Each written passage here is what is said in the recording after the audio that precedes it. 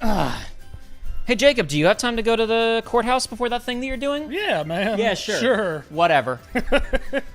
Well, we're going to have approximately 3 viewers because everybody who even wanted to watch us watch this is already gone. Oh, well, they're not here. They're going to be late. They're going to be late, so... Hey, but there's always the people that didn't watch it live and are like, well, I want to see it.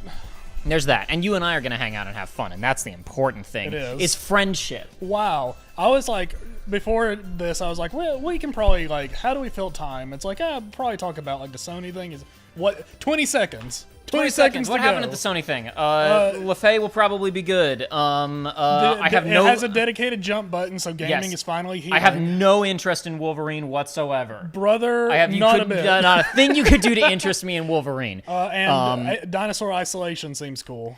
Yeah, dinosaur isolation instead of alien isolation. I gotta be honest. Wow, that's sure. Okay.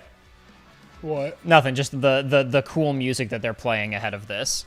Oh, I see. The frickin' dude, Wolverine, I so don't care because, like, the writing for Spider-Man 2 was so lame and predictable. It was like, okay, Peter's gonna get the black suit. Will something interesting happen? No, it's every other black suit story that's ever happened. So as soon as Jean Grey showed up, I was like, oh, it's the Dark Phoenix shit's gonna happen. I don't care.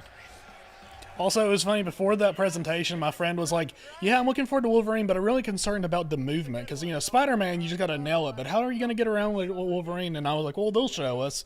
They didn't show shit. Didn't show anything. You know, we started SGF back in 2020 because we didn't want to lose that magic moment every June when gamers around the world come together. Is he talking about gamers or capital G gamers, though, is my question. Well, it's in June, so who knows? Good point. Yeah, maybe the return of some fan favorites, too. This is our 7th and biggest SGF. Biggest ever. Whoa. The biggest ever. So I guess we'll talk briefly about predictions. I don't feel much about anything. I think that Sony would have, like, I don't think they're going to show Naughty Dog's new game, that Intergalactic, the Heretic Prophet. No. I don't think they're going to do that here. I can't believe they didn't show anything. I think that's going to be Game Awards this year. You think so? I think so. That was where it was revealed. I feel like it's too far out. We'll see. We'll see it at Game Awards. There's a good chance there's going to be Monster Hunter Wild expansion. I think that's a pretty easy thing. Maybe FromSoft will announce their new thing. Well, no, FromSoft has their new thing. It's the Duskbloods on Switch 2. Yes. Don't worry about it. Yes, Joey. They confirmed yesterday. They were like, don't worry. Elden Ring is still coming to the Switch, guys. Don't worry. It's happening. Very cool. Yeah, so I think we're going to see... Could you turn Geoff up a bit? Stream's low. I was worried it would be too overpowering. You wouldn't be able to hear us. I'll turn Geoff up a bit. Then you look closer. But that was also part of why I turned on subtitles. Geoff looking slippery? Well, that's because that's how Miss Piggy likes her men. He's got that shit on, though. He always does. So most people don't know because they don't give a shit and haven't paid attention to, like, okay, cool. Oh, that's awesome. To like, Muppet lore, right? Uh-huh. But when the ABC show The Muppets happened back in, like, 2015, before that show came out, Miss Piggy and Kermit broke up, and it was treated like they were real people who broke up. Yeah. Was the joke, right? Like, there was, you know, like, it was tabloid news that they'd broken up. And then in that show, instead of them running the traditional Muppet show, on that show, it was that Miss Piggy had a late-night talk show that she was the host of, and Kermit was like the executive producer on it, basically, and the rest of the Muppets, like, worked backstage. Elden Ring Tarnished Edition for the low price of $80. I was about to say, really? But yeah, of course, it's Nintendo. Barry Bonaboo, by the way, I didn't miss that message that you left in this chat 2 days ago. I want you to check your emotes. I left a little surprise for everybody in here. Oh, no. But I think that... Crap, what was I going to say? What was I talking about a second ago before I got distracted with that? You're talking about Miss Piggy. Miss Piggy, yeah. They never technically got back together. Kermit is dating another pig in that show, and he literally says he's into pigs at one point. Hell yeah. But he does break up with that other pig by the end of the show, but then it was only ran for one season, and they never got back together, and there hasn't been another Muppets thing other than the Haunted Mansion special and the recent Muppet Show one-off special with Sabrina Carpenter and Seth Rogen. So they haven't had the opportunity to get back together yet.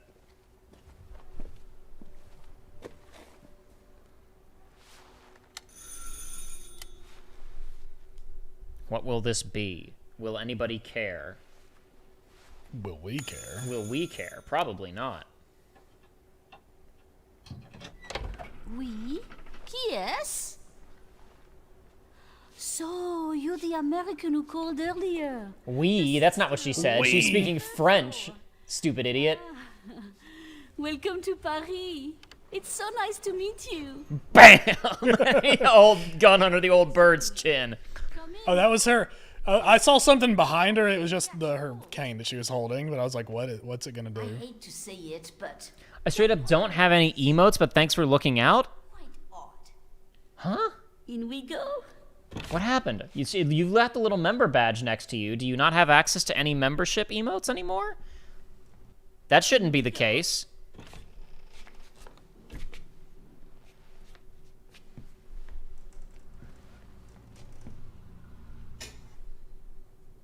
Oh là là.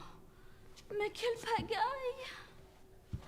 So as this shit's going on, let's talk about other predictions. We're not going to see Duskbloods because that'll be saved for the Nintendo Direct. Yes. That will inevitably happen shortly. Xbox has their own showcase, so no Halo and no Gears. Wow. I know everybody cares about that so much. I'm just saying, don't expect any Bethesda or Xbox or whatever anything at this. It's maybe Halo Combat, whatever the new garbage that nobody cares about. Campaign Evolved. Campaign Campaign Evolved, Evolved. No, sorry. that'll be at the Xbox showcase. At most, we might get like a 60-second teaser that's like, and see the full thing at Xbox's I showcase. sure hope not. It's not a Silent Hill. There's already too many Silent Hills. Yeah, There's literally they another showed Silent off, Hill coming out in like 2 months. Townfall or something like that, right? Yeah, it's called Townfall. They showed off Townfall at the Sony thing. Yeah, this doesn't look like it. No, and F just came out. There are 2 Silent Hill teams basically now. There's Blooper, which did the Silent Hill 2 remake, and they're doing Townfall. And then there's whatever Japanese team did F, and F only came out last year, so there will not be a new Silent Hill for another year at least. Townfall's coming out this year. We might see whatever the F team is doing next year. This is not Silent Hill. This is a overlong cock tease for like it's gonna wind up being like a Q*bert game or something.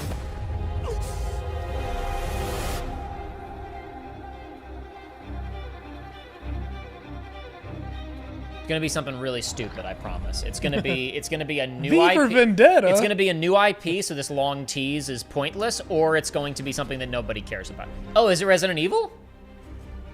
I guess it's a Resident Evil. Oh? It said Evil Rev. It's Resident Evil. Yeah, it's Resident Evil. All right. Is this It's a new. People are talking about Code Veronica. Yeah, it might be. Yeah, I guess it's Code Veronica.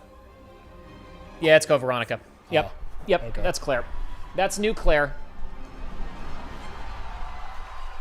All right, so a new sequence, I guess. People have been clamoring for it. I mean, clamoring's a strong word. The people I know have been clamoring for it. Let me put it that way. Veronica is kind of terrible and awful, and maybe a remake will fix it. But don't hold your effing breath, is what I say. Oh, Capcom's been on a roll, you know. Capcom on a roll. What a way to kick off the show. Yeah, Resident Evil there we go. Veronica revisited Yeah, literally my Resident Evil friend just all caps, Code Veronica! So yeah. for today's players. So it's making some Thank folks you, happy. Takuchi-san and Capcom for that incredible news. Now, Barry, are you sure you don't have emotes? Because I've sure got emotes. In fact, I'm going to drop the new emote in the chat right now. Even though it's not really appropriate, because that was a decent reveal. Hello there, I'm Cuphead here at Studio MDHR headquarters. And today, we have a special announcement for all of you. We're happy to confirm that development has begun on a brand new, hand-animated Cuphead video game. Our talented team is hard at work on this ambitious project, which will take Cuphead and friends on a fresh, exciting adventure. It's still in early stages, but we look forward to revealing more when the time is right. Well, from all of us here at Studio At the MDHR, Game Awards. thank you for...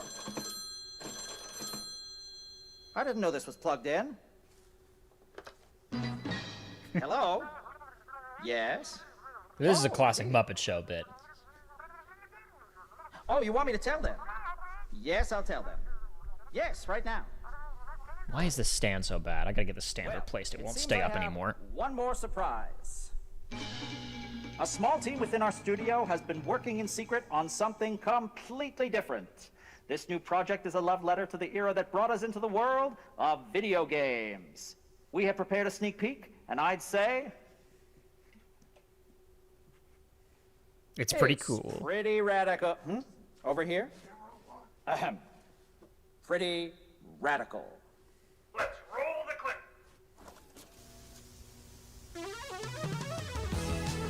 Now in development at Studio MDHR. It's Mighty Cuphead Adventure.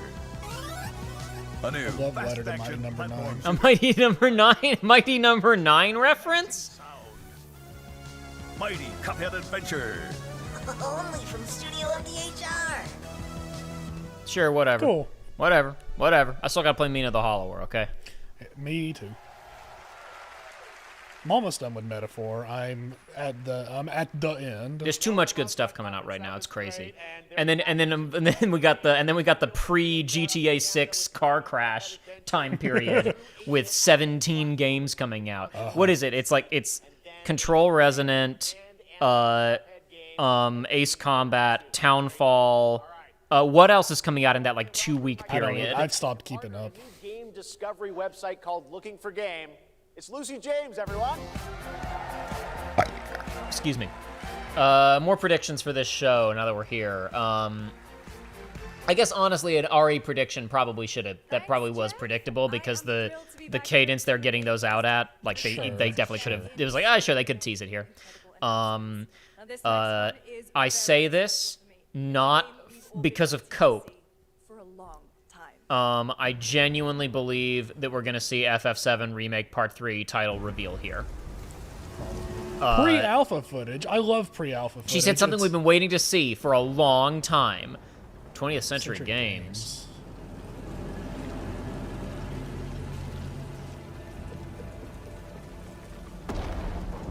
Oh, this is a new Sonic! Oh my god! I've been waiting! A new Sonic that looks like this. Forces Frontiers 2. やってくれたわね。大きな損失よ。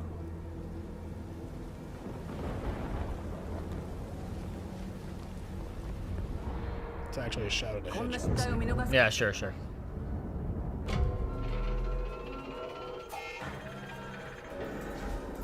これは最後のチャンス。 It could be an alien. Yeah, I'm thinking It's an alien. Sega, Because it's in the Sega and 20th Century. It's an alien game. Yeah. Yeah. Well, they'd they'd already announced that they were making Alien Isolation 2. Yeah. So it's I'm an gonna assume alien. That's what it is. I'm assuming this is Isolation 2. Yep. That's what it is. Yeah. Yep. Isolation 2. That's exactly what it is. Flamethrower and vents and shit.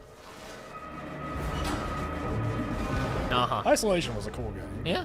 And now they're making one with dinosaurs. I'm genuinely excited about cautiously optimistic, obviously, but dinosaurs are cool. And we haven't really had proper dinosaur horror. You're not late, Savnaya. This is the, third trailer of the whole show? It was Code Veronica tease, Cuphead sequel tease, Alien Isolation 2 reveal trailer. Yep. That's all that's happened. We were discussing predictions a little bit, and I was saying that we will definitely see Final Fantasy VII Remake Part 3 today. That's not Cope. I'm super confident. No, because so here's my very simple math, right? Yes. And now obviously people will attribute too much to it took this much time last time, or it's an anniversary or whatever. Fuck that. That doesn't mean anything. Okay. But here's what we do need to know, okay? Remake came out in 2020, right before COVID lockdown happened, okay? Then they did the Yuffie DLC, plus they had to transition to remote work. Then 2 years later, summer of 2022, they do the 1 minute 30-second reveal with the title drop at the end and coming next winter, okay? 2022, 2 years later. That's where we are now from the release of Rebirth. Then the next year at Summer Geoff Fest, they did the blowout trailer, and I think they might have even announced the release date there in 2023, right? Okay. Then game came out February of 24. Today, It's we now are been on 2 one years. of gaming's true It's the visions same with, amount of time from previous, except this time they didn't make DLC and they didn't have remote work delays. And the other big thing is that while Is this that robot? Shadow of the Colossus from Ueda, yeah, since they did a tiny little tease of that last time Please around. join me in recognizing the legendary Fumito Ueda-san. Ueda-san. Cool. Very cool. I hope this is good, but I don't super care because, you know, I don't have any confidence that this dude, like, is going to come back after what it's been like. It's almost been A few years I think it's ago, been over a decade since Lost Guardian. Ueda-san's next game, then known as Project Robot, will now Wait, that was Miyamoto's game, though. No, that was Project Giant Robot, excuse me. That was the game that was going to save the Wii U that never came out. Ueda's first game. No. It was Project Guard, Project Giant Robot, and Star Fox were going to save... Star Fox Zero were going to save the Wii U. And then Guard became a bundle game with Star Fox Zero, and Giant Robot never came out. Those were the games that were going to save the Wii U at the very end. Epic Games. Woo! Epic Games Publishing. We love Epic Games. Yay! Epic Games. We love that so much. So, by the way, the new research runs Geoff emote, okay? It's specific use, all right? It is specifically the photo of him when he was doing the Halo 4 press shit, where he was sitting between the Mountain Dew and the Doritos, okay? Where he's like stone faced. Yes, that is. So it is specifically. It is not for just Geoff being on stage. It is for specifically. I feel nothing right now, or Sellout. Okay, so if he comes on stage and starts talking about like Schick Hydro razors or whatever, right? Or if we see a commercial for a Final Fantasy Burrito Code, Mountain Dew to get an exclusive mount in FF14, or for that matter, like a trailer for a new Fortnite season or whatever. Gun in Ueda game? Gun in Ueda game? I like big robots. Big Is that robots robot are cool. T-posing? The robot was asserting dominance over the landscape. Okay, so you have to climb the robots like Shadow of the Colossus, but you also control the robots. And you shoot And you bugs. shoot a gun occasionally and the frame rate dies. Gen Atlas. Project Robot is clearly better than Project Giant Robot. Well, since one of them never came out. We'll see if this one ever comes out. All right. I cannot wait for Gen Atlas. Thank you, Ueda-san. All right. Well, next we travel to the east. They haven't done these on a... They haven't done Summer Geoff Fest on a live stage. Like, usually they do it on a soundstage with the volume behind them. Yeah. This is different. It's the biggest and brightest and biggest and bestest ever, remember? No, I remember that. I'm just talking. I'm observing shit. Dead Burb. Dead Bird. That's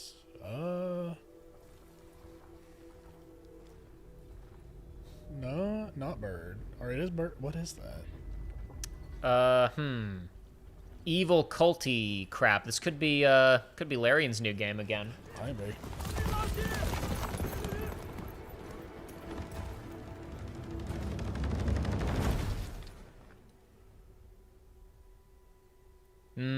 Okay. Not familiar with that. No, I'm not, but it's China. It's gonna be China slop. Oh. I said, because I was like, are those Korean characters or Chinese characters? To be clear, Chinese games can be good, and Korean games can also be slop.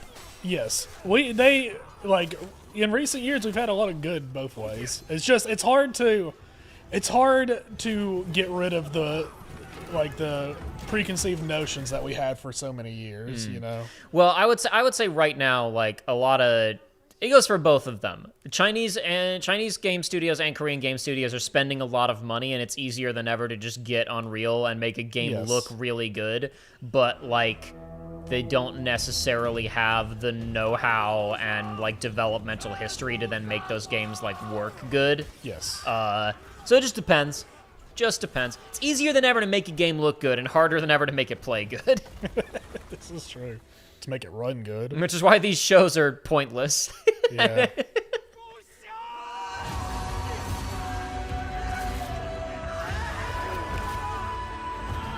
I will say, and it almost makes me feel racist because a lot of like there are a slew of these types of games, not necessarily this, but like specifically like the Chinese Souls-like action game. Yes, that is, yes, like, yes. There are like 3 or 4 of them that They all look exactly the same. I've played games my whole life and I cannot parse one from the other. We got one of them for free on PlayStation the other day. Yeah. And it's like I just don't. I was watching the trailer and I'm like, I don't remember which one this is. I also, so I'm not like super familiar with wuxia or anything, but like Phantom Blade Zero is not the only one of these that like is very heavy emphasis on like saving a small baby.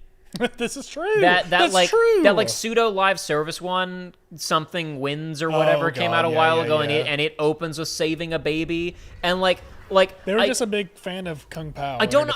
That's the thing is I don't know how serious it is. Like Hard Boiled ends with like a huge hostage crisis in a hospital, and there's this whole thing of like we've got to save all of the babies from we got to get all the babies out of here, and it's treated like borderline sarcastically, like it's a joke. Like there's like SWAT guys rappelling down the wall with babies, and the bad guys are leaning out and shooting at them to stop them from getting the babies out. And then at the very end, the hero has to like be holding a baby and shooting guys at the same time. That's awesome. But the movie is like playing it for laughs, and Phantom Blade Zero trailers are like, yeah, it's really important that you save that baby. Wu Chang, Wu Kong, Wuthering Waves. Yeah. I'm gonna say that last one. Stranger Than Heaven. That last one earns a Geoff face from me. That one earns a Geoff face from me. We got to be careful on this one. We might have to mute if they have certain music playing. If Snoop starts rapping. Konnichiwa. This is our game that you were excited for before you realized it was another Yakuza game. You realized it was just a Yakuza game. Why didn't they just wait and do the rug pull after it came out? Right? I don't know. Like, and it's funny because they were treating it like, oh my gosh, people are going to be so excited and when surprised. when he says the Tojo clan, and everybody's like, no. we wanted something else. Nothing against the Yakuza franchise, but they're like, this is not Yakuza. Oh, just kidding. It is.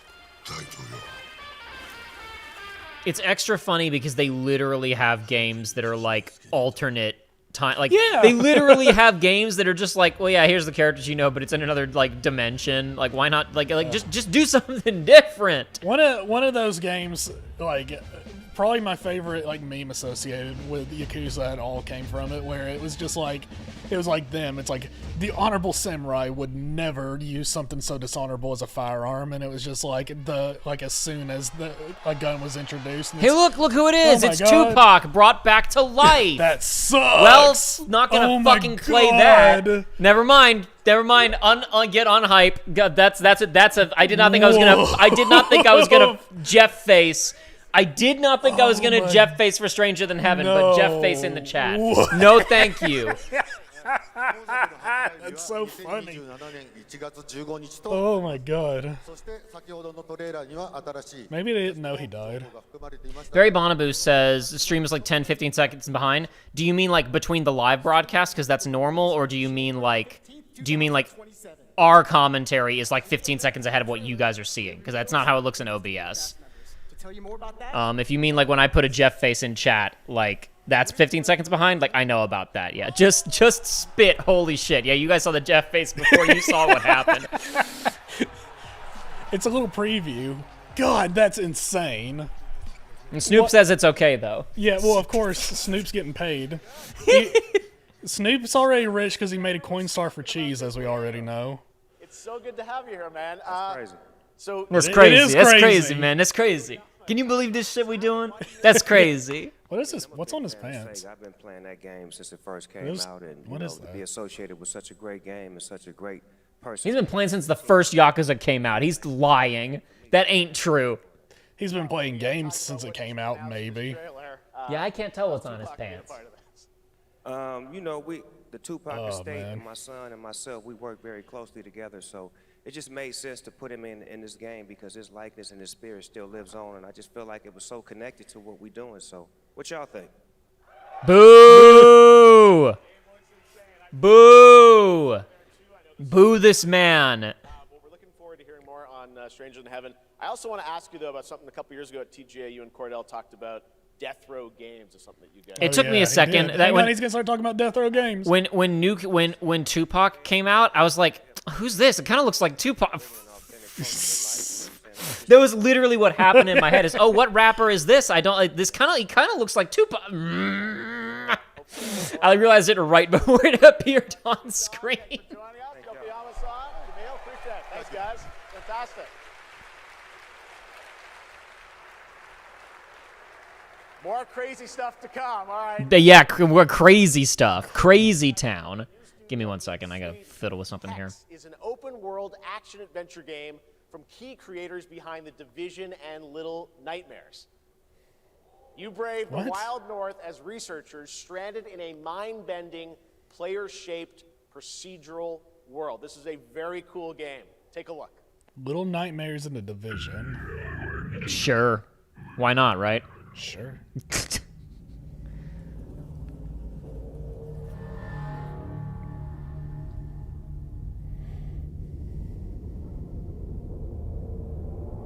This really is Stranger Than Heaven. You're right, it is. Stranger than Thug Mansion.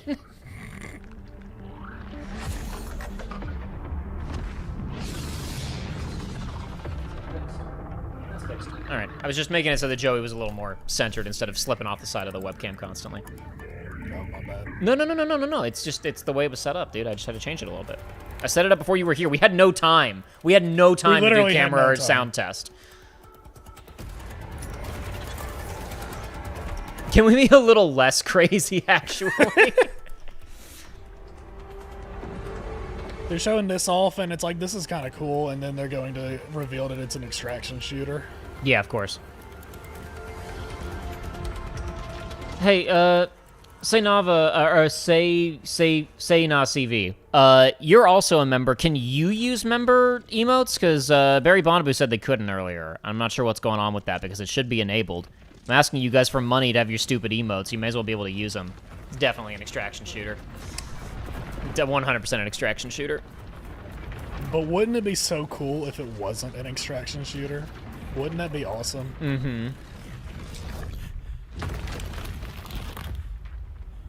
Oh, by the way, I forgot to tell you that because the whole reason we turned memberships on, all that crap where they were just going to give us $500. Yeah.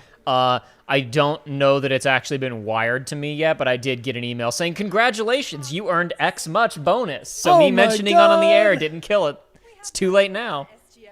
It's a bug on the platform, says Barry. Cool. Awesome. Daylight is celebrating its 10th anniversary. Dead by Daylight is 10 years old. Of what's ahead. What's that face for, Joey?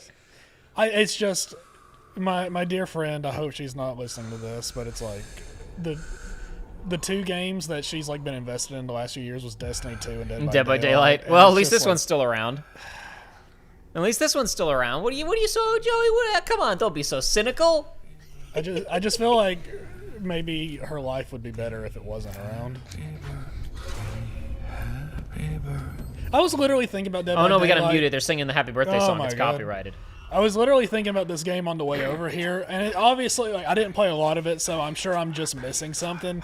But I was just like, how is a game alive where, like, the killer or the survivor's just playing, like, a way that's, like, griefing? Is like, no, just don't do it don't play it the effective way. You know, it's like, oh, you're tunneling, you're chasing one person down. And it's like, you're not supposed to play like that. You can do it. You're allowed to. Just don't. But you won't. Please don't do that. And we won't get as many points. And it's just like, how the hell does that game? I just don't. I don't know. I guess just the people who are playing it are the people who want to be playing it, and they just like they all live by their code of ethics. It just seems, but there is no code of ethics because it just seems because it's like all the people I know that play in voice, like when they're survivors, they play in voice chat, and it's like the game is like, well, that makes it just too. It's nonsense. Are you familiar with the concept of class fantasy, Joey? Are you like? Are we? Are we talking about financial class or like I'm a wizard? Like I'm a wizard, yeah. Yes. That concept of It's class like fantasy. you're talking about the idea of like if you're playing a wizard in a game, it's like you want to feel like a wizard would. Yeah, so I just noticed that in that last Mortal Shell too, the guy was strumming his lute to physically attack, and like that's the opposite of what a guy who wants to play a bard wants to do class fantasy wise in a video game. It depends on. I It guess, depends because I guess. there are like scalds which are like berserker bards. Sorry, this is just top of mind because the FF14 doing its massive class revamp stuff coming up here, and like I don't know what this is, but if this is good, this could be cool. This reminds me of what was that game called? It was an early VR game. Well, not early new age VR done by Stress Level Zero that was like riding around on like hovercrafts and picking stuff up. Sand Raiders of Sophie. Okay. Sand, and more Water. sand. I So love much sand. You water. really wouldn't believe it. What's this water game? By the way, everybody, I've managed to stay unspoiled on Subnautica 2. I was about to say I didn't cut in fast enough. It's going to be Ask Creed 4. Yeah, wow. Ask Creed 4 revamped. Wowzers. Ask Creed 4 resynced, excuse me. Uh-oh, there's music. Don't know if this is safe, so I'm gonna mute it just in case. That's fair. That's fine. When it attributes a song to somebody, it goes away. Yeah, for sure. It goes away when a song is attributed. I'm sure this will be good. But is it going to be better than the original? That's the thing, right? Is that if they just mess up and it doesn't run properly, then no. But if they just don't screw up, then yeah, it'll be good. I don't know if you've seen, but it's like they are like it's not just a texture thing. Like they are changing the mechanics and they're turning it into the modern Assassin's Creed. No, they're not. They're actually not turning it into modern. No, it is not an RPG style Assassin's Creed. Okay. No, I was under the impression it was, especially when no. that clip was going around of him shooting a pig and with a gun and it like a quarter of its health goes away. No, you can actually try. Sick, I love it. If you try to assassinate a guy, you will kill them in one hit. I think there are like some extremely light RPG elements that have carried over from the new games, but it is not. Okay. It is a stealth action. Is this a mistake? Yeah, probably. I think this is probably a mistake. Yes. Like, because this doesn't happen. No, I believe that was a mistake. Is this why it's bigger than better than ever, Geoff? Possibly. I believe it's a mistake.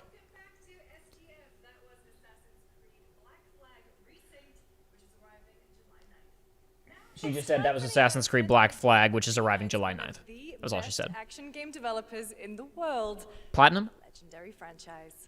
Platinum? Well, who are the best action developers in the world? With a legendary franchise. Devil May Cry could be back, but I don't think so. Paramount Game Studio? Okay. And who are they working with? Because I need to see who the actual good action studio is that's making something for them. Oh, this is going to be a TMNT game, maybe? Hey, it is. Hey, look, it is. It is Platinum. Okay. I saw what looked like what's-his-face's mask, and it's showing... Yeah, this is a TMNT game. Okay. I mean... This is totally a TMNT game. For sure. I forget that dude's name. I'm totally blanking. I don't give enough of a shit about TMNT. Okay, that's forget that dude's name, but it's fine. It's not. I was about to say Slave. That's wrong. It's like that. It starts with an S, I think. Oh, no, I'm not Shredder. I'm not talking about the villain. I'm talking about the dude who wears the hockey mask, who's on their side. Whose name I forget. Casey, yeah. I think that's right. Believe it or not. All right, well, That could be cool, maybe. Tulsa King character action game. Now, please welcome two-time TGA loser for Expedition 33 and Final Fantasy 16. It's Ben Starr.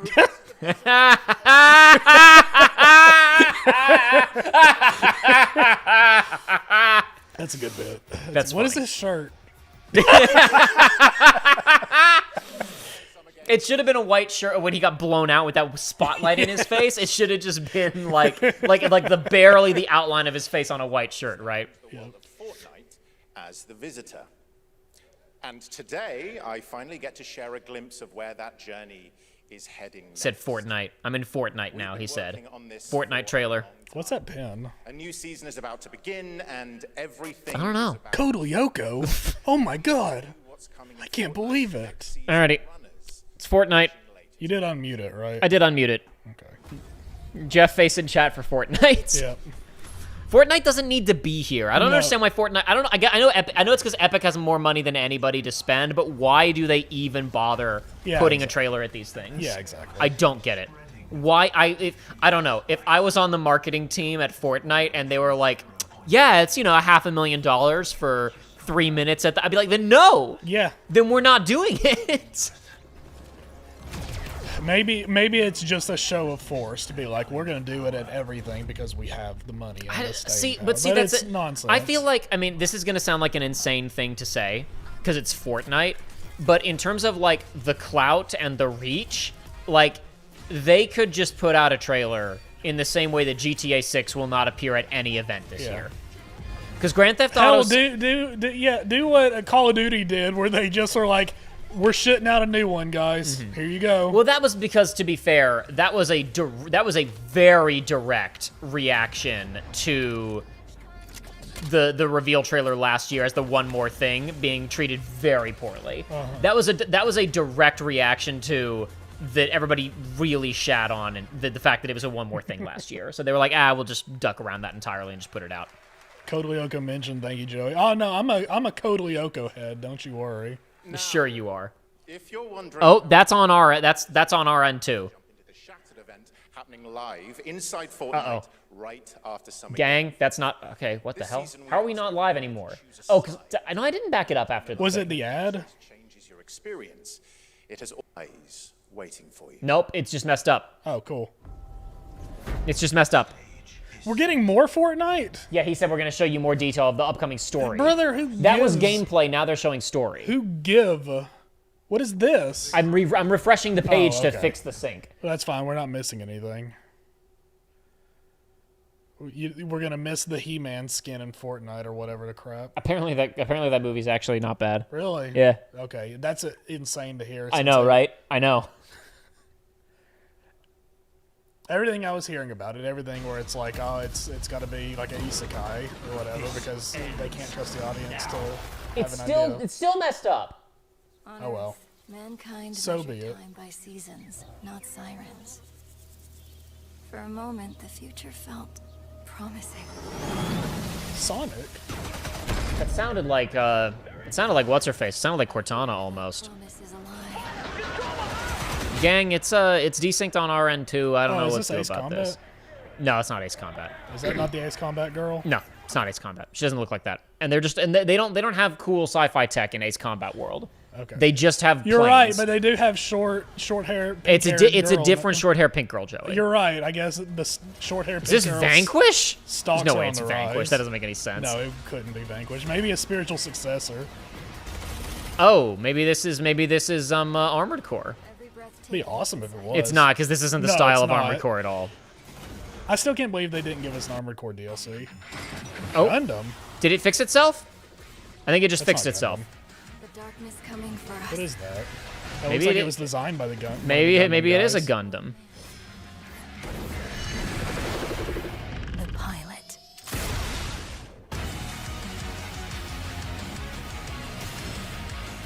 What is this? I don't know. Could be something. Could be something new. It could be something cool.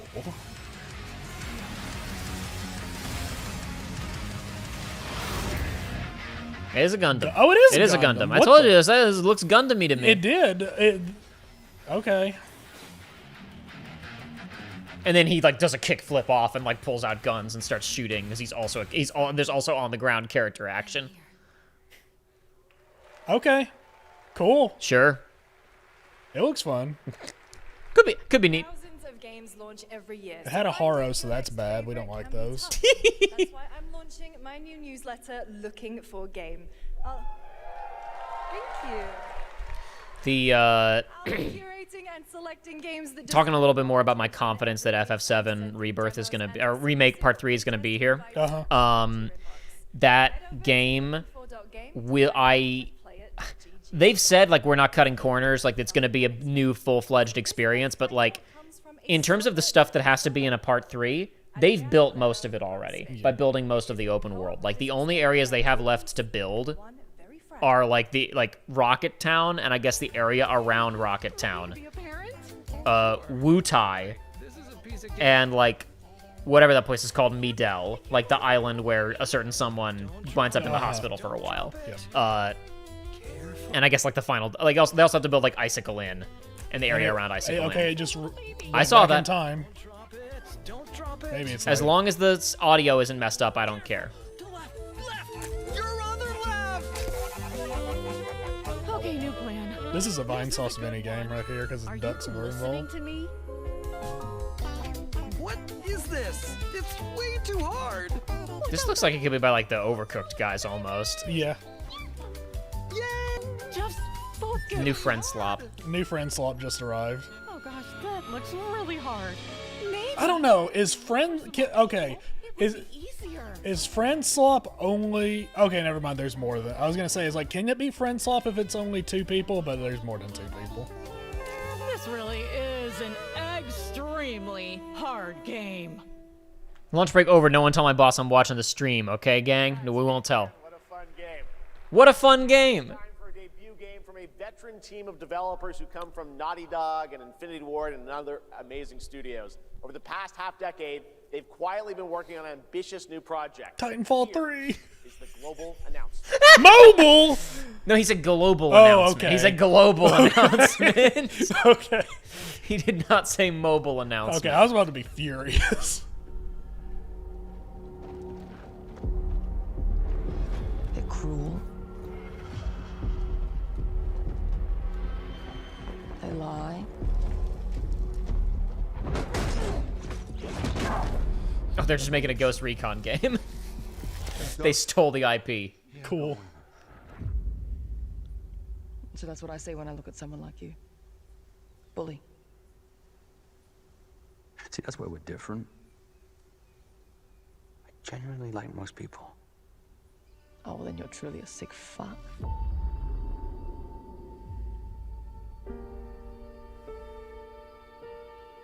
TMNT. That's No Moon. I guess that's the name of the studio, not the game. Yeah, say we haven't seen a moon so far. So. Coming for us. You're not one of them anymore. Okay, some kind of supernatural something. That guy had Extremis from Yes. Iron Man 3 in his arms. Just like you and me. Well, I mean, this got turned invisible. Well, that's technology, Joey. Well, that might be technology. It might be No, nanomachine it's side. glowing is magic. It's not always. I saw a helmet shatter, not a kill. That's Metal Gear Solid 5 tech. Okay, yeah, maybe There may be some. there There is may some be a magic. little. There may be a little bit of magic. Maybe there's some magic. Either we fight those things together, or die alone. Oh, they're in a combat zone, and then aliens show up, and now they have to work together. They're enemies, but something bad happens in the combat zone, and now they have to fight. Cause aliens, he got red in him. Yeah, I saw it. So he did she put a gun under that guy's face, like I said. Claire should do to the old lady earlier. Yeah, exactly. We fight together. Half of ND is also saying, "Dang, new emote, and I can't use it." Yeah, I don't know what's going on. It seems like it's a YouTube end problem. Here, I'll just quick remind everybody what all the emotes are that you could be using if it weren't for YouTube messing up. If you were a member right now, there's many fun emotes. There's a fun emote for like cool music is happening, which is Aerith with headphones, like which is what Shayla made for us. So Crossfire. generic. It's so generic. That's pretty bad. We got Jacob pogging. We got Morshu for bombs or rope or oil or any necessary purchase. We got Todd Howard, which is used for if someone is telling lies. And we have Geoff. Todd Howard might appear on here, not in the show, but the Todd Howard emote. Yeah, that we can use that for lies. The fact that honestly, that last trailer almost looked like it was meriting a Todd Howard lying emote. Kind of. And repositioning. Stealth and repositioning. Adaptive cover. Adaptive cover. Adaptive cover. Our player character Layla dynamically adjusts her stance to react to the complex terrain. I was noticing that. That is impressive animation work. It is changes your relationship with the environment. We'll just see how much how involved it actually is in the gameplay. Yeah, I can't imagine it's actually because it's not something you can control. It just makes it look more realistic that she's not visible. they're solving the thing that we've all gotten used to, which is that, sure, I should be visible, but I understand within game logic that I'm not. Yes. And they're doing an animation system that gets around that, which is neat. Sure. I'm sure very technically complicated to pull off. Amazing. Thank you so much, Jacob and Taylor. Now, last year, Watashi? we introduced the next game from Remedy Entertainment. Here's a new look at the mind-bending world of Control Resonance. Hopefully this will be good. I hope so. They hadn't done anything like this, so. Nope. Hopefully it'll be good. The oldest house. Listen, I like Remedy's stuff. I'm not going to say that the shooting in any of their games is like exemplary. Control is a good shooter. And Alan Wake 2 is like an acceptable survival horror shooter. But this is basically a character action game. So we'll see how that goes. But if I'm being real, there's a lot of character action already kind of in the first Control. With Jesse's supernatural shit. Okay. I mean, fingers crossed, because we can always do with some more good character actions out there. Even if the action of it is bad, playing it will be... I mean, look at this. Look at what Control games look like. Yeah.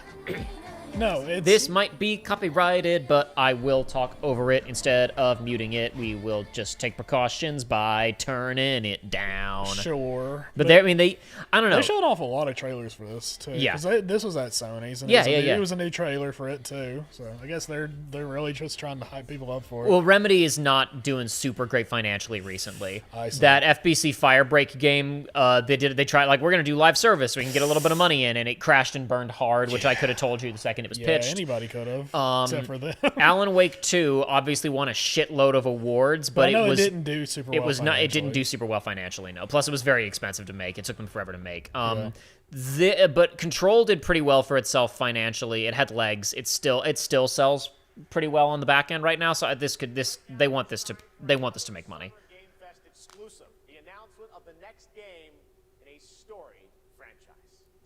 Storied franchise. Slightly cartoony, but not. Oh, it's High Guard. Oh my God, it's High Guard. High Guard 2. Yes, High Guard 2. The studio that brought you High Guard. One reason stands above all others. MMOs in existence. Modern evolution of the MMO. Boy, there were conversations I was just like literally being like, what was the last time there was a big new MMO? Can't wait for this to crash and burn. What even? Could be the Black Desert folks are launching an actual new MMO off of the the Crimson Desert financial success. This doesn't look like that at all. But they could be just changing their design philosophy. I don't know. But they're not. They won't. Or even your safety.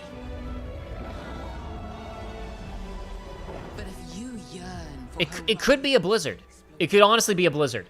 That would be... If Blizzard was like, we're making a new MMO, that would be crazy. They were going to. That was what Overwatch started as. It was supposed to be a superhero MMO. Okay. Yeah. They spent 7 years and burned millions of dollars. Okay, that makes sense. I should have thought of that. Guild Wars is so far off my radar. Because Guild Wars 2 was so long ago. Yeah. I still know somebody that plays it. Oh yeah, no. I wasn't saying nobody plays it. It just wasn't even. I wasn't even thinking about it. All right. Yeah, one of my coworkers, I talked to them, and they're like, "Yeah, the only thing I really do is play Guild Wars." Colin Johansson, the studio head at ArenaNet, and I want to. Yes, Titan says Pazaf. If I had Jason Schreier's Blizzard book handy, which I don't, I'd grab it and flip to the section where he writes about it. Oh, I can turn this back up now. We're out of the Control trailer. We're probably safe. Yeah, they were developing a superhero MMO for years and never really even had like a prototype before they were like, well, this isn't working, and then they recycled all of the art assets into Overwatch basically. Okay. By launching on PC and PlayStation 5, we're inviting the biggest... The trailer was pretty, at least, but I still have FF14 jobs to level. Now it's not a great time to be... I don't know. There's no good time to launch an MMO. All of you to join our Guild Wars community. But it's for Guild Wars 2 players who are still around, and to... Honestly, now might be a good time, because if FF14 fumbles twice in a row, sure, they could be in some big trouble. But I don't I really have a lot of confidence in Evercold, Daring racers, especially with the redone combat system. Oh. I have high confidence in Star Evercold. Wars Galactic Racer is coming this October. Okay, so it's over under on Sebulba appearing in this trailer. I'm gonna say extremely likely Sebulba appears in this trailer. This is pod Rats racing. Tyrell is going to show up as a cameo in it.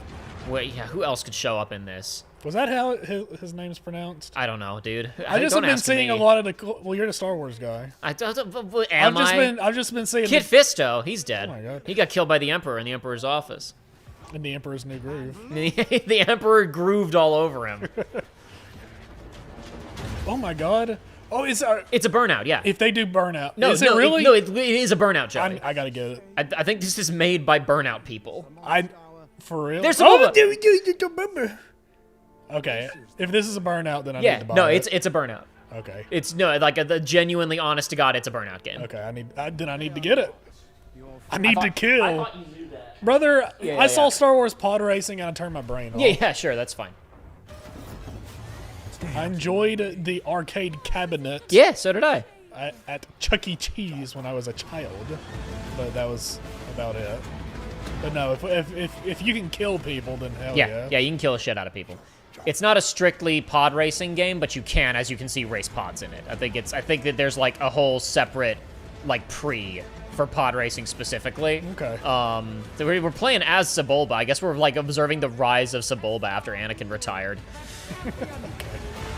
This is a prequel to the musical Annie. That's what it actually is. It's going to lead directly into the events of Annie. I used to think that you were like really cool and mysterious, but now I think you're just kind of gross. Oh.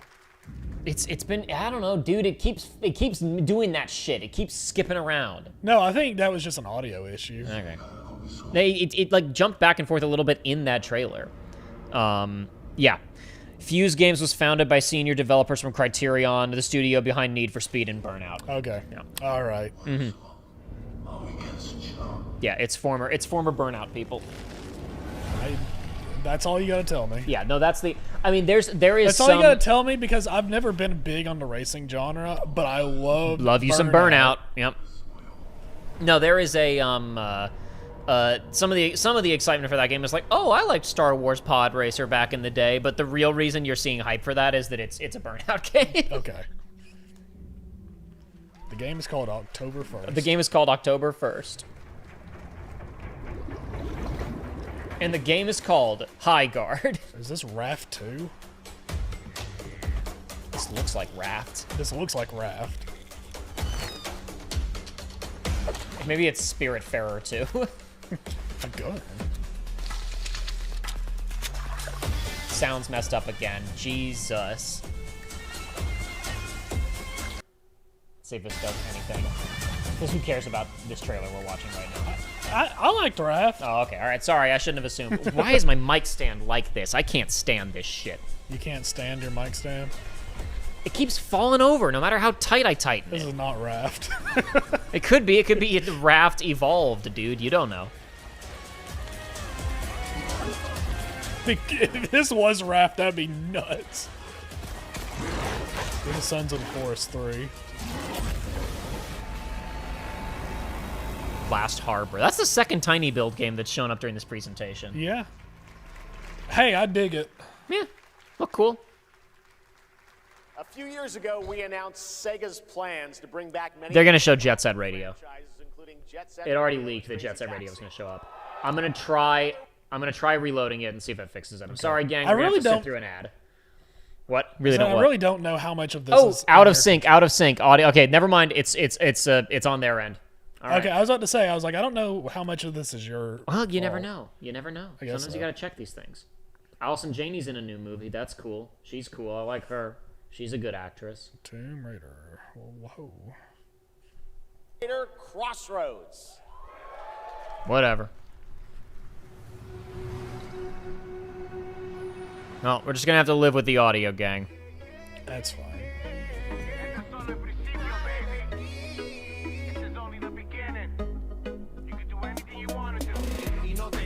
Oh, is this also this be could be dangerous. bad. This could be dangerous. Let me just turn this down, and we're gonna talk over it. RGG. Yeah, this is Virtua Fighter, dude. Oh. This is Virtua Fighter. Okay. Virtua Fighter, which even though it looks like this now, is going to play exactly like a normal Virtua Fighter. Yes. This thing is set to sweep, baby. The community is getting The community is like, too much magic, too much bullshit, too crazy. I want something pure. I want something pure. It is Virtua Fighter's time. It has never been more time for Virtua Fighter. The thing is, there are sleeper cell agents for Virtua Fighter all over the place. You probably know some. I remember when they announced this new one, my friend who I've never heard ever talk about a fighting game was like, "Oh my god, it's Virtua Fighter? I can't you I'm like, you don't play fighting games?" He's like, "Yeah, but I like Virtua Fighter."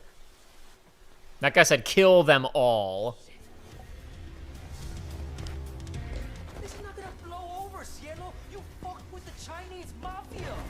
Chinese mafia. It's called the Triads. Oh they have a God. name for that. The mafia's a different thing. So I guess this is the story mode for Virtua. Or I don't know. No, I guess this is the story mode for Virtua Fighter. You're playing as this dude and you're getting messed with by the Triad. All right, whatever. We've stolen your girlfriend, Ken Kutaragi, and our boss says you cancel the PlayStation or she dies.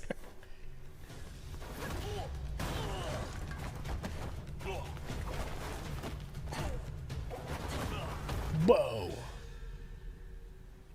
That's your... Madam Sue? You play the part of a fighter, but you are lacking in kung fu. That's rough. Bam, bam, bam, but their songs playing, probably dangerous. I'm gonna mute until this stops. I don't like it. It's risky. Virtua Fighter. This is what the song sounds like. It's got about this cadence. Hi, Chan. What? And now you can turn it back up. Yeah, let's back up. Woo, yeah, yippee.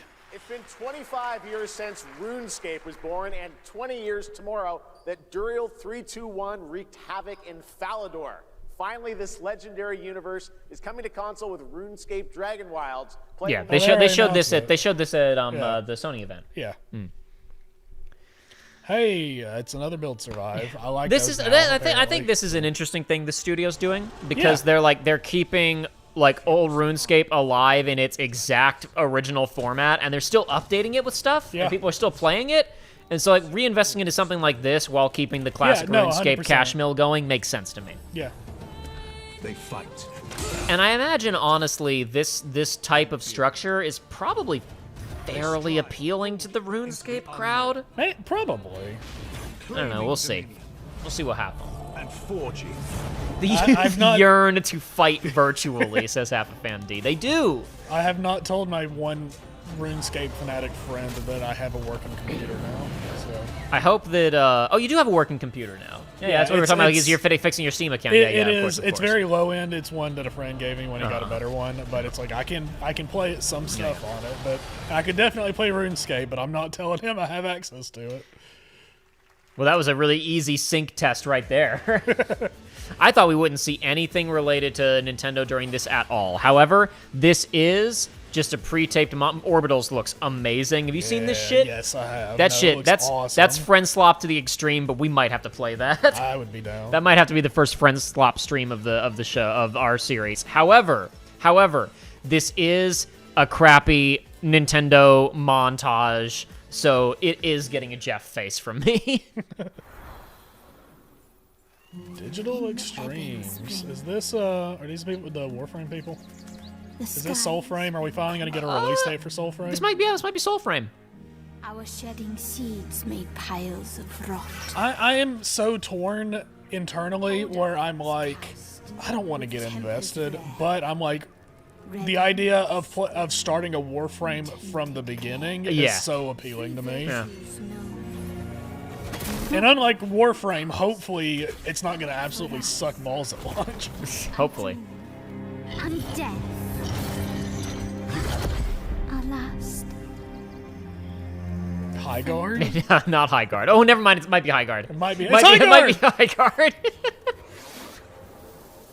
Join us, won't you? Won't you? Give Won't us a you? release date! Wishlisted on Steam. Well, Soul Frame Preludes, it said. Huh. It might be some kind of pre-release promotional thing. Okay, never mind. We are going to see some Microsoft here. We're going to see Obsidian. Going to see more of this game. Grounded, yeah. Yeah, that's free on PlayStation Yep. this month. So The first one's currently free on PlayStation. Yeah, so I'll probably play it soon. You're looking at a living fossil.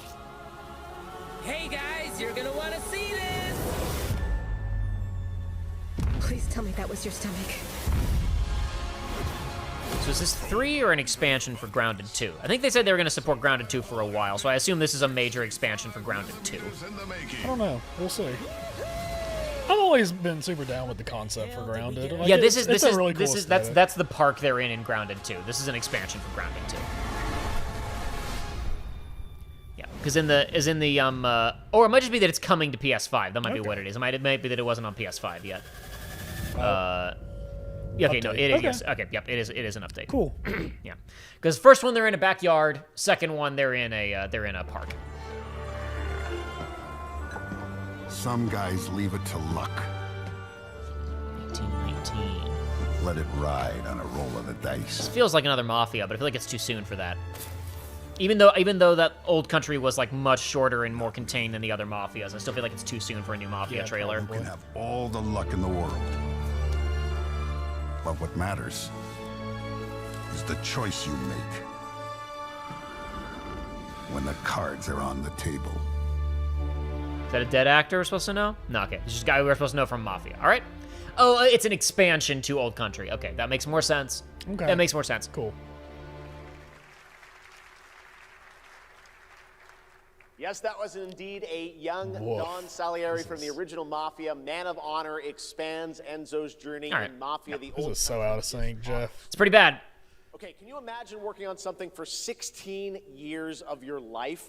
Back in I can. 2010, the creator of Assassin's Creed set out on a journey to build his next time-bending epic. Today, after many twists and turns, it is finally time for Patrice Désilets to invite you in to his If you spend 16 years on something, you fucked up somewhere. I'm sorry. That's all I got to say about that. Other than going through school, if you spend 16 years on it, you spent too long. For a second there, I thought we were about to get Ken Levine's new game. In which case, I would have given it a Geoff face before I even saw what it was, because I can no longer stand Ken Levine. I mean, I haven't been able to stand him for a long time, but, like, whatever he's up to, I don't give two shits, and I hope it crashes and burns and fails miserably.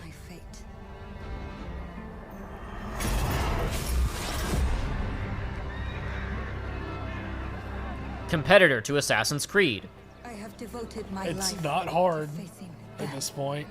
Apparently it was 16 years worth of hard, dude. When you hear that, though, you have to wonder, like, you know, it's active development 16 years, or, like, when did it actually really start? Okay, If it has, there might be too much magic for it to be an Ass Creed competitor. But at last, their debt is due.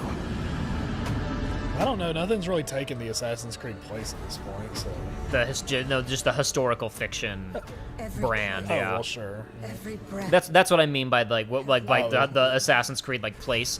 Like Ghost of Yotei and Ghost of Tsushima are direct competitors to Shadows functionally, but that's contained to a place and time. Sure. Mafia: The Old Country, honestly, in some ways is historical tourism, but it's a little too focused. It's a funny title. Because it's gonna be witches. Okay, whatever. Thank you, Geoff. Thank you, everyone. 1666 has been a monumental and emotional journey. David Lynch once said, "The film is the talking." That's how I feel today about the game. Instead of explaining features, I'll simply say this. As of right now, the prologue is free to download on Steam and Epic Game Store. Okay. If he says anything else, he's defeating the purpose of the quote. Story experience and amuse-bouche, if you will. I'll leave you with a glimpse of what's to come when the game launches on early access later this year. Okay. Join us for the journey. Okay, that was close enough. The David Lynch quote is an interview where he says, "When you make a movie, people want you to talk about it. Like, it's like the movie is the film is the talking. Like, I don't want to go do interviews about it. Watch the film. The film's got the shit in it. So him saying that, and I was like, well, then he can't say anything. But he said, and you can play it now and let it talk for itself. Okay, that's fine. Now let me show you more. Okay, that's fine. He didn't actually mess up the quote. If he'd said anything else about it. Thank you, Patrice. Like a French away with you, says Barry Bonneville. For real. Come on, man. Who's that? An Ubisoft Saw game? Wait, that's... I don't give a shit, dude. That's getting a Geoff face from me. Well, actually, no. You know what it's actually getting from me? It's getting a pog from me. and then it's getting a Geoff face. Oh my god, it's that little fella. You heard the puppet. Roll the tape. Saw Genesis. I don't give two shits about this. No. Do you give two shits about this horror movie watcher? No, I watched some fella on YouTube. I watched him go through every trap. Oh, a blooper team game. And they're working overtime. Sorry. I said I watched a fella on YouTube go through every trap and rank them. Okay. That was fun, just because it was mostly like it was a deep dive into the franchise and just how like nutty and stupid it is. Oh yeah, It was funny. Geoff, I think, was the YouTuber's name. Lies that people tell themselves. Only then do they get to see what really makes them tick. World War I time period. The sacrifice must always be paid in blood. Live or die. Yeah, So he's gonna put Geoff in one of those traps of his. So what's the game? I'm gonna guess this is a multiplayer game. Yeah, this is a Dead by Daylight like. This is a Dead by Daylight like where one person is running the traps. What? Oh, shut the hell up. I thought that was in game at Nope. first. Nope, that was my computer. Go away. Shut the hell up. Your book, bound in blood, inspires those who are worthy. A lot of electrical panels in the background for World War I, but whatever. Saw Genesis. Spiral bleeds ever deeper. Let the games begin. Captain Flintlock said, I'm really liking the laid-back nature of this stream. I mean, I don't know, we're just watching stuff. We just riffing. We riffing. Oh, you might be getting your wish, Joey. That looks frumsy for me. Looks frumsy to me, but they wouldn't have just started it. They would have led into it dramatically. No. CI games. Players first. I don't know what any of that means. I don't either. This looks like that game I hate. What game is that you hate? That game I hate. Lords of the Fallen. Oh, okay. I haven't played Lords of the Fallen, but I played Lords of the Fallen, and I didn't like Lords of the Fallen. Because there are two of them. They have the exact same name. I hated Lords of the Fallen, but everybody says Lords of the Fallen's pretty good. They gave it to us for free. Everything he's saying makes perfect sense right now. For anybody who doesn't know, they think is Joey having a stroke. No, they released two games called Lords of the Fallen. They gave us Lords of the Fallen They're free, which is how I played Lords of the Fallen, but they also gave us Lords of the Fallen free again. So I should probably play Lords of the Fallen, but I don't want to, because I didn't like Lords of the Fallen. Hey, there it is! Hey! Two! Wait a minute, there's no fucking way! They did not fucking call that Lords of the Fallen 2! Because that's Lords of the Fallen 3! Does that get a Geoff face? Yeah, that gets an angry face. Okay. The chill stream is gone. What? That pisses me off. How about purple crying face? Sure. And a Geoff. Pee pee poo poo. There we go. I can't believe. Is this a new Battlefront? I can't believe the audacity. Oh no, this is that XCOM game. This is the XCOM game. Okay. I forgot this was gonna show up. Like this, because this is we've seen basically nothing of this, and this is coming out in like a couple of months.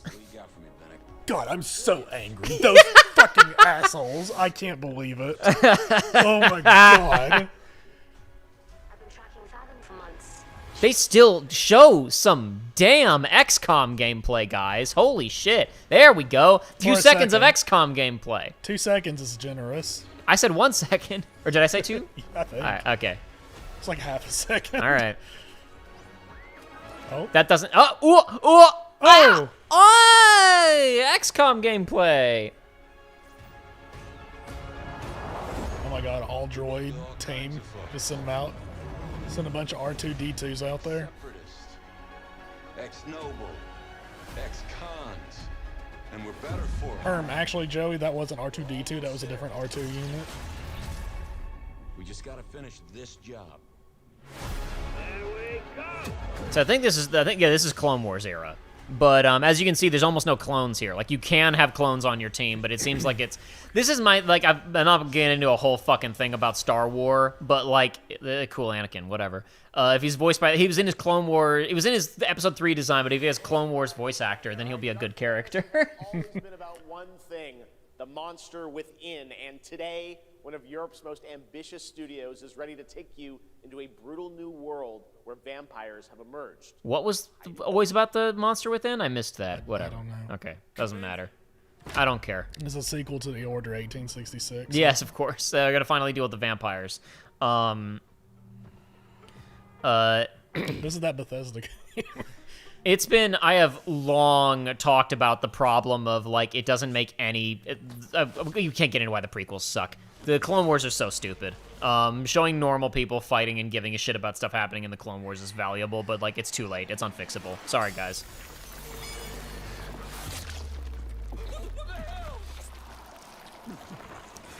I don't know. I don't know anything about Vampire the Masquerade or any of that shit, but I feel like it's... They said it's from an ambitious European team. That's a European team, right? Probably. I don't remember. Boy, it's a good thing that blood delivery got there when it did, or he would have been toast, whoever this guy is coming to kill him. If that UPS deliverer hadn't shown up with that blood right then, he would have been in big trouble. Exactly. My son, you've ruined my life. We crave the same thing. Evil? Am I evil? They adore me. You're a pawn in Brentiss's hands, nothing more. This won't end well for you. I've done the unthinkable for my own family. Morbin time? Question mark? Legacy of Kane time? Legacy of Kane back? Legacy of Kane photorealistic? Determination is not enough to cheat your fate, Dawnwalker. Oh, you know what might show up today I hadn't thought about? What? It might be time to see Witcher 4. I hadn't thought about that. That could be a one more thing, is a gameplay reveal for Witcher 4. I hadn't thought about that. You saw that they announced a new DLC for Witcher 3? I did see that, yeah. That's crazy. Maybe they'll show a trailer for the Witcher 3 DLC, actually, as like a lead-in, right? Yeah. It's like, play this, next month for the preview of Witcher 4, or something like that. Oh, right. Yeah, right. I should have known. I heard about that game. I haven't. What is it? It's from a new studio. Okay. Was an invitation to join us. Yeah, vampires are cool. Adventure through eras and cultures in our story-driven. Maybe not as popular as they were a few years ago, but the first part, a CGI, shows where our saga leads to a present-day adventure. The gameplay. These vampires suck, all right. Oh yeah, just like that movie, Vampires Suck. Yeah, you've seen that movie. Yeah, this is yeah, that's what I thought. This is former CDPR guys who left after Witcher 3. Okay. Yeah, that's what. Yeah, all right. I forgot about that. Hoping to see Monster Hunter Wilds expansion. Yeah, we were talking about that earlier. I think it's probably gonna happen. I would be pretty surprised if we didn't. The creators of Among Us. And today we're revealing it for the first time. Yeah, hit it. Hit it. I'm just gonna wait a second so it's actually timed correctly because they're like 15 seconds behind us. All right, now I can probably put the emotes through. New standalone game. What?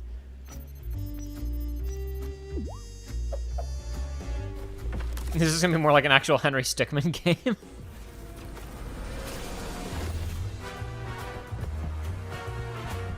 It's a single-player game about solving a murder in the world of Among Us. A crime to solve.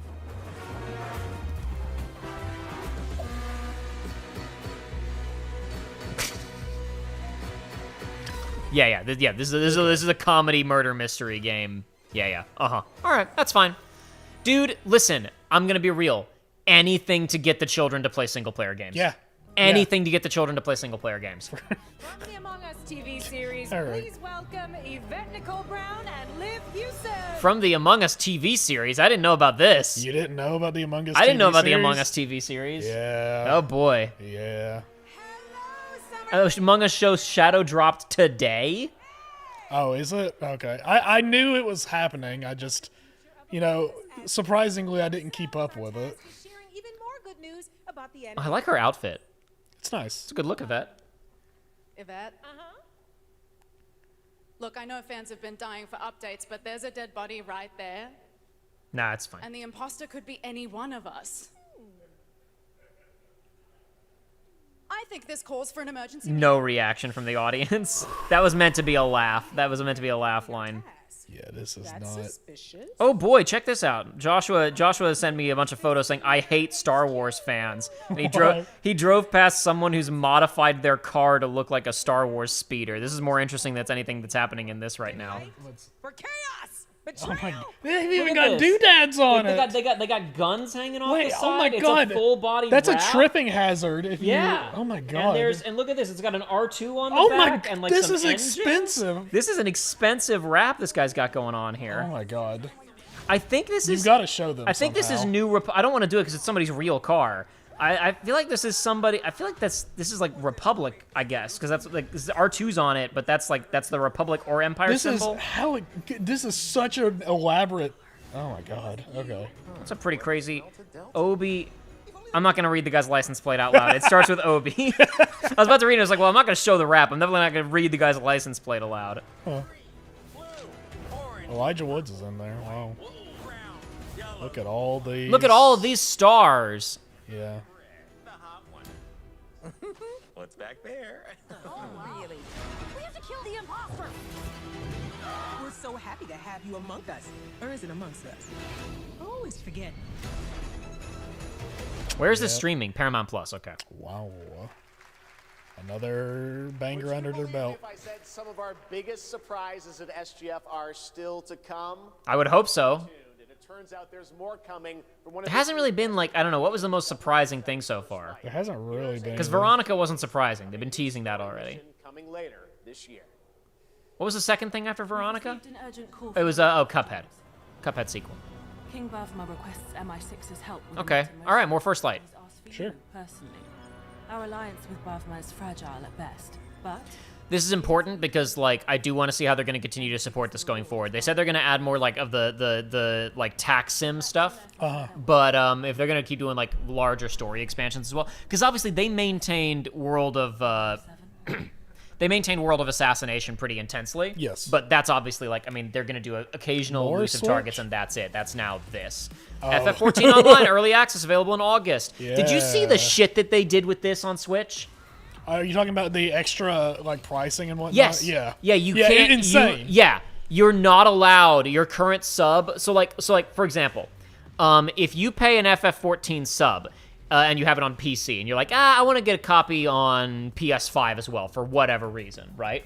You will have to buy the copy on PS5 or like vice versa or PC, but your sub is the same. Your $15 a month sub is the same, but you do have to like pay for the copy on both platforms. So surely that would Nope. maintain on the Nintendo Nope. Switch, right? No, on Switch you have to pay a separate sub, and you have to buy the game again if you already have a sub. You have to Which pay. is the one where it would make the most sense to have it on two platforms. You you have to pay the Nintendo tax There was a for moment the privilege of playing it. at FanFest, they brought the CEO out, and they said, and we really want to, like, Naoki Yoshida was like, and we really want to thank CEO Man for his diligent work in helping us to get the game on Switch too. Yes.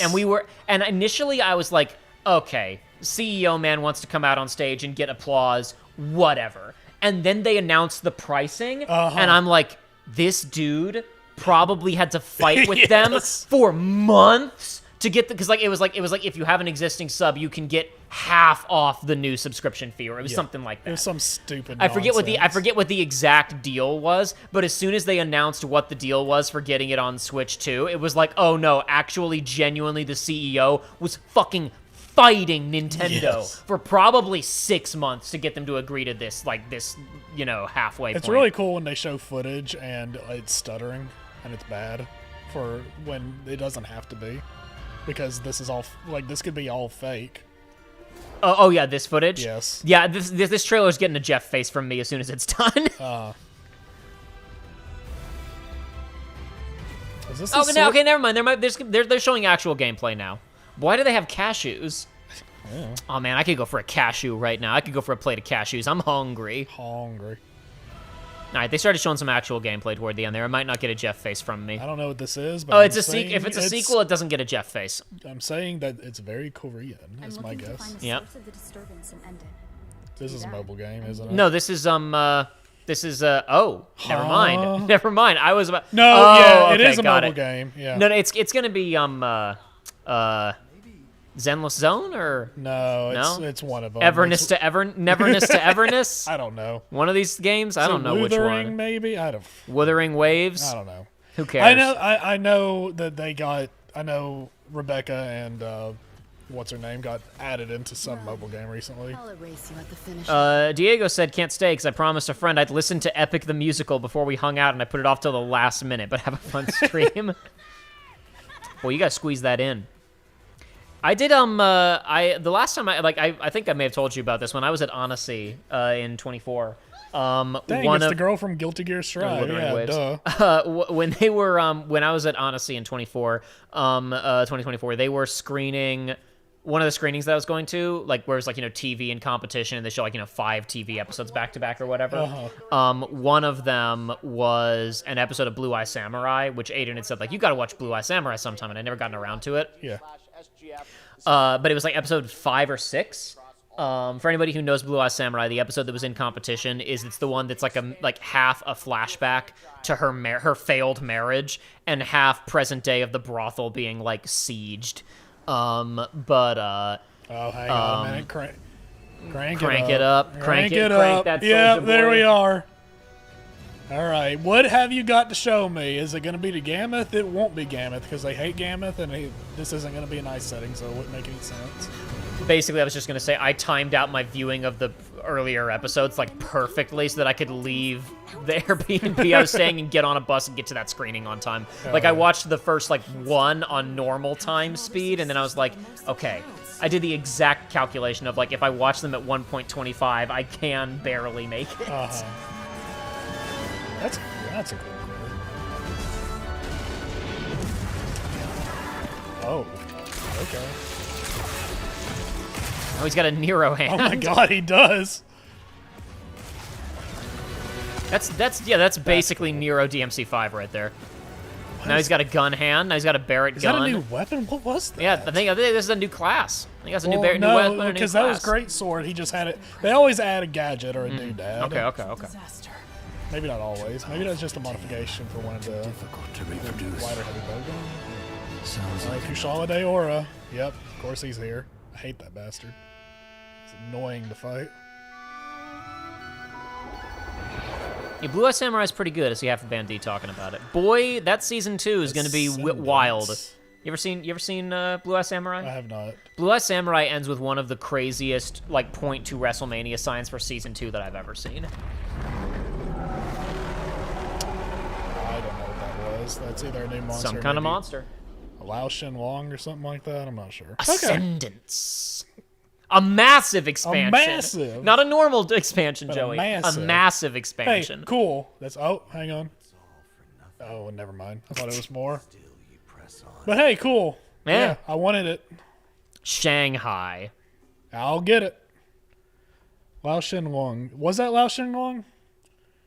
It's a monster I've never actually fought myself. I'm just familiar with it. I know a lot of people really like him. Doctor Strange. Obsession. Step in a dream. Howling gales. Soul raping squall. Kong Kong G. Master of Cantrip. Sky rowing. Halberds from the vessel. I know Wuxia's huge. I kind of want one of these games to be a Hong Kong action send-up. Like, all of these studios are rushing to compete with each other to be wuxia games. Yeah. And I get it, because Black Myth Wukong made... Stretch my leg for a second. Sure. Black Myth Wukong made, shit zillion more billion dollars. Yeah. I kind of want one of these. Yeah, no, for sure. To be a Hong Kong game. Because I don't know. I guess, internationally, they're kind of, butting up against each other. I'm sure domestically, these are all doing just fine. Because I'm sure there's a huge percentage of gamers in China who are only playing Chinese games. And so in those instances, these probably aren't competing against each other that intensely. On the international market, I feel like they'd probably... It might behoove one of these studios to go, there might be too many wuxia games. Yeah. Too many of them that look too similar. Yeah. Is the issue. Well, I mean, I'm not to sound condescending, but they look like stock wuxia. This one has slightly more color than Phantom Blade Zero and the two others that I constantly mistake for Phantom Blade Zero. Yeah, and it looks like there's some sort of summoning component into this, which should get me excited, but it's not. I just didn't expect Geoff Fest to be Chinese.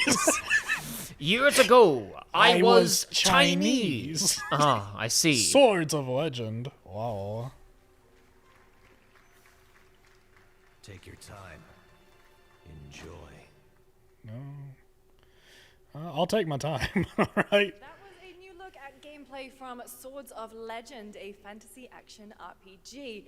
There you saw a boss fight against Kong Kong Zi, with each move pulled from real centuries-old Chinese magic tradition. I think Monster Hunter Wilds is fine on console now. It never suffered too bad on console. Release was a little rough, but it evened out pretty well. PC was where the real issues were.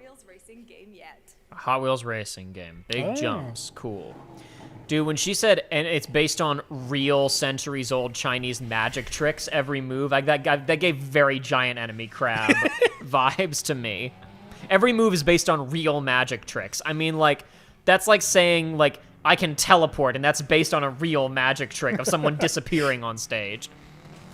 Oh, it's a pseudo-open world stunt racing game. That's fun. That's fine.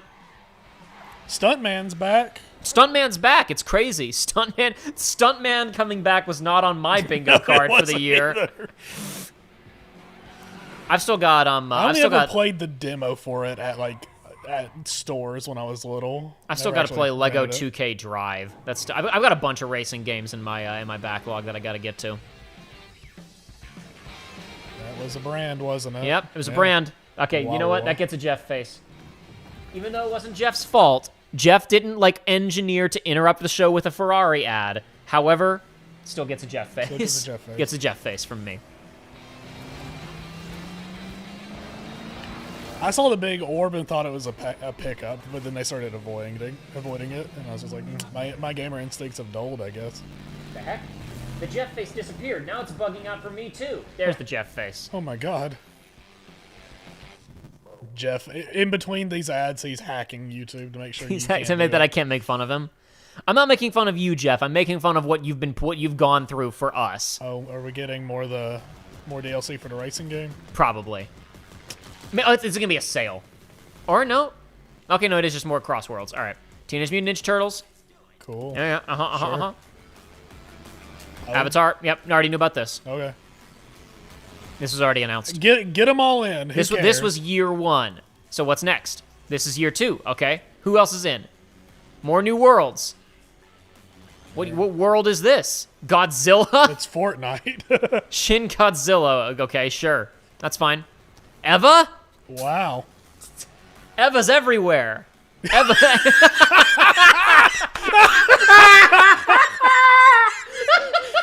Oh, that's awesome. Oh my god, I'm getting lightheaded. Oh my god, I've never been so taken out by some shit that I buried my face in your shoulder on a stream before. Freaking Ray sitting dead upright in that fucking cart blew me away. Oh my god. That's a pog right there. That's a pog. That's a pog. That's a pog. Oh my god. Oh my god. Dedicate your heart to this. Did he say something about anime? He said something about anime. the entire anime from beginning to end. Okay, whatever. The entire anime from beginning to end. That's a lot, dude. Or maybe he said I've watched the anime from the beginning to end. I missed it. He said something.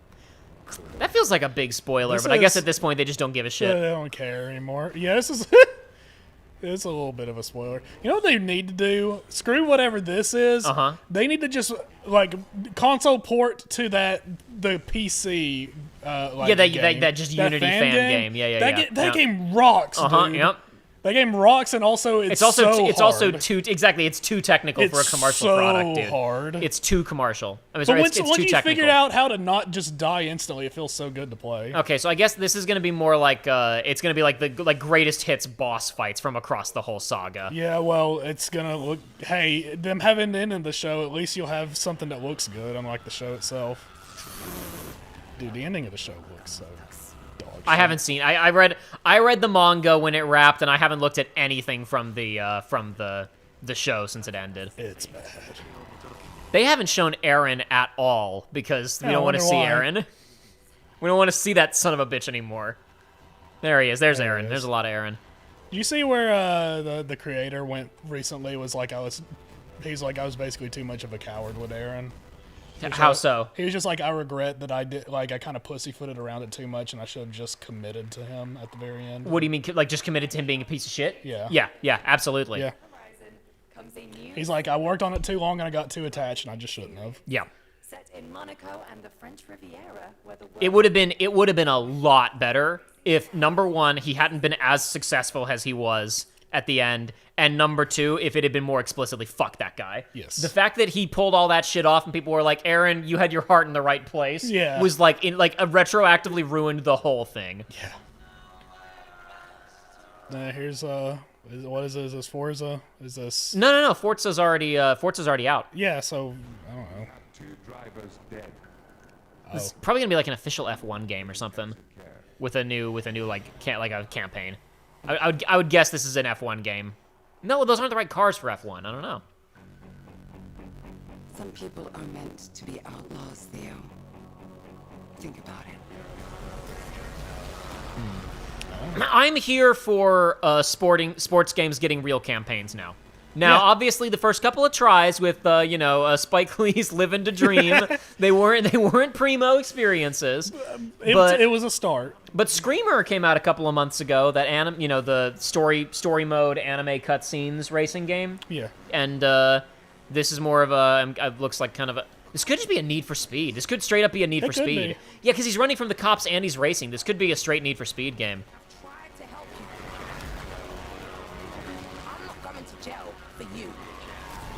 Yeah, this feels Need for Speedy to me.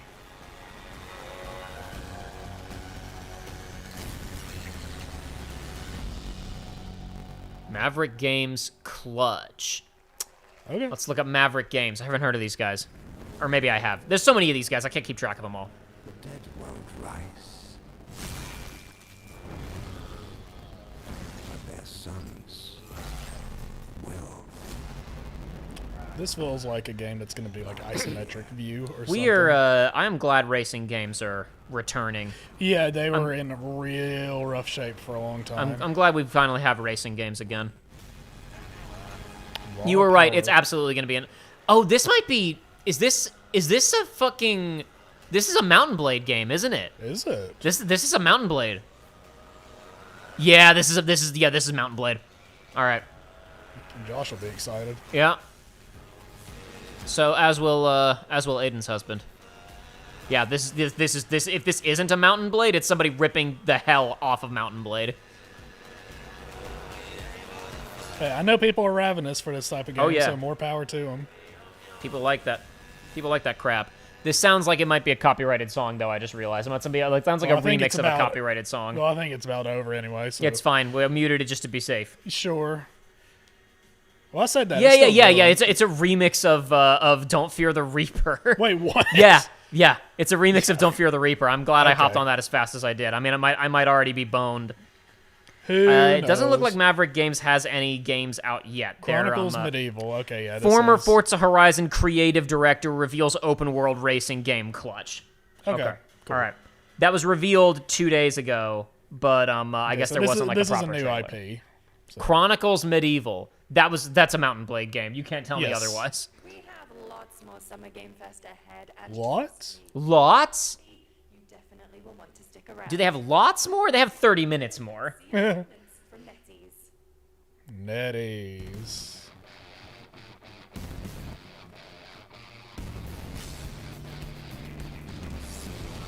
This feels like it might be about to play copyrighted music as well. I'm just, you know what? Probably not. This is probably an original song, but we're not going to take any risks. That is fair. I'm not going to take any risks because also I probably don't care about this at all. Like you said, it said NetEase. Just like check, it's like get ready to check out. Yeah, it's like it doesn't initially like it looks like it. But I promise it. But I promise it isn't. Yeah, yeah. Maybe it's NetEase is the one that was they've been supporting a lot of people and then pulling the rug lately, isn't it? I believe that's correct. Yes. Were they the ones in charge of the Negoshi project? Was that NetEase or was yeah? That no. I think that was a 10-cent funded joint. I believe so. Yeah, that's never been more. Nothing has ever been more dead than what was it? God of Dragon. What was it? Gang of Dragon. Gang of Dragon. Yeah, nothing has been more dead than Gang of Dragon is right now. Nope. Dead as hell. You dead, boy. You dead as hell. This is trying to be League. Here's a League of Legends music video. That's what we're looking at right here. Works really good for League. Now show us the game. Oh, is it? It looks like it might be a turn-based RPG. Okay. They're gonna be like it's free to play, and then all interest will die. Oh. Hold on. Capcom is back. Capcom is here with shit. Oh, never mind. Capcom is here with nothing. I apologize, Geoff. Time for Geoff face. I saw Dante for a second and my heart stopped. Same here. He doesn't have a mustache. That's a funny little doll. It is funny, but this gets an instant Geoff face from me. For sure. What's all this mess about me being different? Well, look at that. He sounds different, too. What in the Sam Hill? Everyone in Tokyo talks like this. I know what this is. It's called a knockoff. Well, Tarnation could have knocked off do this. Howdy Dukin. That's kind of funny. Yikes. The Capcom Summer Game Sale is here. Take home genuine, bona fide, 100% authentic. Is that Dragon's Dogma I saw? I don't see Dragon's Dogma in the lineup there. No. Do it if you're watching. Maybe it was just wishful. Maybe wishful thinking. If they just release, they could fix it all, Jacob. They just gotta release that DLC that fixes the game. I don't think that's gonna happen. They just gotta do it. I don't think it's gonna happen. I was about to say that's the setting. That's the Hitman 2 level. I recognize the layout of it. All right, here's Hitman shit. Listen, Jacob. New elusive target. Dragon's Dogma 1, the major expansion that like doubled how good that game was. Made by different people. That's great, Joey. It's too bad that that's never gonna happen. It could happen. Yeah, I knew. I recognize that level immediately. That's the final level of 2. And Wiz Khalifa's there. Wow. Yeah. New elusive targets. They're gonna keep supporting that with elusive targets, which is cool. And they said they're also going to continue to support James Bond with the tax sim stuff, which is basically just like like challenges in pre-existing levels. Oh my God, Power World. But them showing there's actually going to be some kind of story expansion for Bond is very very reassuring. IO doing pretty. Joey, have you seen any of that First Light yet? No. That game. I've heard good things. That game has. Contains right up front the first time I have been impressed by a technical showcase in a video game in probably a decade. Really? So it is the whole like, power of the absolutely Power the power of the PS5, fast load times, right? First time I've ever seen somebody actually use an SSD in a meaningful way. That's cool. That's cool to hear. So Joey, you know how games don't do like hard cuts even in cutscenes because they have to load, right? Yes. And like it was kind of a big deal that The Last of Us just had like cinematic cuts from location to location in cutscenes on the PlayStation 3. But even now, if you want to do like rapid cuts between stuff, right? You're going to have a little like 20-second cutscene at least to load the assets for the next cut, right? There is a... Oh my god, I saw a Jacob. 1.0. Oh yeah. my god, it's a game is leaving early access? What? Joey, there is a Rocky training montage at the beginning of First Light that hard instant cuts from gameplay to gameplay to gameplay to gameplay, day, night, different location, different That's location. And it moves instantly. Nintendo fuming at this one. Yeah, for real. What happened to the audio? What happened? Shit. What? They don't have audio for some reason. Shit. There we go. I think this is FF7. No. Oh, no. Wolf Among Us. I don't give a shit, dude. I don't give a shit anymore.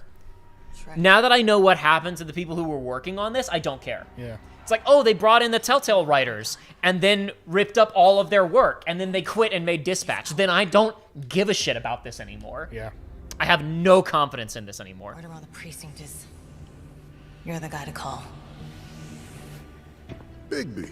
Sheriff, I'll have your job within the week. Are you living under a 1.0, that's how many players there are.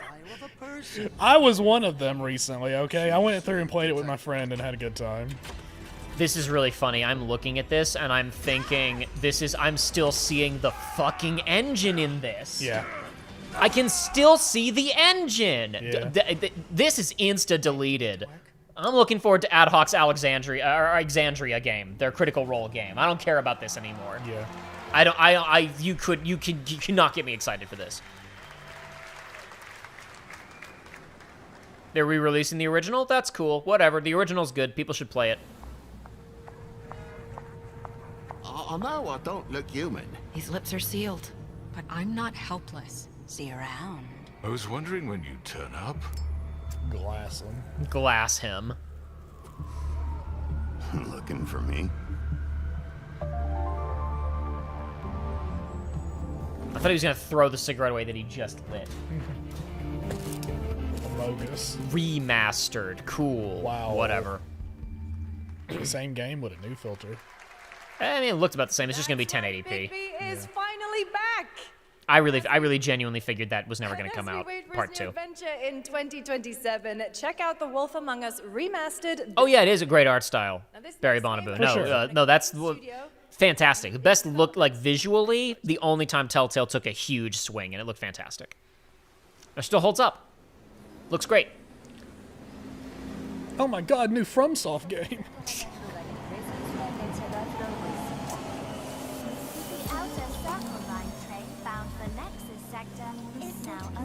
What could this be? I hear music in the background that worries me. K-poppy I hear a music. J-poppy, K-poppy music that's worrying me, that makes me think I have to mute it. Oh, is this gonna be this is giving Stellar Blade, even though that world doesn't have any humans in it anymore. No, as soon as I saw her, I was like, I felt the same thing. Yeah. Hey, who knows? I still want to play that game, but I just hadn't. She's got a cool gauntlet arm thing. It could be the same studio. That's the beginning and end of it all. How about you try taking a hit? You're acting a little strange today. I'm saying this is the Stellar Blade studio. Yeah. I'm gonna go. This probably isn't Stellar Blade 2, but I'm calling this as the studio. High guard? High guard? Yeah. No, First we hide, then we guard. Yeah, no, I could absolutely see this being something. Is the Joker? Jared Leto's Joker? Oh my god. You saw that, right? Baby. You Yeah, saw I did. Jared Leto's Joker He's going to there. get a crazy burger. Did you see the crazy burgers in Lego Batman? Yeah, I saw that. Nuke chicken. Nuke chicken was being advertised at that little chicken? restaurant. Yeah, it said Nuke chicken on That's the good. monitor. I bet it tastes good. This is so Stellar Blade. Look at her outfit. Yeah, you can see how shiny her butt is. She's wearing the Stellar Blade plug suit-esque outfit under there. Hearken! The pulse rain shall cease! Oh no, Jared Leto is morbing out once again. He turned into a RE9 blister head and then exploded. Oh, no.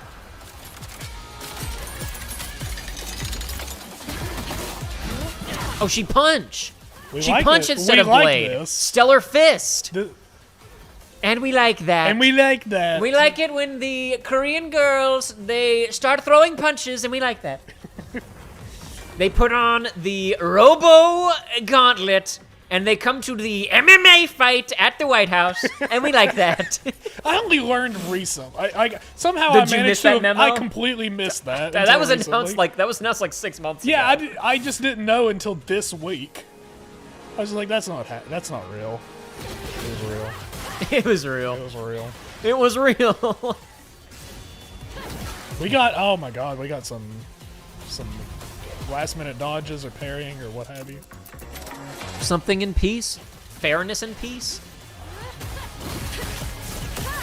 Way better with the cloak. Yeah. Yeah. Listen, you need to leave something to the imagination, okay? Yeah. That's why Tifa's better with the stockings. For sure. Looks cool though. Yeah, absolutely. You have to leave a little something. Stellar Blade she had those trails behind her to give her a little bit of a to mess with her silhouette a little bit, so it wasn't just a plug suit. Ah. Stellar Blade Blood Rain. So it is set in Stellar Blade universe. Okay. I thought that was like a Nier-esque world where there were not really any people left, but maybe I'm wrong. That was a good Cool one. stuff. Shift Up is returning to the world of Stellar Yeah, Blade. that was good. Primo trailer. I think that might be like the best trailer we've seen so far, actually. That was really exciting. That was really good. Yeah. Continues the story beyond the events of the first game, introducing a new protagonist who you saw there, Evie. It's early in development. That was the other thing. They called her Evie, and I was like Eve? Like Stellar Eve? Blade? Almost done, but not quite. Not quite done. It's been almost exactly 3 years since Street Fighter VI was released in June 2023. What's ahead? This is Street Fighter VI Year 4. All right. I don't care, because now we're gonna get Virtua Fighter and Avatar Fighter. So this is now over. Is already entering year 4. But I Did you see Pat losing his mind about Ingrid? Like recently or not? Recently. No. Like basically like the fact that Ingrid is in the game means he now can't play it. I know he was really bitching and moaning beforehand. And I've just seen screenshots of her having like a full map laser beam. Of like this is I do not want to fight a character like this in Street Fighter, and also funny haha fourth wall breaking god characters ruin it for me. Fascinating. Go away. I don't even care that much, but I don't know. This was like so exciting when it happened, and I feel like it's just kind of lost its momentum. There she is. There she is. Finally, Okay. all right, mogging all all over Tekken. Now Pat's got to come back. He literally said, if Tifa gets added in, I guess I'll come back. All right, hell All right, yeah. cool. Now lead into, you know. Final Fantasy. Please welcome to the SGF stage, Nakayama-san, director of Street Fighter VI, and Hamaguchi-san, It's so funny. director of Square Enix. Director of Square Enix? No. He's a director from Square Enix. He directs the remake trilogy. He's not the director of Square Enix. All right, well, he might say, look forward to next time then. We might not get it. He's either going to queue up the trailer or say we'll see you next time. Fighter 6 has reached its 3rd anniversary. And today, we're Tekken fans crying in the corner. Tekken fans have been crying for like a year. Tekken fans have been crying for a while. Tifa hotu desu ne. Oh, better with stockings. Better with black outline, compression, top. That's exactly why our goal was this: to bring to life a Tifa who truly fights within the world of Street Fighter 6. It's so funny that she's in this and not Tekken, dude. It's so funny that she's in this and not Tekken. They messed up. Everything from her design to movement has been rebuilt as Tifa the Street Fighter. Materia has also been reimagined as a new gameplay system. Sure. Probably like elemental, like she can like go through different like combo sequences. Probably. If she's got lightning or fire or whatever. We adapted an iconic Final Fantasy Stances or element to something. the battle experience. ティファの戦いはまだまだ終わりません。ぜひこれからの展開にも期待してください。 Please Tifa's take a look. fight is far from over. We hope you all look forward to what's coming next. Tifa's fight is far from over. Now show the cover art for 3, and she's on the cover of it for, you know, reasons. For reasons. Thank you to Hamaguchi-san and Nakayama-san for coming all the way from Japan to join us for that special moment on stage. Then we'll see you guys again later this year. All right. Well, now it has come time for our final announcement. Well, I was wrong. I know. I was wrong. What's it going to be, guys? Any guesses? No. High Guard Kingdom 2. Hearts 4. Woo! Besides this, get ready for the final battle. All right. Never mind. Shadow fell upon our planet. It is FF7. Weird to end the show with it, but whatever. One man sought dominion through reunion. By his will, God. Let's go. a meteor called forth to bring ruin to all.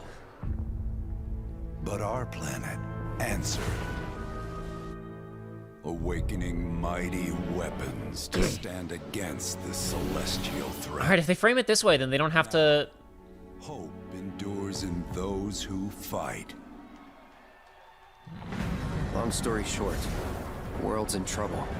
It has been for a while. So what are we waiting for? Let's give Sephiroth the beating of a lifetime. All right, show me Vincent and Sid gameplay. That'd be pretty cool. This is way bigger than the teaser trailer before. This is giving coming out this winter vibes. This is the trailer they showed at Game Awards last time around. Okay. In terms of energy, like Right. the first reveal teaser was like mostly a cutscene. The sky's the limit. And that's obviously Wu-Tai. I can do this. I'll make you proud. Just ain't your day. Oh my, is that a weapon I see? Far as I can tell, these things don't distinguish between friend and foe. Save the planet by killing her protectors.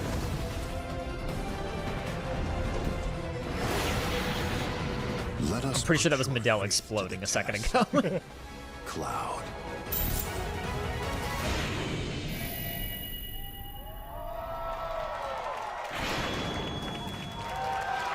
Sure, better than Returns, which people kept saying. Never would have made it this far without you guys.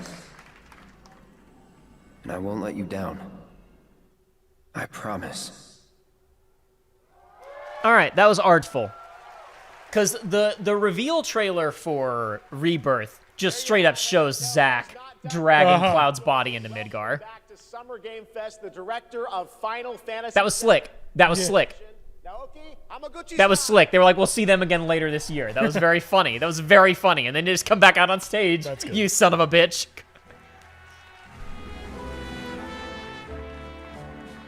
I'm back. ようやくですね、このファイナルファンタジー7リベレーションをマルチプラットフォーム I'm glad they didn't make it like all red. That was the other concern, because Rebirth had like the red coming in. ここまで来れたのもこの物語を信じ待ち続けてくれた Shinji's in it. おかげだと Oh my god. More Eva crossover? But he's in the other game. Revelation, which is launching simultaneously on all platforms. Uh-huh. They'd better, or they're in big trouble. And we've only been able to come this far thanks to every single one of you who continue to believe in this story and waited for this moment with us. 今作のテーマは決意です。クラウドたちは最後の戦いに進むため、それぞれの決意と向き合います。The central theme of this title is resolve. Cloud and his companions each confront their own destinies and find the resolve to march toward the final battle. そして私自身もこのシリーズを完結させるという決意を胸にこの作品と向き合ってきました。I too have carried a promise in my heart throughout this journey, the resolve to see the series through to its very end. It's a big project. It's a big project. That stupid Ass Creek guy was like, it took me 16 years to make this game. We're committed to delivering this experience in its ultimate form. Please stay with us and witness what lies beyond that resolve. Today, to help guide us on our path, please show me in Welcome to the Stage the voice of Cloud, Tifa. Vincent Valentine. Okay, all right, Matt. Matt Mercer, get out there, boy. Get out there, man.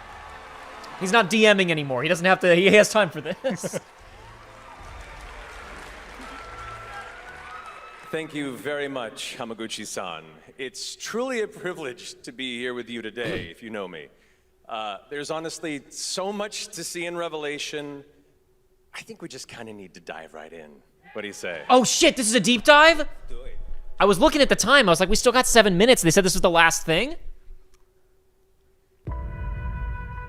As we reunite with our heroes, the meteor looms in the skies above, a constant reminder of your mission and the grave threats you'll confront as you embark upon your journey and face the I'm almost like, Joey, you gotta stop looking, but we're just gonna let it ride. We're gonna let it ride. It's fine. Pride of the Shinra fleet. You'll take to the skies and witness our most I'm sure expansive even if open something's world yet. there, it's not gonna be The like outskirts a of major Midgard, revelation to me. It's the been so sun-drenched long. Medeal archipelago, to the warrior nation of Wutai.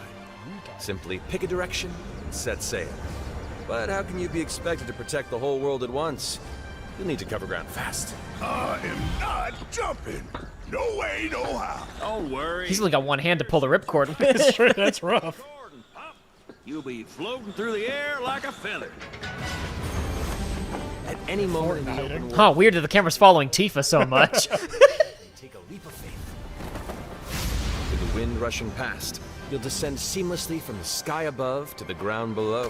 All right, okay, that's impressive. I was like, they were like obvious locations in each of the biomes of like, oh, this is where the Highwind could park. They're like, nah, we don't need that shit. And that starts with your trusted allies. At long last, with the world teetering on a blade's edge, everyone assembles at Cloud's side, forming an epic ensemble of heroes. Everyone. Each with their Vincent own wasn't in that story shot. brings you closer together than ever. But a good unit needs more than friendship to save the day. It needs a disciplined combat regimen. The hybrid battle system, established in Remake and refined in Rebirth. All right, this is a new move for Yuffie. That's new shit for her. Power in your hands. Yeah. Switch between party members. More combo shit. Then, when the fight calls for I strategy, think that might have been an old Barrett and Tifa move, powerful new spells and but I'm not sure. abilities. What do we got here? Activate devastating synergies with your companions. And of course, call on mighty summoned entities that can turn the tide. All right, they pretty much locked this in. There's a few changes here, but insubstantial. They've dialed this shit in, which is good. They didn't need to change it. Rebirth was basically perfect.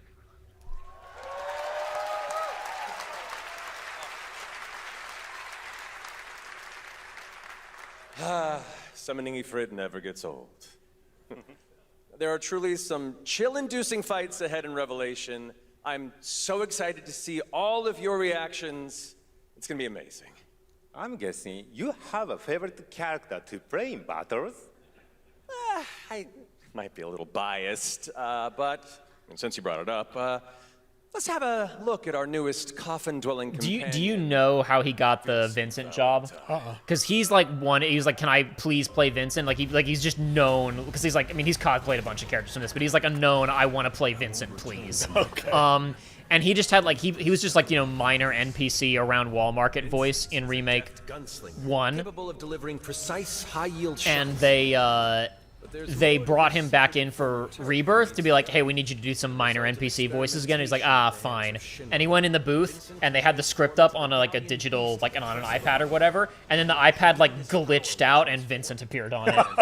So he didn't try out or anything. They decided to give it to him. They gave it to him, and they didn't tell him until he was in the booth. That's awesome.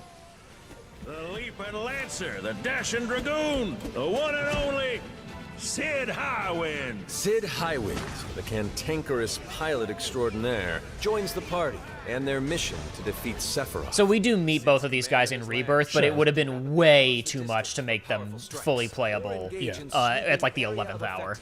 To bring a whole host of enemies to heal, but to fully control the battlefield, like cool skill looking with a weapon spear only gets you characters. so far. To further augment, Oh, he's got a little seer outfit. That's awesome. Function Integrated Tactical Suitwear, or the FIT system for short, allows you to further customize your playstyle. Woo! Okay. Alongside your equipment and materia, FITS gives you an extra edge. This is If this isn't prototyping for 17, it's insane. If this isn't prototyping for how do we make this character action heavy thing work in another game where maybe you can choose your own job? That's what that is. That's 17 prototyping right there, I swear to God. Ancient beasts that are larger than life and capable of untold destruction. Will you be enough to stop them before it's too late? As the world is torn apart, you and your friends must unite. In Revelation, we come to the thrilling conclusion of the Final Fantasy VII. Hey, that's the part where she says she's about to get gassed to death. Take up your Buster Sword.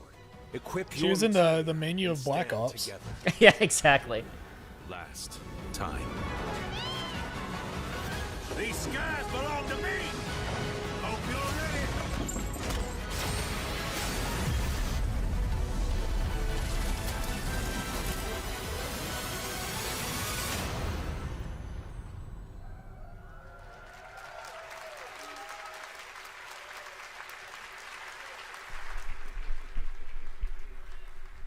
Well, thank you all. Thank you, Hamaguchi-san, for bringing us this extended look at Final Fantasy VII Revelation.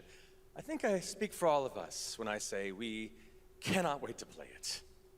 But Mark, I think we ended the video too early. I hate to leave a story unfinished. Yeah, we're getting a release date, not a window.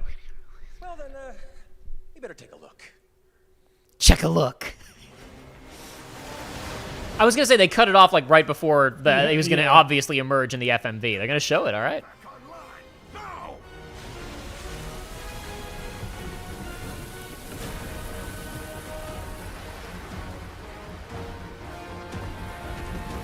Properly intimidating. Yeah.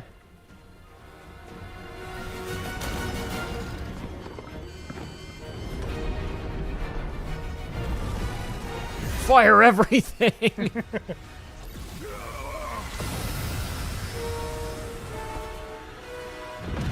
Yeah, I was gonna say, do the thing where it explodes afterwards. Yeah. You know what to do. You know what to do.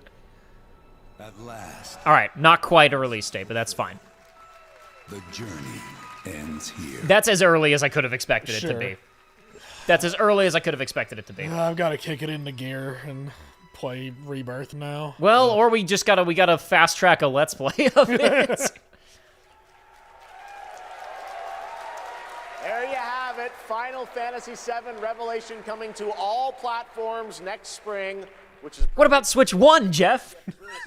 What about the Wii U? What about the Soldier game? and the team at Square for that very special announcement. And thanks to Lucy for a great job coaching. Didn't she do great? Thanks, Geoff.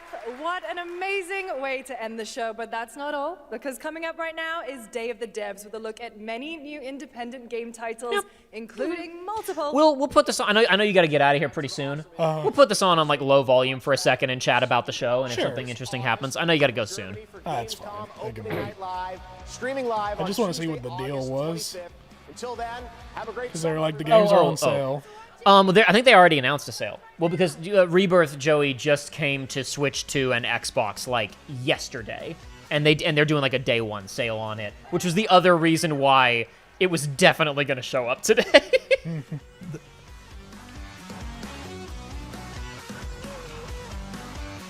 Rebirth is not on sale on PlayStation. Those bastards. I mean, I could literally just loan you my copy of it. I have it physically. They got 16's $20 right now, but they're not giving Rebirth. I guess it may be. Like I said, I'm pretty sure it's on sale or going on sale on like Xbox and Switch too. Because I want to say it launched with a sale. I could be wrong. No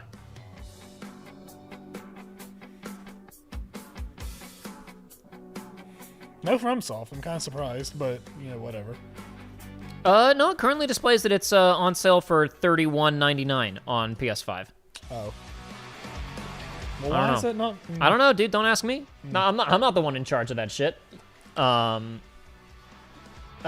Anyway, that was tasteful the way that they handled that. Obviously, like even without talking about Rebirth spoilers, which you don't know about, the fact that they I was like, are they just gonna have to fake like Cloud always being the party leader? Or are they just going to have to show bits where Tifa's the party leader?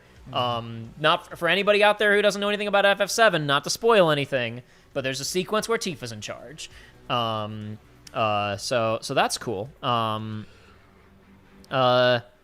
was good. That looked good. No, I saw someone saying a second ago, like, I hope that 17 focuses more on party dynamics after 16 was a solo adventure. Someone saying they should just use this for... If the people who are making this trilogy are not making a new mainline Final Fantasy immediately after this, there is no hope for the upper management of that company. Whether or not it's 17 remains to be seen, because they might just be too busy with this and somebody else is making the immediate next one. But if that team isn't making a new mainline FF, we're all in big trouble. Yes. I have a lot of confidence in Hamaguchi as a director at this point. The question remains, can they find writers who can create compelling new characters, because they haven't pulled that off in a while. Yeah. Hey, Tim. I was just trying to come up with a whole new Welcome term back. for world premiere, because this edition of Day of the Devs has so many world premieres in it, more than we've ever had before, I think. I think it demands an entirely new term. Day of the Devs, as you know, is a 100% nonprofit where it finds and presents the best... We are 100% nonprofit, but we have fines. So, while I'm working on this problem, you just sit back and enjoy Day Newest of the Devs. game, Blowout. Pro premiere. Lots of pro... No? Okay. Ludo Surprisio. There's nothing I dread more than having to make a top 10 list of video games. But Oh, boy. Anyway, that was, not bad. Lords of the Fallen 2. That was not bad. No, it wasn't. It was an okay show. I think it is surprising that the Stellar Blade 2 trailer was probably the most exciting trailer that we saw. When neither of us have played Stellar Blade. Yeah. What's going on with Nidhogg? I like Nidhogg. I don't know. Is there a new Nidhogg? More recently, we came out with... It's crazy they never made a sequel to it. Yeah, it's crazy they never made it. It's crazy they were showing Nidhogg 1 and not Nidhogg 2. That's really funny. They're like, we kind of shagged the sheep with that one, guys. Here's the one you guys do like. He has a Zelda amiibo, but it's looking away from us. There's a Link amiibo over there on his shelf. Not allowed. Not looking at us. Which is how Blood Dungeon was created.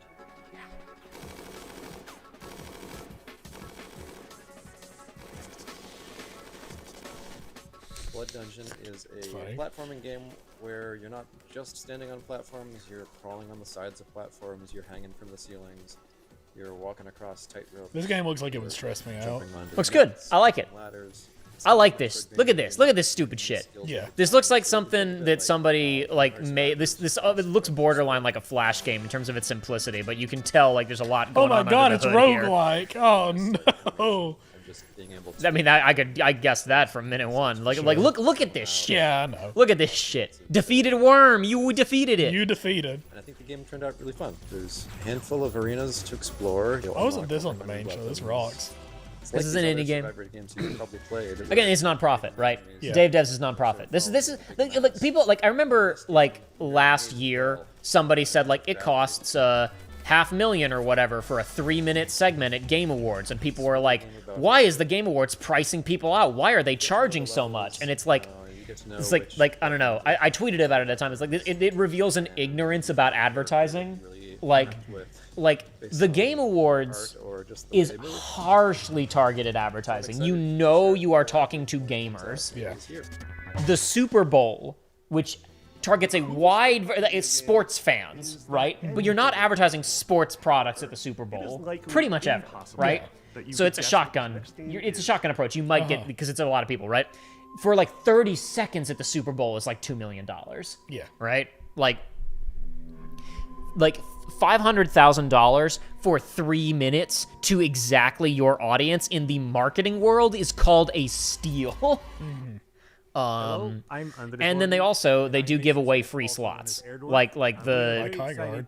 Yeah, like Highguard. You know, exactly like Highguard. Geoff and other folks from the management will just select games. They're like, this is cool. We want to highlight this. Yeah. And then Day of the Devs is a whole hour of that, which is obviously organized by Double Fine. But Tim puts it on. Not Tim. Sorry, Tim Schafer is putting it on. I mean, either that is to say, the Game Awards and Geoff put it on. That's right. These insane madmen actually put in a live-action horror movie made by a professional production company and an award-winning special Bring back Phantasmagoria. Bring back FMV games. Woo! Bring back Harvester. Just don't bring back the guy who plays the main character in Harvester. Oh, Sex Pest? So he's a sex pest. Cool, yeah. That game is very funny, though. This looks fun. I like this. I feel like the art style might almost be too simple for the jumping back and forth styles, but oh well, no big deal. Stellaris advertisement? Okay. Skip Stellaris advertisement. Watch other game advertisement. Again, hyper-targeted advertising. Yes. Like, I know the people watching this are gamers. Chunky pixel aesthetic, and in order to survive, Julia has to solve puzzles and collect items and also manage her consumables. I always like when they have cool, new, interesting horror games. Savnia CV says, I'm not watching any LP except yours for FF7R, so yeah, sorry about that. Look, I don't... I mean, you note there hasn't been a stream since the Deltarune stream, the Undertale stream, and there's a pretty big gap before that one. I'm busy with other stuff. I don't have time to make YouTube stuff. Oh, is this made by the Faith people? Oh, I'm talking over horror discussion. Sorry. No, it's okay. It's just Faith is a really cool studios down in Argentina for quite a long time, and I knew how much Faith inspired Tenebrae Somnia. So I said, guys, there's really only one way we're making this game, and that's if Erdorf signs on as executive producer. Andres was the director of one of my favorite horror short films, Alexia, and so I was really excited. I immediately said yes. I didn't put it together at the time, but I think it was just this weird, evil twist of fate that we get to work together now. Nifty. Yeah, nifty. Hey, cool. Good stuff. Hey, there's a Jack There he Nicholson. was. Jack Nicholson on the wall. Funny fellow. Well, they are in a film, mate. Yeah. They also, it looked like Sound of Music, North by Northwest. Sound of Music, North by Northwest, American Beauty. That's the poster for American Beauty with the rose petals. And I don't know what that is. I don't know what this one is. I don't know this one. Not sure. I know the other ones. Specifically combining this retro style gameplay with live action scenes that look this good. And This besides good. filmed They on look set, this they also good. filmed on location in several places in Buenos Aires. These cutscenes bring a lot of talent from the film industry in Argentina and also television and also Getting the caught theater up on industry. messages that And I also missed. the monsters Big news that for you Tifa see lovers. Got that a few minutes ago. Yeah, I know, right? An appearance in live action, and they were achieved using practical and Highly digital leaked. makeup and monster VFX by an awards-winning special effects team, and absolutely no generative AI. Thank you. Thank you. Thank you. The game and the cinematics get really crazy and psychotic towards the end, and I can't wait for y'all to play it. Thank you for giving us the opportunity to show you. It's spooky, as that one lady who came back once said. On October the 16th. Just checking in real quick. Unfortunately, I'm at work, so I can't catch the stream. Excited to watch the VOD. I don't know if we had any crazy pop-offs. Not that we did anything too poggers. I don't think so. Because I knew this was going to be here. See how confident I was look that at it was going to that. be here? That I have the frog. If you guys can't see it, I'll get closer. I have the gang as frogs. Two of the game's designers, who you'll meet in a moment, are also its composers. That is so cool. Isn't that fun? French developer Glitchies has put together Isn't that cute? Isn't that fun? Sorry, she said French. and I got Oh, she that. said French and you said wow. French. Enjoy this world. Universio Revelio is what people call that now. I'm not doing that. There's Tim talked about a pretty funny story where he was trying to come up with a name for Grim Fandango and he just filled up like 6 pages of a notebook, just like word salading shit until he found Grim Fandango. That's good. Designers behind Glitchy Studio, creators of Headbangers Rhythm Royale and Musical Story. Our small studio focuses on crafting innovative music games. Innovative Today French we'd like music. Innovative musique. This is George. He has an extraordinary gift. He can travel through. I remember when I played Expedition 33 and we were talking about it. They were like, "You're a French sympathizer now," and I was like, "They fixed it for me." And then we watched Last Tango in Paris, and I was like, "No, that took all the goodwill I had from Expedition away." Did Moulin Rouge increase your French bias or decrease it? Do you Decrease think? it. Huh? Decrease it. Decreased it? You like Moulin Rouge enough for that? Well, it was interesting at least. And it was also like it was mostly British accents. Even though it was in France. I say it wasn't like it was. It took place, there, but it was not like a French thing. No, it was not. It was mostly American pop music. Yeah. Sandfall just needs to make a new game, and then they'll save it. They'll save France. They'll save the whole country. Save the entire culture of France in one fell swoop. One more good game. Just do it again, guys. Just got here. Did anything interesting happen? Says K Hearts Lover. No Kingdom Hearts. No Kingdom Hearts. Are you crazy? Final Fantasy VII Part 3 revealed, coming out next spring. Stellar Blade 2 revealed. It was a very good trailer. That was the main thing that stood out, honestly. That Stellar Blade trailer was good. Ray Evangelion is in Sonic Ray Crossworlds. Ray Evangelion will be in Sonic Crossworlds next year. And I actually got lightheaded from how much I was laughing at that. that was the good reaction pop off. Yeah. Code Veronica remake confirmed as the next Resident Evil game. Yeah, maybe they'll fix it. Maybe they'll surprises there. Maybe they'll fix it. What else did they show? Alien Isolation 2. Yep. There were several horror game reveals. There's also what looked a hell of a lot like an asymmetrical multiplayer Saw horror game. Yeah. Some kind of Dead by Daylight tease. Lords of the Fallen 2. Yeah, You're Lords of the Fallen 2. I don't know that I ever actually explained it to everybody why I popped off. Yeah, sure. Lords of the Fallen came out, and it was not a good game. But then that team started making other games like The Surge, and they slowly got better.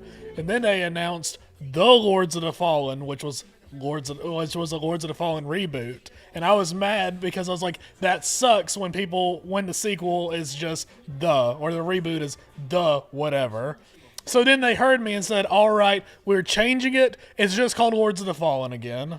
And it made me so mad. And so they had the audacity to have a sequel to that called Lords of the Fallen 2. So now there's Lords of the Fallen and Lords of the Fallen and Lords of the Fallen 2, which is Lords of the Fallen 3 instead of Lords of the Fallen 2. Because Lords of the Fallen is the sequel to Lords of the Fallen. Even though it's probably just a reboot and not a sequel, but who cares about any of that? It aggravates me. K Hearts Lover says, "Gotta look at that 7 trailer." I assume a teaser? No, it was like an 8-minute. It was an 8-minute presentation. It closed the show. Hamaguchi and Matt Mercer came out on stage and gave a full-blown 8-minute presentation. Lots of gameplay of Vincent and Sid. They had an initial trailer that was probably like a 2 or 3 minute, just full proper trailer. Then they went into Sid and Vincent gameplay. Then they went into like how navigation has changed in this game now that it's full open world and you have the high wind. Spring of next year. Guild Wars 3, for anybody who cares about that. That is kind of big news because there hasn't been like another like big boy MMO in a little while. Yeah, this one definitely has the name. It's got the opportunity to not crash and burn. So that is that is big news, even if we don't care. Yeah. Guild Wars 3 is actually kind of real industry news. Game called Crossfire, which was a mostly uninteresting showcase, but it's former Naughty Dog and Infinity Ward guys, and some other studio they mentioned. I'm not sure. Did they say Sony Santa Monica? They said former Naughty Dog and Infinity Ward guys. Doesn't necessarily mean anything. We just watched former Respawn guys make High Guard last year.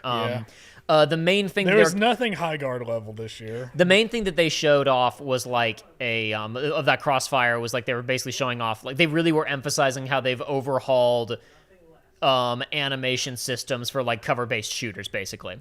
Like it looked technically impressive. It seems like it'll be a technically impressive game. Will it be fun? We'll see. They didn't show enough to give it to show what the oomph was. Yeah. Announced 3 new characters for Street Fighter 6, including Tifa Lockhart. Yep.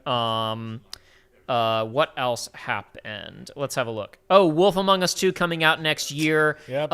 Who gives a shit anymore? Yeah. Now that we know that all of the work that the actual like original writers did was scrapped, and then they were like, well, never mind, we're going to go make Dispatch, and we're going to go make a Critical Role game. I have no interest in Helldivers. In Wolf Among Us 2 now. New Among Us game. It's going to be a single-player game. They showed a proper trailer. I say proper very sarcastically. Fishing! They showed a proper trailer for the Star Wars XCOM game called Zero Company, with almost no XCOM gameplay in it. It was very focused on cutscenes and story. Yeah, which there kinda was sucks. a little bit of it. It looks like it's going to be focused for party teams. They showed more gameplay in the reveal trailer that was a teaser. It was not a great trailer for Zero Company. They showed a very extensive trailer for Star Wars Galactic Racer, which Joey was like, who cares? And then the gameplay started, and he went, this looks like Burnout. And I said, oh, you don't know that this is former Burnout people making a Burnout? Yeah, no, it was not on my radar at all, and now I'm like honed in on it. They showed a new Gundam game. It looked like a Gundam, like almost borderline character action Gundam game. Yeah, it looked cool. I mean, it was so much like it looked like a Gundam, but we were like, what is it? I was like, I don't recognize this, so this probably isn't Gundam, and then it was. I said, and specifically, I say maybe character action because they didn't show enough. I don't like throwing around character action loosely. Yeah. But it wasn't like an Armored Core. You weren't customizing it. You had a Gundam from the looks of it that behaved a certain way. You had like a big old greatsword, and you were doing some. Oh, action right. stuff. I forgot. What? Stranger Than Heaven now has Tupac in it. God. Yeah. They brought Tupac back to life for Stranger Than Heaven. They brought him back, and they brought Snoop Dogg on stage and I to instantly be like, that's cool. And I instantly canceled my non-existent pre-order. This is a sick-ass looking fishing game, by the way. They're showing off. Yeah, I'm talking over your favorite genre. My favorite, yeah. You're the most underrepresented genre. We were just talking about Sega Bass Fishing soundtrack earlier. We were talking about racing games coming back. That was another one. I forget what it was called, like Clutch, I think. Yes. It was a new story-driven racing game from former Forza Horizon guys. It looked so Need for Speed coded that I assumed it was a Need for Speed game for a second because it had it showed like competitive F1-esque racing, but also showed like illegal street racing with cop cars. So that could be interesting. I'm always looking for the Racing Lagoon follow-up, and that could be it. Because it has official, like, legal racing, and it has illegal street racing. This game looks like if Dredge actually had real fishing in it. Yeah. And Dredge is awesome. That game rocks. Oh, there was this new single-player Among Us, comedy detective game announced. That's kind of funny. This almost looks like a 2D HD game. It isn't, but it almost looks like it. We're the co-founders of Real Games, a small Canadian indie studio. What are you guys up to? In high school, the two of us made a promise to each other. Threads of Time. Make a love letter to the JRPGs we grew up on. Damn it! Everybody keeps doing this shit. It's my idea. Make a love letter to RPGs they grew up on. Maybe this will be better than Sea of Stars, the other Canadian send-up to classic JRPGs that wound up being bad. It looked cool, at least. It looked cool, and the gameplay was cool. The writing was dog shit. And I'm sorry, I don't play RPGs for the turn-based combat, no matter how good it is. Not principally. Time-traveling RPG. It's also time travel based. Oh, I wonder what it's based on. Including a first look at our time ship, the Needle. To be clear, Sea of Stars was not actual time travel based, but it was very clearly inspired by Chrono Trigger. Yeah, of course. History. All in a quest to restore the order of the fallen Time Knights. You can go to the future. You can go to the history future. and see the dinosaurs. Ooh, they got they have 2D animated cutscenes for certain parts of the game. That's cool. This seems neat. That looks cool. This game, this world's neat. This world's neat. How you bend time is key. As our combos with It's crazy how just having the devs on here showing their game and talking about it, like even things that I don't really care about, I've been way more interested. Like, oh yeah, I love the Day of the Devs presentation. I keep getting my attention stolen by these guys yapping about their game while we're trying to talk. Who was that lady? She had a good design. I like that. It was cool. That was like the opening of Resonance of Fate, where that girl tries to commit suicide by leaping off of the top of a tall building. And someone saves her, but then it doesn't work, and then they just fall more, and then it cuts away, and it's like, what was that all about? And I don't know, because I've never beaten Resonance of Fate. Threads of Time. Joey, have you checked out Bubsy 4 at all, says Barry Bonapoo. No. Just the way. No, is that game fun? I've heard people say it's fun. Yeah, it's got a Metacritic of like 77 or something. That's right crazy. Now. Yeah, I know, right? What? The gameplay when they showed it, my immediate reaction was that it looked like a nutty Sonic fan game. It looked like one of the 100. I was about to Sonic say, why would I Sonic keep up fan with games. Bubsy? But I know who I am, so that's a very safe bet. I just didn't do it. The jokes might actually be decent this time as well. Like his obnoxious bullshit is mostly working.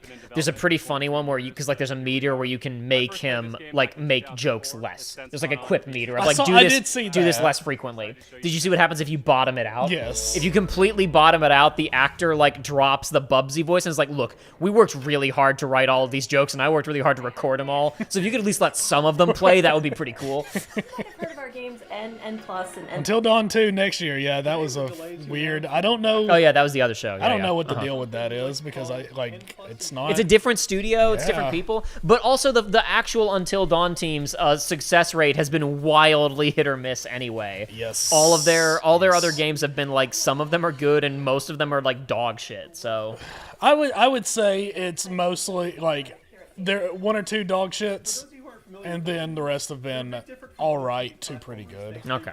From what I've personally played. Okay. I only have the secondhand knowledge of those games. The only one that I watched all the way through was Until Dawn. Yeah, I've not heard good things about this new one, but I'm probably playing it tomorrow. So. We'll see. Right, I forgot they literally just put out a new one. Didn't they? What's it called?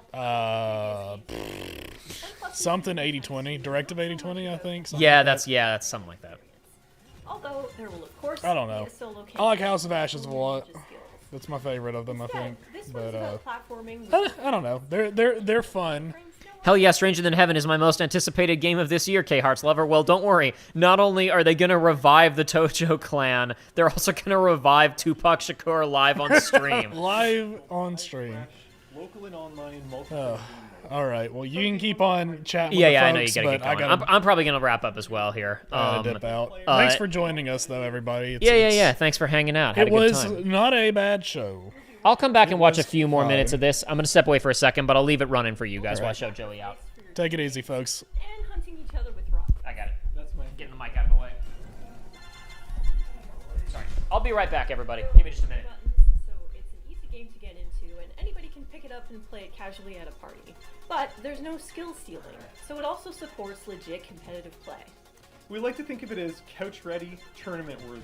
We've been making this series for a disturbingly long time, and we're very excited to put our 2 decades plus of game design experience into your hands. This is going to be launching sometime next year on all the platforms. If you want to get a taste for yourself, please head over to our Discord and sign up for playtesting. We can't wait to play with you and see what you think. And most importantly, please wishlist N+ Infinity x2 on Steam so that the algorithm doesn't hate us. Thanks so much, Day of the Devs, and enjoy the rest of the show. Thanks. Bye. Sometimes, a game transports you through the looking glass into a world that you can't help but be fascinated by. Our next title, Into the Unwell, does just that. Swedish developers She Was Such a Good Horse have created an action roguelite with a wild, unique world that you can explore solo or with friends. So settle in and get ready to hear the story of one strange cat. Oh, hello there. My name is Morten. I'm working on a small Swedish indie studio called She Was Such a Good Horse. We're working on a game called Into the Unwell. It's a rubber hose roguelite game.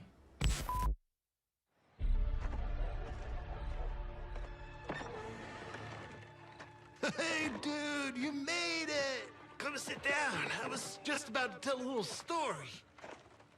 Have you ever heard about this very unlucky cat? No?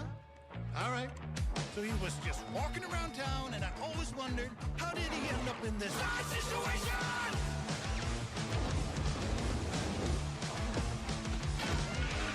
Oh, and he spent his whole life savings. His dreams of domination ended up in domination.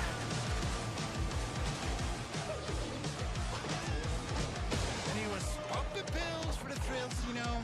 Uppers, downers, in-betweeners.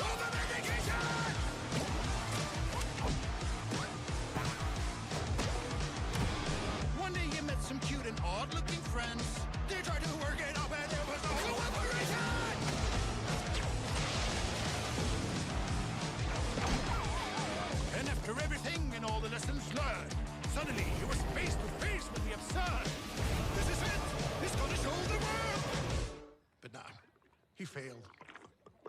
Anyways, the moral of the story is...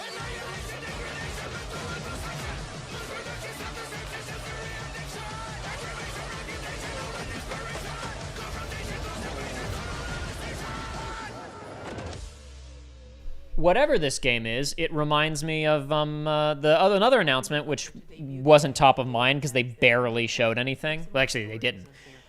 They announced Cuphead 2, another hand-animated game, but they also teased a smaller spin-off project that was more of like a retro, 8-bit style side-scrolling shooter. Forgot about that. That was another announcement of the day. This was, as Joey was saying as we were walking out, is like, I don't know, Geoff, if that was your biggest show ever, but it was a decent one. That wasn't a terrible show. And this is Bub, a narrative adventure game about making art, healing, and New York City. Making art, healing in New York City? That's what Perfect Tide Station to Station is about, though. Which I still haven't played. God, there's so much stuff out right now, dude. I got Mean in the Hollower to play. I got Mouse PI for Hire to play. I got 007 First Light. I still have to get around to Station, which I backed on Kickstarter, along with Mean of the Hollower. I haven't played either of them yet. I've got a Station code that I haven't used yet. But Bub is an artist, and he's constantly bringing the player... Played the Quarry recently, and that shit is doo-doo. He might dive from a pen and ink style New York City directly into a childhood school hallway and into a show choir performance where he's nervous if he'll be able to dance. First Light game is solid. Yeah, I've seen a little bit of it, and Joshua beat it the other day and has been begging me to play it. He didn't he liked it a lot. I think he had some issues with it that he wants to discuss with me, but he's biting around it. I don't know exactly what. I know Mina's good, Ninja Bunny. Trust me, I know. I know it's good. I just haven't had time to play it yet. I've watched it. I know how good it is. I mean, I recognized how good it was. I played, I backed it. So I saw, it might have been exclusive. I was trying the other day to find it again because they did a stream years back where they showed off like the crypt dungeon, and I couldn't find it. So it might have been a private stream that I was in because I was a backer like 3 years ago and I don't remember. And I played the demo. And I've seen plenty of footage. That game is immaculate. It's crazy how thoroughly considered, polished, feature-rich. Every screen has a secret. Mina the Hollower is nutty. Nutty how much work is on display in that game. Into the bottomless pit of despair. Trailer from last month was so good for Stranger Than Heaven. Rewatched it at least 50 times. Ninja Bunny, you weren't in here. You just came back in. You're saying you're not gonna boycott Stranger Than Heaven now because of what happened? Do you know, Ninja Bunny? About drawing connections between your own hardships and difficulties and using that to... That's the worst one too. Oh, the worst dungeon? Oh, I believe that is the one that they chose to show. It'd be the simplest one. Ninja Bunny, do you know what happened with Stranger in Paradise today? Stranger Than Heaven, excuse me. Not Stranger of Paradise. Stranger Than Heaven. Do you know what happened today, Ninja Bunny? They went crazy. They went crazy mode on stage. We've been lucky to collaborate with our Waiting for Sale for First Light didn't grab me, despite their enormous marketing push. Ninja Bunny said, no, I was at work.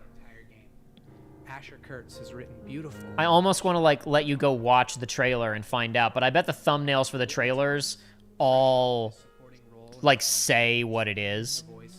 I imagine they're all say what the trailer is. You know how it stars famous rapper Snoop Dogg and his son? The game now stars another famous rapper, Tupac. They brought Tupac back to life. They digitally revived him. It's really bringing the game to life. We're so excited to share this game with you in 2027. Oh yeah, this did kick us to the Day of the Devs stream, so I can't go back in time to find it. Tupac's in the game. I'm sure if you go back and watch, you can see it in my eyes. I bet if you go back, you can watch me, because in my brain, I went, okay, this is another rapper, I'm sure. Who is this? Kind of looks like Tupac. And then it said Tupac. Hi, I'm Mike Fox. It's so hard to be a Yakuza fan now. They keep doing bad things. No, it's okay, Ninja Bunny, because because Snoop came out on stage and said it's cool that they do this for Tupac. Didn't Kendrick also... I'm pretty sure it was Kendrick who digitally revived Tupac for a concert a couple of years ago. He had like a digital version of Tupac pop up. Nagoshi might have actually been the secret sauce all along. Well, now we'll never know. Listen, if Gang of... What was it called? Gang of Dragon. If Gang of Dragon had come out as a point of comparison, then maybe we could have found out. But now we'll never know. We will never know for sure now. And yeah, Ninja Bunny, if you haven't seen, they did in fact reveal Part 3 of FF7 at the end. That's why I ripped out and revealed my Superman shirt. At the park for a fun vacation, but one guy peed in the pool. My frog shirt. And it's called Final Fantasy VII Revelation, and it wasn't a short teaser trailer like when they announced the title for Rebirth. It was a full 3-minute gameplay trailer, and then a deep dive afterwards. It was 8 minutes worth. No, what am I talking about? It was like 11 minutes, because the trailer played, and I was like, that was a really good trailer, but this is the last thing they said, and there's like 7 minutes left, and then they kept going. Huge presentation. They don't normally do deep dives on stage at these things unless it's at the Microsoft show, and obviously the Microsoft show always ends with a deep dive into one particular product. They don't normally do deep dives at Summer Geoff Fest, but they gave it a full 10 minutes. Solid presentation, by the way. Game looks good, and by it looks good, I mean they didn't change too much from Rebirth.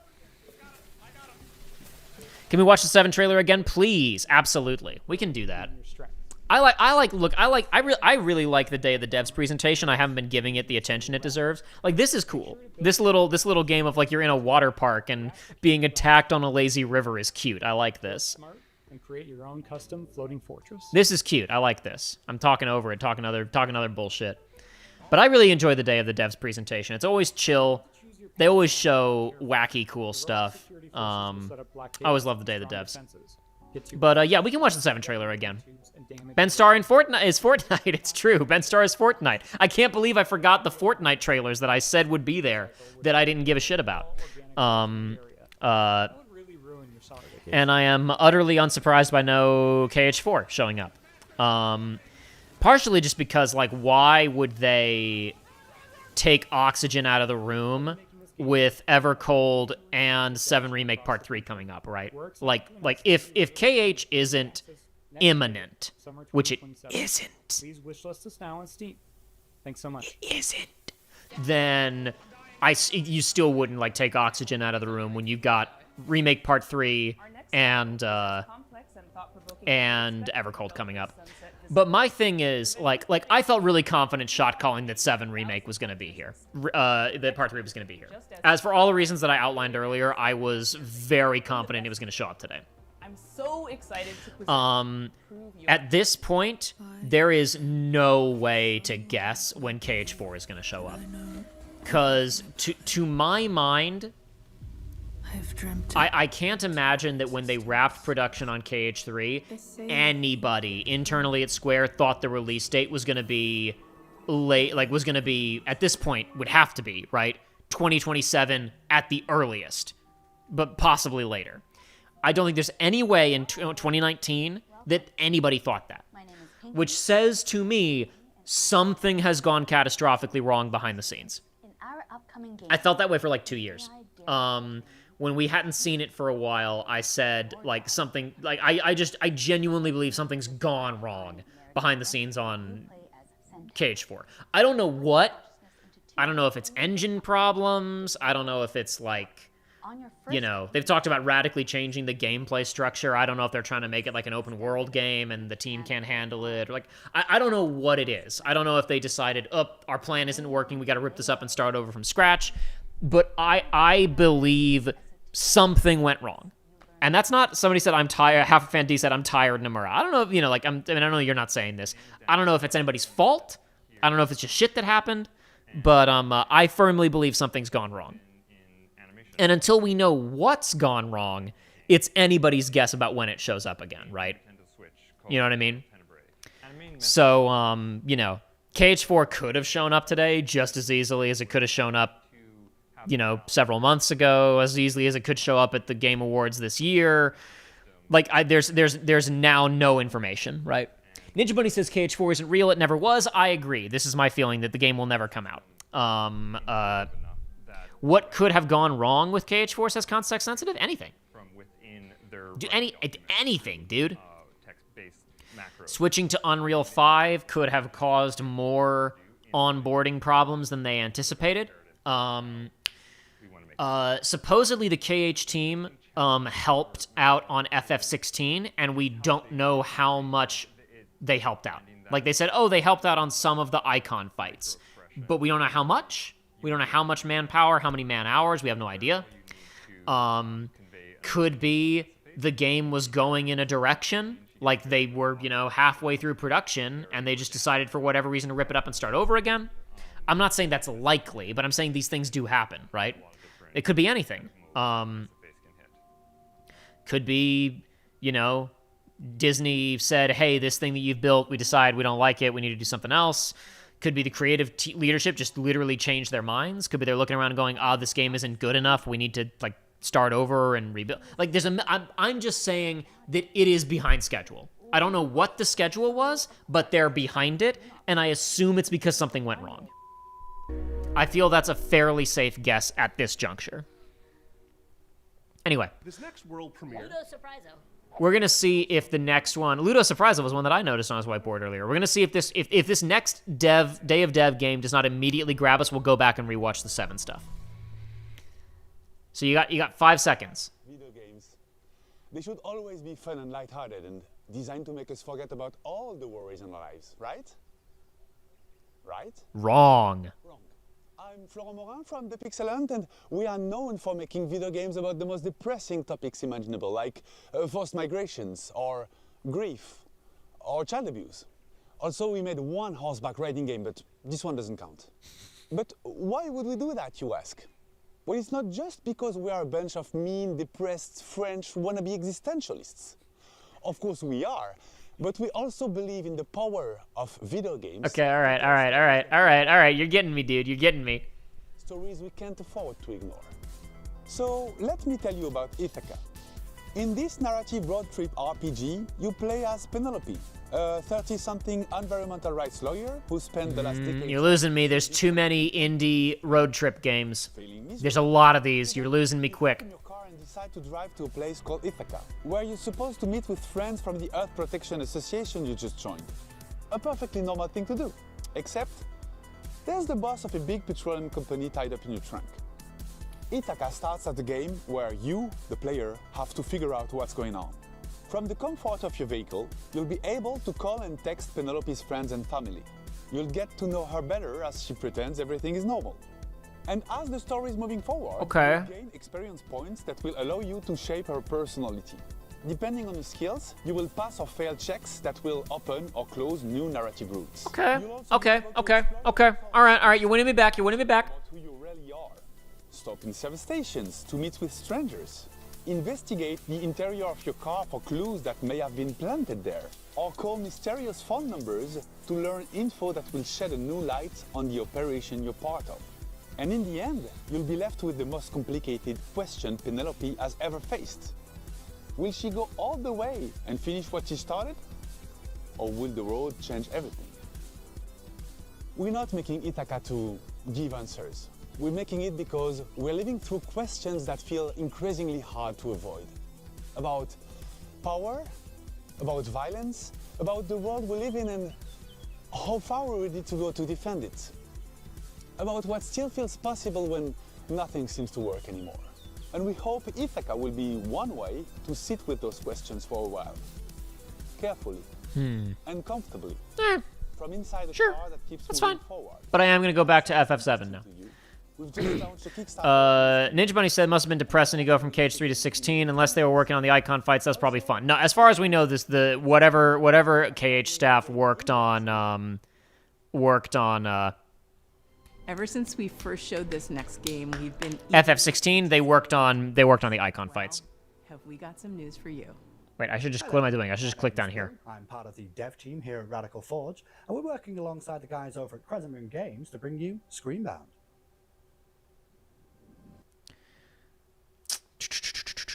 Okay, alrighty.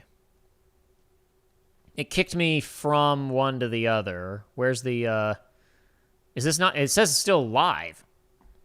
But it wouldn't let me go back to the normal part of the show.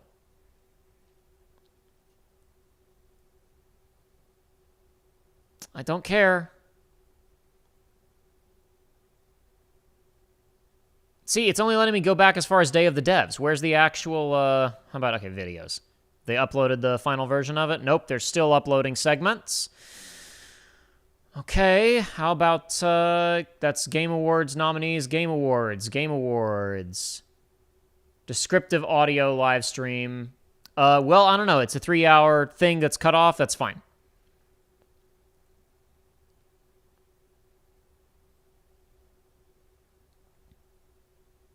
Hopefully the descriptive audio won't be too distracting. Oh, Half a Fan D asks, have you checked out The Twilight Project, Jacob? I keep thinking you're missing whenever I ask. I have no idea what The Twilight Project is. Sorry. You'll have to fill me in on that one. Not familiar. Any guesses? No. And frankly, I don't know what I could say to set this moment up besides this. Get ready for the final battle. They did a funny thing where they had Hamaguchi come out on stage, for anybody who wasn't in here, to introduce, you can see it here, to introduce some Tifa in Street Fighter. And that's like somebody from Capcom and Hamaguchi. And then Geoff was like, "Thank you both. We'll see you both later this year." And then 30 seconds later, they played the 7 reunion or Revelation trailer. It was pretty funny. Long ago, a shadow fell upon our planet. Text. Development footage captured on Guided PC. by calamity, Shut up. One man sought dominion through reunion. By his will, a star fell. Sephiroth unfurls his wing. Okay, well, I can't do this. I can't do this. Is there another audio option? No? Okay. Who is he holding? These are all robed guys. Yeah, he is holding Cloud. I thought so. They thought he was holding Cloud. All right, let's try again.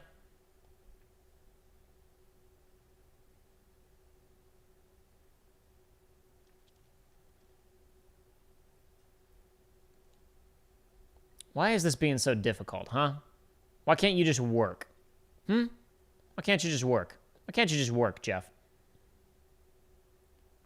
This is very strange, because it's not letting me go back any further than the Day of the Devs. It's like, you see, this is as far as back as it goes. Cuts off there. Okay, hold on.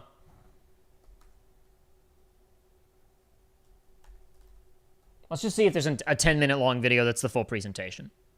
Oh, hey! That's the official splash art? All right. Okay, there we go, buddy.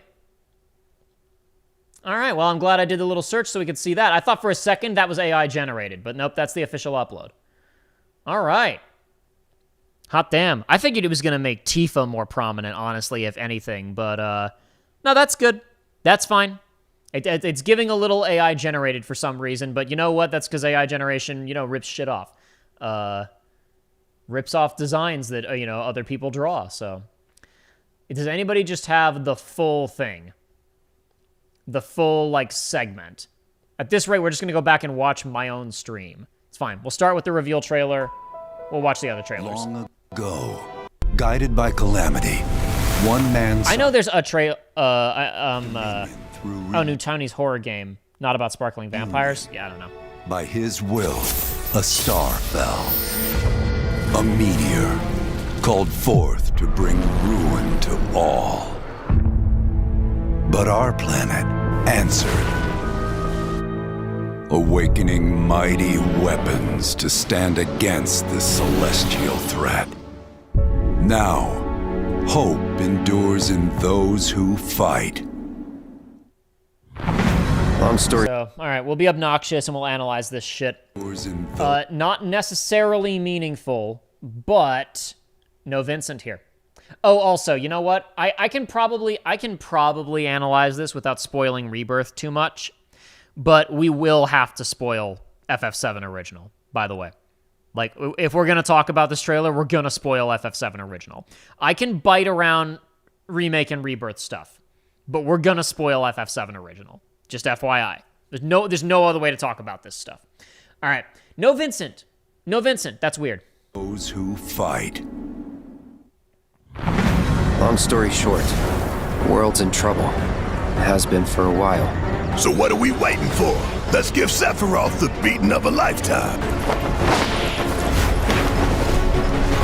And he just goes straight down. So yeah, here we see this is very clearly. I mean, I recognize the layout. This is the grasslands area from Rebirth. At least I'm pretty sure. Yeah, this is a little farm where you get sent like very first thing when you get there to get directed to Chocobo Billy's farm. This is where Chocobo Billy's truck is broken down. This is the broken bridge coming out of Calm. And yeah, you can see the ranch over here behind Red's ass. There it is, over here. Yep, and there's one of Chadley's towers. So this is the Midel region, and this is Wutai. These are really the only two regions we have left, other than the Icicle Inn region and the Great Glacier. The only real like big open world areas we have left are Midel and here, because while we do have Rocket Town and the area surrounding Rocket Town is just like a grassland. I don't think they're going to bother making a huge zone when we already have a standard grassland to repopulate with quests. You're mine. There he is transformed. I'll make this quick. Just letting you know right away that you can in fact transform when you're Vincent. Sky's the limit. Sid doing Dragoon shit. I'll make you proud. And for anybody who doesn't know about this yet, if anybody just showed up, what's up with this outfit? Do this. I'll make you proud. And her throwing a big lightning ball. And Cloud's also in a different outfit. What's up with this? We'll get to this later. Just ain't your day. Chadley is not in the trailer, Barry. No, trust me, I was looking for him. Oh my, is that a weapon I see? As far as I can tell, A one-woman army. these things don't distinguish between friend and foe. Save the planet by killing her protectors. So let's have a look. This seems to be Midel, probably. Not Midel blowing up like I thought it was when I was initially watching the trailer. It looked like it was just that barricade. This looks like it's in the desert outside of Gold Saucer, which is where obviously you could fight Ruby Weapon in the original game.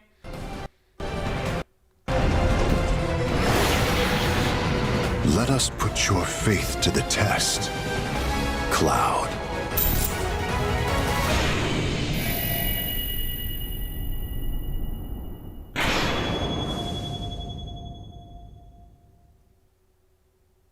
Never would have made it this far without you guys. And I won't let you down. I promise. At last, the promise is fulfilled. It's on Epic Game Store and Steam. Wow, I wonder which platform will do better.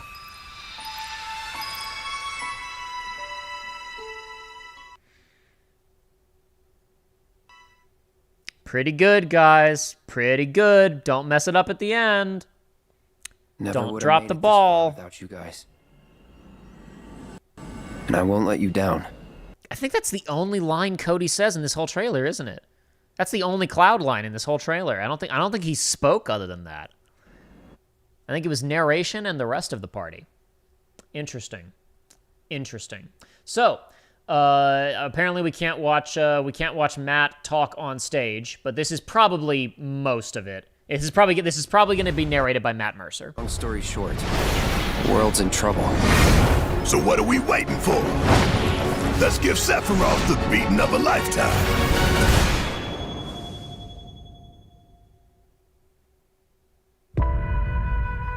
As we reunite with our heroes, the meteor looms in the sky. See, right here, not to spoil anything about Rebirth, but if you know anything about FF7 original, you could already guess this from stuff we've seen here before. There were only 2 places that Rebirth could have ended, and one of them was literally with this shot. There were only 2 acceptable places ever to end Rebirth, and one of them was right here, and they didn't go with this one. For reasons that are fairly obvious. In the sky. Go away. Shut up. Go away, cynical. Eyes above. A constant reminder of your mission. And the grave threats you'll confront as you embark upon your journey. Don't worry, Barry. We'll watch out for Chadley. He might sneak in here somewhere. And face the epic conclusion of the remake series. Oh, they're gonna kiss! Did you guys see that? And face He had his face cupped beautifully. Oh, Cloud. Your jaw, your cheekbones are so... And he's gripping him by the hand, too. Oh my god, he is about to plant one on him. That's crazy. Of the remake series. I'm gay as hell, boy. Aboard the Highwind, your very own airship, and the pride of the Shinra fleet, you'll take to the skies and witness our most expansive open world yet. From the outskirts of Midgar. Outskirts of Midgar. Okay, that's a new zone. We were not allowed to get this close to Midgar in Rebirth. We were miles and miles away. That will require literally completely relaying out the open world, though. Because, like, Midgar was on the open world map, but in a way that didn't make any sense. You can only see it from the ocean. And, like, its position and its scale did not check out at all. To the sun-drenched Medial Archipelago. To Medial Archipelago. Warrior nation of Wutai. So this is the one that's interesting to me. Thinking about how do you make a ton of new content for this game. If we shift immediately to focus on the weapons, and it doesn't matter, but like the trilogy has been setting up renewed open hostilities between Wutai and the Shinra Electric Power Company for basically its entire runtime. It's been setting that up since Game 1. Game 2 goes further with it, though, in a way that confused the hell out of most people because they explained it really poorly.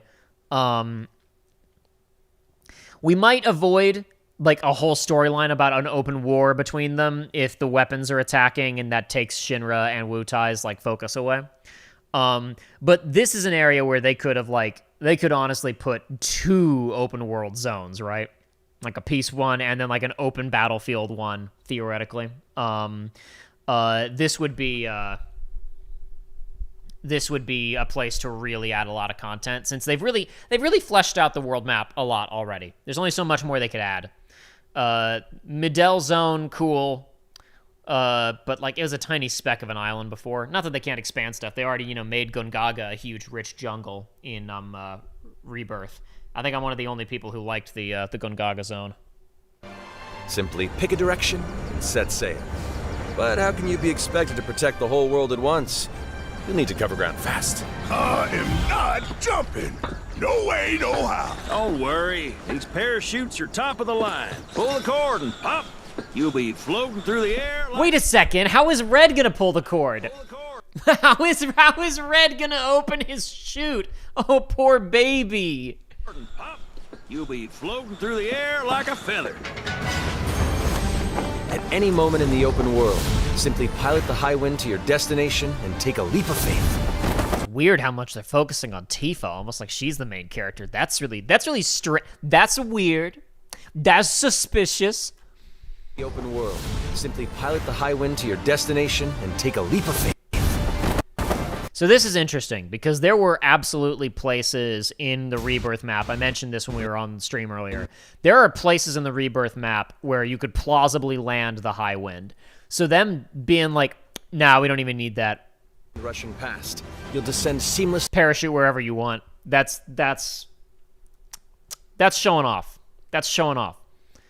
From the sky above to the ground below. Now, how much it said seamlessly, because you can't just land wherever you want. There is ungoable terrain in Rebirth, for sure. There are huge sections of the map you're not allowed to go to.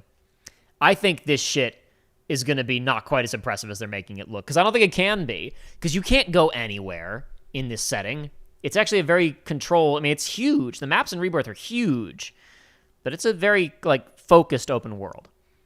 From the sky above. I see Tears of the Kingdom, says K-Hearts. God, I hope not. That game blows. Game fucking sucks. To the ground below. Where will the wind? Okay, they're running around right in front of Shinra troopers who aren't killing them. Interesting. Now, obviously, there are places where it's like, oh, they just genuinely don't recognize the gang. But the gang is also, like, obviously highly wanted. This very much feels like... You know what? Hold on. I'm just going to take this off the stand and hold it, I think, because the stand keeps falling over, and I want to lean back against the sofa and not lean forward toward the microphone. So I'm just going to hold it. Come on. There we go. Just going to hold the mic.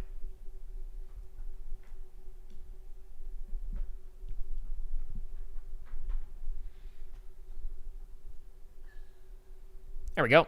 Better. All right. Let's continue. Guide you first. That freedom is in your... That's interesting. Below. So they are, Winds guide... Maybe at this point it's like, well, the Avalanche guys are the only guys who know how to deal with the weapon thing. I guess we may as well work with them. That could be interesting. You first. That freedom is in your hands. But no matter Happy your Turtle destination, restaurant. To defeat your enemy, you'll need a fighting chance. Okay, And this is outskirts no of matter your Midgar. destination, to defeat... So this looks like an old zone, but it's not. This is definitely outskirts of Midgar zone. Your enemy, you'll need a fighting chance. And that... Central Shaft. Yeah, this is definitely yeah, whole gang's there. This is infiltrating Midgar right before the end of the game. Starts with your trusted allies. At long last, with the world teetering on a blade. And here's the beginning of the game. Okay, so all right, little theory crafting, right? This is going to be the opening of the game. What we're looking at right here. They might just genuinely skip us past Icicle Inn and do that later. Which is already something I thought, like, again, if the game had ended with Tifa looking out that window in Rebirth, then they would have just skipped from Temple of the Ancients to right here. This might be how they open the game, and we do Icicle Inn later. And if that's the case, they'll just say Vincent's doing something else. Vincent stayed to guard the plane. And that way, you're not introduced to 2 new playable characters at the same time. And then we'll link back up with Vincent later. That's the guess. Blade's edge. Everyone assembles at Cloud's side, forming an epic ensemble of heroes, each with their own story that brings you closer together than ever. If anybody from Square is watching this, my professional marketing advice to you, to help save the Final Fantasy brand, because I've been thinking about this a lot, you need to work with Matt and the Critical Role guys, and you need to say, hey gang, how would you like to do a Final Fantasy themed expansion to Daggerheart? We'll pay you, and we'll also pay whatever we have to for an 8-session miniseries. Matt, you DM it. You can set it in any Final Fantasy world you want, or you can invent a new one that just heavily utilizes the iconic jobs and chocobos and monsters. And we need an 8-episode Critical Role miniseries with the original cast. Because Critical Role is more popular than Final Fantasy. But a good use. Right now. We need the young people, gang. We need the young people desperately. This series is for unks. Assembles at Cloud's side, forming an epic ensemble of heroes. Do a Daggerheart expansion with new subclasses that are based on the FF classes. It'd be really cool. Each with their own story. Have Laura Bailey show up dressed in like a white mage outfit. It'll do more for the brand than this game will. I promise. Story that brings you closer together than ever. But a good unit needs more than friendship to save the day. It needs a disciplined combat regiment. The hybrid battle system, established in Remake and refined in Rebirth, is perfected. You think flashback or return to Icicle Inn later? Oh, return later. They'll just make up a new reason to go. Because previously, I mean, like, they've done a lot to recontextualize these zones and give them more plot relevance than they had previously. And Icicle Inn has nothing other than Elena harassing you, and if you know where to look, Aerith backstory. And they won't open the game with that. I don't think. The snowboarding thing is all, like, there's the whole tonal dissonance of the snowboarding. They're not going to open the game with snowboarding. They'll invent a new reason to go back later. That'll be a new part of the huge materia quest, or there'll be a weapon there. Hybrid battle system, established in Remake and refined in Rebirth, is perfected in Revelation, putting even more power in your hands. In fluid, real-time action, seamlessly switch between party members to even the odds. I can't tell. I don't remember if that's a new Tifa and Barret combo or not. To unleash a suite of powerful new spells and when the fight calls for strategy, enter tactical mode to even the odds. Then, when the fight calls for strategy, enter Tactical Mode to unleash a suite of powerful new spells and abilities. Activate. Enter Tactical Mode to unleash a... This is the only part of the menu that looks even a little bit different, is they've now got portraits of the characters to make it more obvious. I guess there are still people who are not swapping between characters when they press X on this screen, so they're making it even more obvious. Powerful new... Braver, / focus, thrust, assess. That's his normal starting kit. Spells and abilities. Activate devastating... This is on Midel. And Cloud has no moves. This might be right out. He might only be with us for the opening dungeon, and then he just and then he fucks off for half the game. Synergies with your companions. And of course... Okay, hold on. Oh, okay, all right. Just a little like stagger type stagger star element 5. Okay, that's different. Magic pot green means it's probably there to heal you. Type stagger means it's there to build the stagger meter. Titan type strike probably means straight damage. So they're making it more obvious why you should use old summons as opposed to just using the strongest and most recent one that you got. Okay, that makes sense to me. It's an ATB pip and a synergy pip to summon. I can't remember if that's how it was in the last game or not. Of course, call on mighty summoned entities that can... Isn't Critical Role more popular than most game series? Most long-running franchises are for Unks, I fear. Yes. Yes, that's correct, Dean. I'm blind for the most part on this part of the game, so I'm excited as hell. Like I said, I'm gonna spoil FF7 in this presentation. I'm gonna talk about the ending of FF7. Maybe not the very ending, but like at least what we're seeing here. So like, you know, just keep that in mind, gang. Why would you ever swap characters why would I ever swap characters when I'm already playing as Yuffie, though, says Ninja Bunny. You know, you're making a really good point. In the tide of battle. Is summoning cool? Because Matt emphasized it after the presentation. They're really emphasizing it here. Does anyone in the public... Is summoning a cool feature that attracts someone to a game? Is anybody impressed by this anymore? I'm not saying it's unimpressive. Like you know, the idea of summoning a big monster to fight for you is funny and abstract. Pokemon is still popular. We saw Pal World 1.0 during this. That's another big announcement we forgot about. They announced Pal World 1.0 today. But my question is this a feature that even begins to make somebody go, maybe I should play this? I don't know. Summoning hasn't been cool in any real-time FF. I think it's cool enough in 7 Remake. It's not that good, but it's cool enough.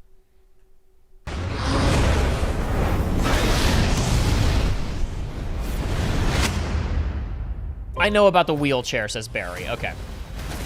All right, yeah. So on stage, they went back to Hamaguchi and Matt talking, and then queued up this next bit. All right, but so that's all we're missing is kind of the segues. Bam. Bam. I won't return to my coffin until we've put Sephiroth in his. Vincent is what a cool guy. What a cool thing to say. Those are definitely Dark Whispers in the background. These black robes with the glowy. Not to get into Rebirth shit. Those are Dark Whispers. This feels like this has got to be scraps of a Genova boss that he's blowing away here. We've put Sephiroth in his. Vincent is a deft gunslinger, capable of delivering precise high... He has Red Dead tech! But there's... All necessary materials gathered for the high potion on the to-do list. Okay. All right, never mind. This is Crystal Catacombs at North Cave. Okay. So he's going to come in halfway through. He's going to have like scouted ahead, or he's going to catch up with them or something.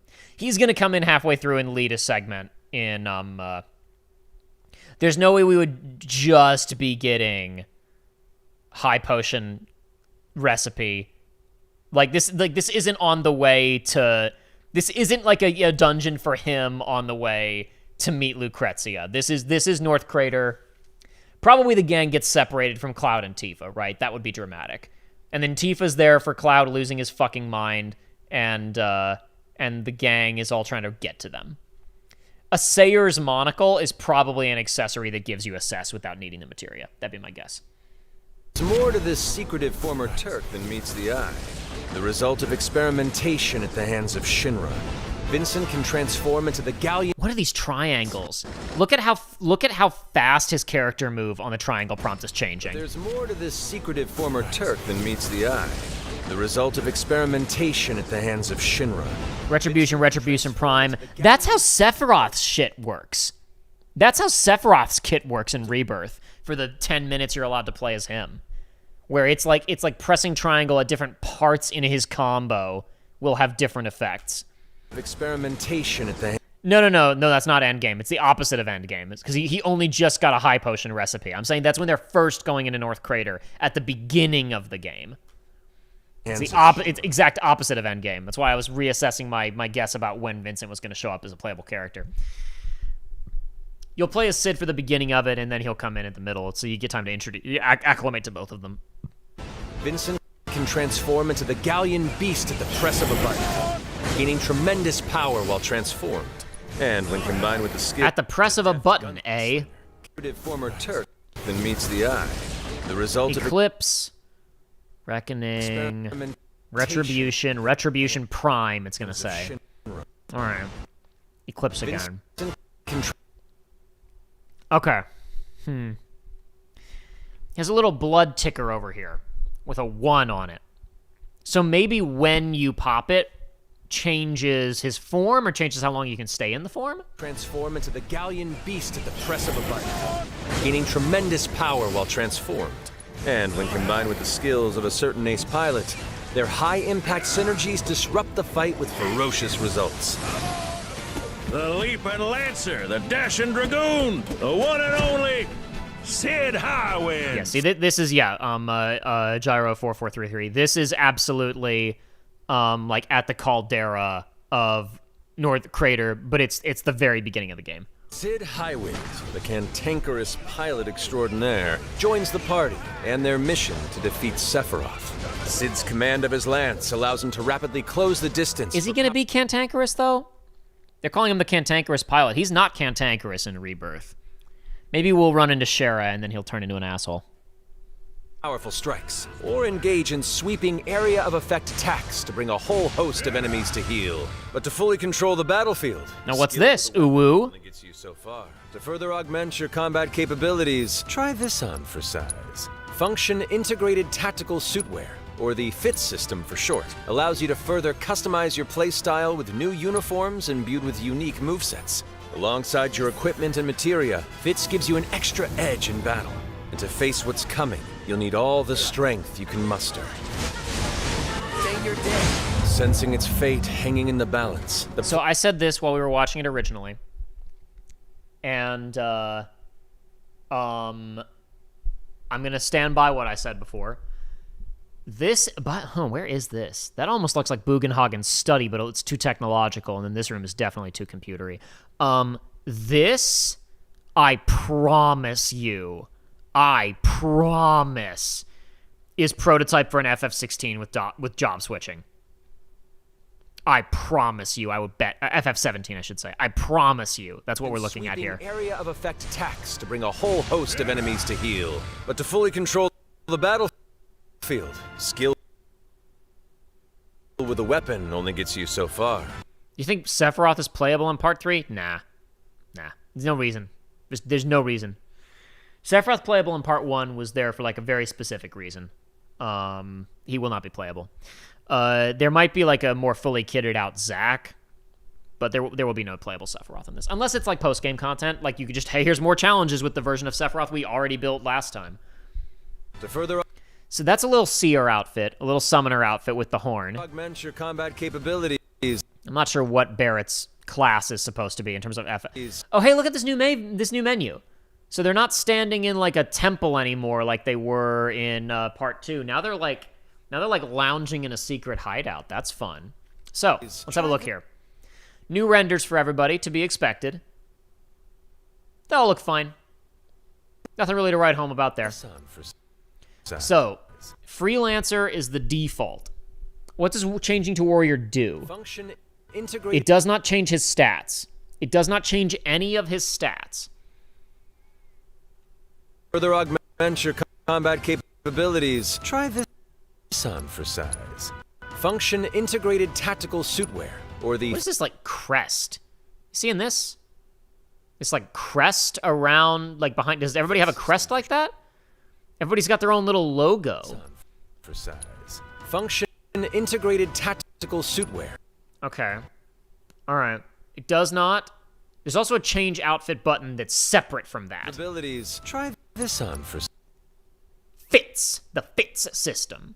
So you can change from freelancer to something else, but that's separate from change outfit. Size. Function integrated tactical suitwear, or the fit system for short. Allows. And she's got black mage. You to further customize your play. She got cool boots. Look at those boots that she got. Look at those boots. You guys seeing these? Look at these boots. Look at that. Check that out. Yeah, those are cool boots.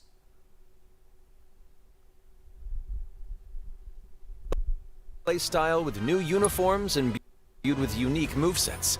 Okay, hold on. Further Let's have a look function here. integrated tactical suitwear, or the abilities. Try this. Okay, so diamond turns into a sword. Function integrated tactical suitwear, or the fit system for short. Diamond turns into a mage staff. New uniform. Did her stats change? Did her MP or her magic attack power change? For short.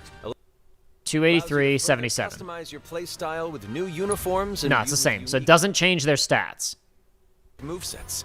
Alongside your equipment and materia, Fits gives you an extra edge in battle. So I mean that looks like a the fact that it has like a whole like wind up animation with a cinematic camera means it's a new ATB move that's like based it's like to her kit. It's not like she's just casting fire. But how like I mean is she still like punchy? Coming. You'll need all this. So what? And like okay, now Cloud's a warrior, so he gets sword moves like he already has. Sensing. That was like a new version of his Thunderbolt blade. In the previous game, he had an attack that did thunder and fire damage. Here he does a sword attack that seems to do wind damage and then fire damage. Sensing its fate. All right, there's no information. No information is what I'm getting from that. Fit system solves the missing white mage problem. I disagree because Aerith's kit isn't really about being a white mage, just being a mage, right? Like, anybody can be a white mage if you just put heal materia on them or prayer materia on them. Her kit was actually more about making, like, her kit was about putting down wards that made materia stronger and her basic attacks stronger. So, I don't know. Not enough information about this system. I was like, maybe I'll notice something rewatching it, but I don't think so. Like, it seems like maybe it just swaps around some of your default ATB movesets. I don't have enough information about the Fits system yet. New moves are better than simple stat changes. No, I agree.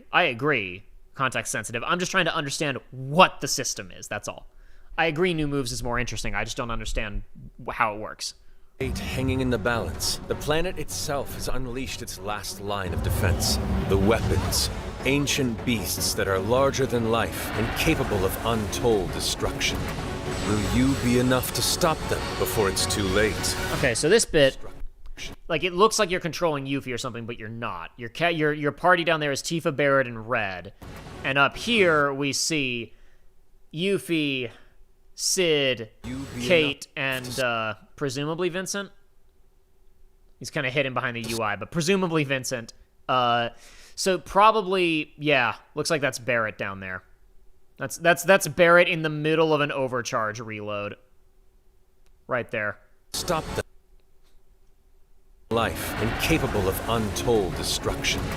Will you be enough to stop? Or maybe not. No, okay. He was totally frozen. But we've got a party down there doing stuff while the other... Well, we're buying them time to charge up this super laser. Before it's too late. As the world is torn apart. Fits Advent Children costumes, I bet money. Nah, because the Advent Children costumes don't change their jobs. But Advent Children... there was a button to just press and change outfits. In Rebirth, there are alternate costumes, but you can only wear them at very specific points unless you're in post-game. But there was a button that literally just said outfits on the main menu. So you are going to be able to change outfits, and the Advent Children costumes will be in the game. Promise. You and your friends must unite. In Revelation, we come to the thrilling conclusion of the Final Fantasy VII saga, and your mission is clear. Take up your Buster Sword, equip your materia, and stand together. One last. Equip your materia and stand together. They're freelancers in almost all of this footage. You can tell by the little diamond, like there's little diamonds here next to their names that are just generic. However, right here, nope, looks like they're still standard. I bet that's some Genova monstrosity in literally the first dungeon, because there's no diamond next to their names, but there are diamonds next to their names in almost every other one of these shots. So I bet that's before the Fits system is introduced. Conclusion of the Final Fantasy VII saga, and your mission is clear. Take up your Buster Sword, equip your materia, and stand together. One last time. These skies belong. Last time. Now the water spray chocobo was blue and exclusive to the Nibelheim region in Rebirth, so that did stand out to me when I was watching this before. That's different. These skies belong to me. Hope you're ready. Ouch.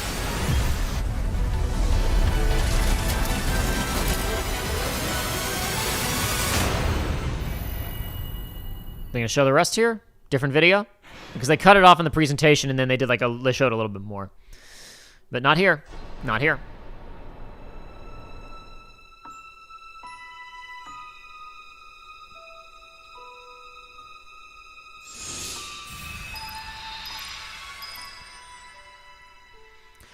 Weird that it's not a new render on the right. It's just Sephiroth walking through the flames in Nibelheim. We've seen that shit before. Like, this is distinctly from these two games. Maybe that shot of Sephiroth is new, but this render of him ain't. That's old. That's old news. I mean, I guess it's more dramatic than making it a Tifa render, but a Tifa render would maybe be, like, a new Tifa render would be more appropriate there. But whatever, it's fine. Not a big deal. Oh yeah, Monster Hunter Wilds Ascendance. Joey and I both forgot to mention that as a thing that happened, even though that was something Joey was talking about happening beforehand. Because neither of us give that much of a shit, I guess. Even he doesn't care that much.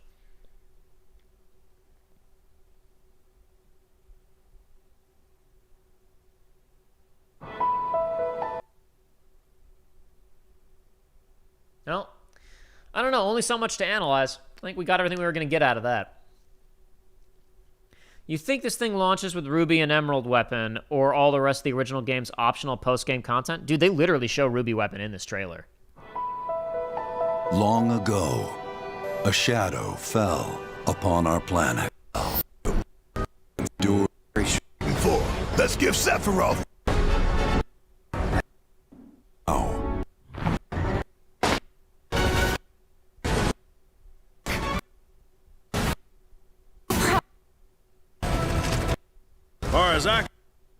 Killing her protectors. Yeah, right there. There's Ruby. He's in the trailer, man. Emerald's going to be in it, too. They just aren't going to show submarine stuff in the first trailer. That's a surprise. That's a surprise tool for later. Let us put your faith to the test, Cloud. No hint at whispers doing much of anything. Oh, there are whispers in this trailer. Oh, are there ever whispers in this trailer? There are several whispers here. There are several whispers here, dude. Never would have made it this far without you guys. Those are whispers. Those are white and black whispers in the background. If you haven't played Rebirth, you don't know the difference. But there are white and black whispers in the background here. And at the beginning of the Vincent gameplay reveal, when he's nonchalantly shooting shit, there's black whispers in the background. And I won't let you down. I promise. At last, the promise is fulfilled. Objectively very funny that Tifa's so tiny on the cover art and Aerith is so big. I mean, this probably ain't the cover art. I don't think this is the cover art, per se. If we were to go backwards, we'll probably find that, let's go backwards and try to find thumbnails for Rebirth.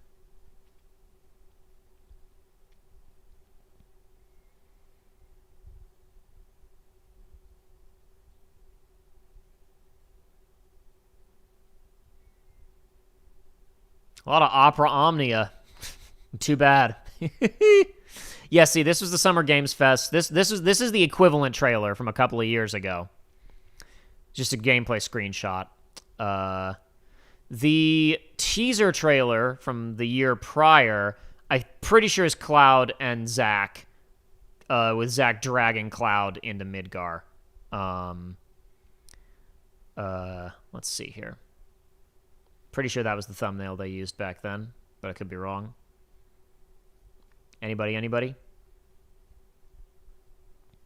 I might be back too far now. Look at dude, First Soldier. Opera Omnia, so cool. Oh boy. Man. They posted a lot of videos back then to promote this shit. Now they post almost no videos. Like, we were out of this year almost instantly. And now we're scrolling back past all kinds of crap, man. They were posting like crazy. They were post-maxing. Intergrade final trailer. Okay, I've definitely gone too far. Doesn't matter. They've had a bunch of different splash art, but they did not use the actual cover that was Cloud and Zack with Sephiroth in the middle and the two skies. Like, they didn't use that for any of the thumbnails. That's the closest any of these look to being, like, illustrated art because of the weird visual effect that's happening around the Temple of the Ancients. What's going on with Yuffie here? Hey, baby. She's 16. That's inappropriate. I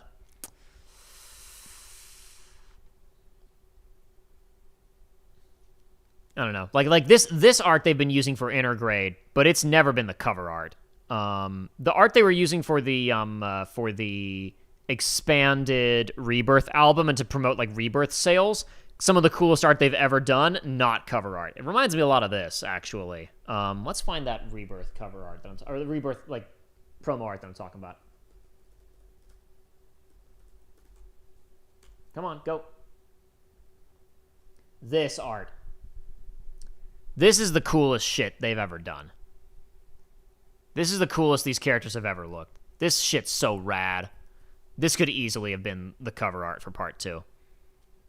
This shit's so cool. Look at this. Look how awesome this is, man.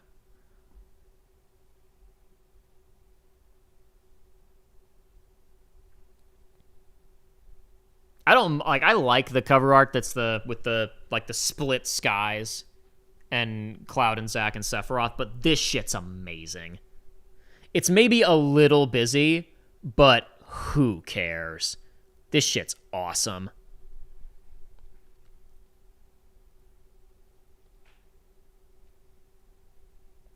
Well, anyway.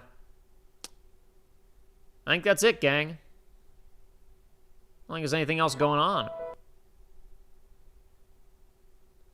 That's the end of Summer Geoff Fest. Boy, they still haven't finished uploading all these videos. That's real funny. That's real funny.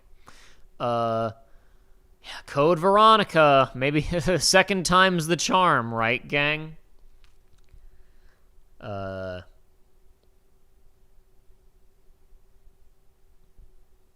don't know. Virtua Fighter will hopefully be good. And, I don't know. Ever Crisis was weird, Ninja Bunny. It's still going on. What do you mean, was weird? We still gotta deal with that shit.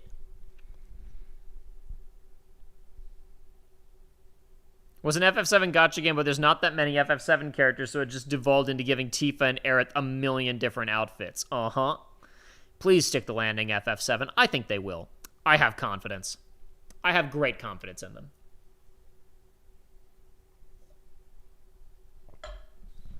I think the ending of Rebirth is super duper smart. I have great confidence in where they're going next. FF7 Reboot, FF7 Reawaken, FF7 Really Neat. Reboot and Reawaken the YouTube channel. Don't really remember the Rebirth marketing. It was a very heavy emphasis on open world, wander around type shit. Very heavy emphasis on that. Aerith is the secret main character of Revelation. Maybe. I don't know. People last time around talked about, you know, like I'm not going to spoil too much about Rebirth, but people thought that it would have heavier Zack involvement than it wound up having. Maybe this time around. Galactic Racer premiere trailer. This was not a reveal. They've had multiple trailers for this game. Anyway, cool. There's a new Burnout game that happens to have a Star Wars skin. But I think that's gonna be it, gang. I think that's it.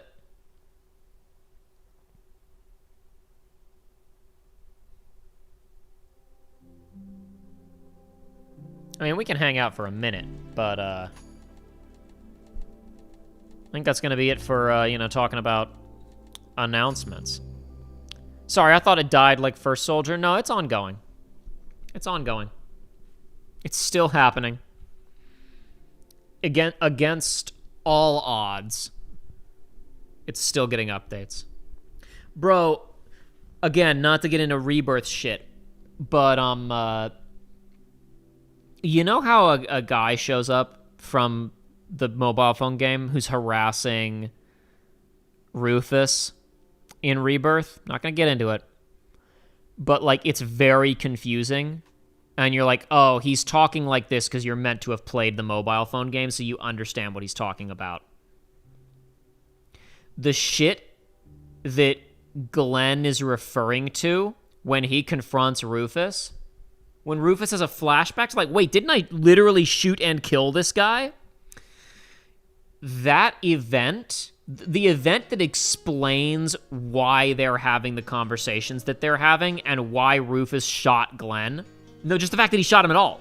Like, all of the shit that they're talking about in Rebirth did not happen in First Soldier until last October, and it was a limited 1-month event.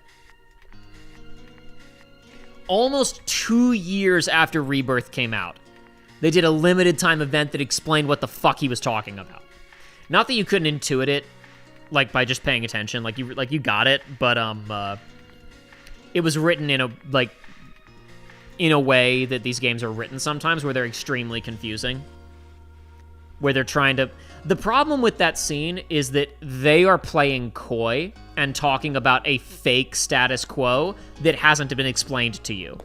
That scene, they're describing a status quo that you don't know about, but they're talking about the status quo sarcastically, because the status quo is a front, but the status quo hasn't been explained to you yet. So they're talking about how this thing you don't even know about is a lie. Those scenes are terrible, dude. Worst scenes in Rebirth, and nothing to do with, like, the fact that it's from a mobile phone game. It's just exemplary of all of the worst writing habits of this whole company.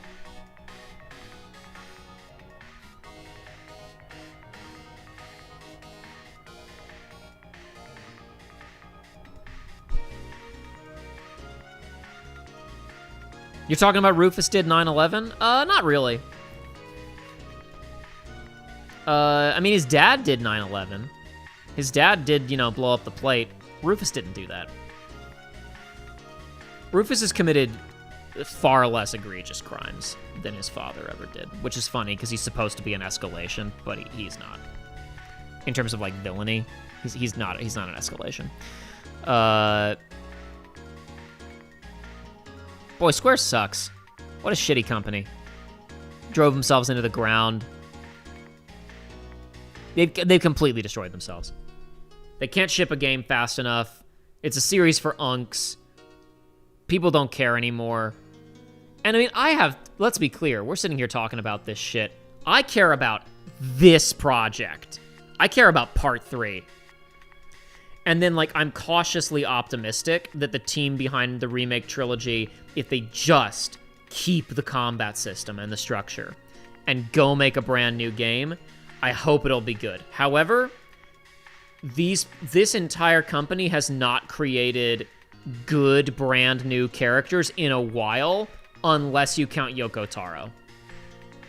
And Yoko Taro isn't even fucking working on anything for them. He's off making a fucking Evangelion show. This company's turbo washed.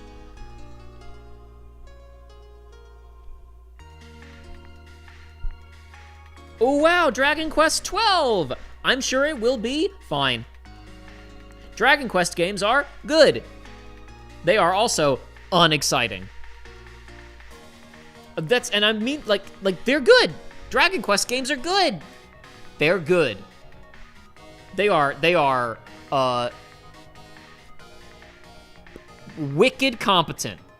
They do what they do, and they're Dragon Quest games.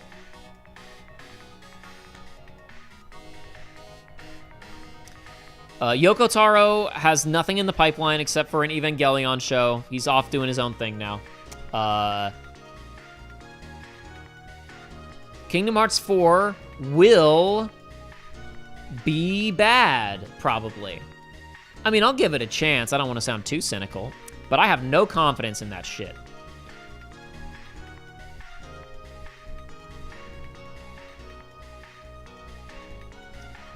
You know what would really suck? If there are Marvel movies in that new Kingdom Hearts. And I don't mean like, because I like the Marvel movies. I still enjoy Marvel. I haven't watched any of the new ones, like other than Spider-Man, the 2 Spider-Men since Endgame. Like, I'm not terribly invested in what's going on now. But like, the Marvel movies are good. However, sending Sora to the Marvel movie dimension is the worst possible choice they could make. Tetsuya Nomura has literally designed his own Iron Man armor for that action figure a couple of years ago. Why would you not let Square work with Marvel? The same way that Pixar was like, hey, you guys don't remake Toy Story. Create a cool toy story that only you guys could make. Which I appreciate that advice, like that suggestion, but that Toy Store wound up being kind of lame. But I appreciate the idea. Design a Square Enix toy store. We should see Square Enix X Marvel. Final Fantasy X Marvel. Show me Scarlet Witch in like a black mage costume with like, you know, like a really deep scarlet that verges on black, right? You know what I mean? Show me Iron Man with like paladin shit going on, right?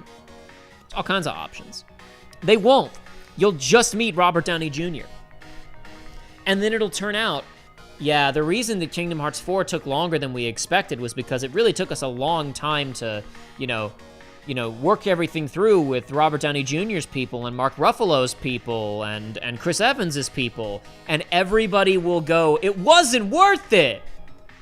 Why'd you do that? That was stupid. They're so proud of themselves. It's gonna be all live action remakes, dude. Look how good our graphics are. Unreality. What is fictional in one place is real in another place. It's gonna be all live action remakes, dude. It's gonna be so dog shit. The only good thing that could come of going to live action remake worlds in Kingdom Hearts 4, and I may have talked about this on the show before, the only good that could come of it is if Maleficent meets Maleficent. If cartoon Maleficent meets live action Angelina Jolie Maleficent, and they actually capitalize on that shit, that could be one of the coolest things that's ever happened in Kingdom Hearts. If anybody in here ever watched Phineas and Ferb, one of the big specials for Phineas and Ferb, they go to a dimension where Dr. Doofenshmirtz is actually an effective villain. And initially the two Doofenshmirtzes really get along. But of course, the Doofenshmirtz from the normal dimension actually really isn't even all that evil. And he's very incompetent. And very quickly, the actual evil Doofenshmirtz like turns on him. He's like, oh, this guy's a liability and also not even evil. And gets rid of him, right? Have evil cartoon Maleficent meet Angelina Jolie Maleficent, right? And initially, they're like, yeah, we're going to get revenge on that evil king who fucked us over. But then Angelina Jolie's like, oh no, but I love Aurora like like my own child. And cartoon Maleficent goes, you what? You care about a child? What the fuck is wrong with you? Oh, you're like a pussy. We literally already have Maleficent in Union Cross, a game that nobody gives a shit about or played, lamenting her inability to change the ending of her own story. Because we can't get into it. No, we're gonna get into it, because fuck it, it's fine. Because in Union Cross, after you do the Sleeping Beauty world, it shows Maleficent complaining that she can't change the ending, and this is where we find out that she's actually a time traveler. Except that she's told, even though we've already learned that traveling through time, you can't change anything, that time is immutable, she's also told that data is immutable, which is a pointless detail, because it just doubled that she couldn't change the past. But if cartoon Maleficent goes to unreality fictional world live action Maleficent and goes, in this place, I could change the ending, and she hijacks the ending of live action Maleficent, and the end of the world of that level is Sora with Angelina Jolie Maleficent as a party member, and the two of them have to defeat cartoon Maleficent, who has hijacked the live-action story to genuinely kill Aurora this time. That would be one of the coolest things that has ever happened in Kingdom Hearts. And so, it will not happen. Because they, and by they, I don't know if it's Square or Disney. I'll say again, I don't know who's responsible for this shit. I don't know which of them is more responsible. Because even when they did the Monsters, Inc. world and the Toy Story world, where it seemed like Pixar was more willing to let them mess around, they didn't do anything that crazy. So it might be on both ends, I don't know. But they, whoever they are, the they that say it must be perfect, it must be like the movie, whoever they are, from whichever companies, one or both of them, would hear that pitch and go, no. We must protect the integrity of the live-action Angelina Jolie Maleficent film that no one cares about. It must be perfect. It will never happen. I feel like Kingdom Hearts wouldn't take serious the serious topics in live-action Maleficent. Number one, yes, but there's a very easy solution to that, which is you don't adapt those scenes. It didn't take the serious things in Pirates of the Caribbean 3. So it cut around them. It didn't even take serious, like...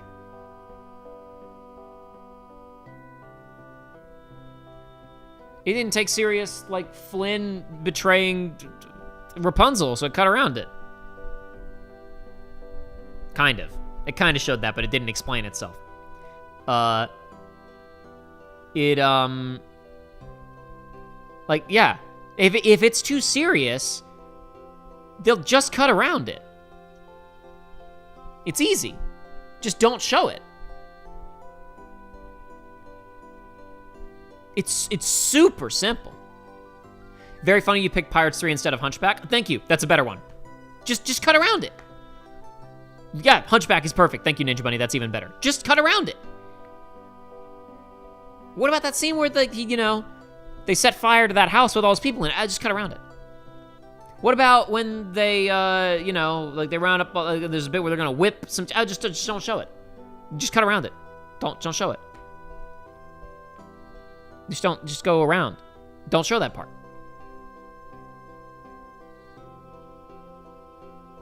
It's so easy. It's turbo easy. What about, Prankster's Paradise? Children vandalizing, smoking cigars, gambling, and then they become monstrous and they turn into donkeys and they're slave traded. Just don't show it. It's a fun theme park for Sora to jump around. That's what this movie's about. Just don't show it. What's another good one where they cut around serious shit? What's another good one where they just avoid it? Oh, Mulan! Remember the village gets burned down, and then Sora says, Captain, you go round up the villagers who all escaped with their lives, and we'll go after Shan Yu. Just cut around it. Just cut around it. It doesn't matter. that Maleficent's origin story is an allegory for rape, just cut around it, dude. Just cut around it. It doesn't matter that the king, like, falls to his death at the end. He won't even be in it. Just cut around it. It doesn't matter that in Maleficent 2, Mistress of All Evil, one of the three good fairies is killed by chemical weapons. That's real, by the way.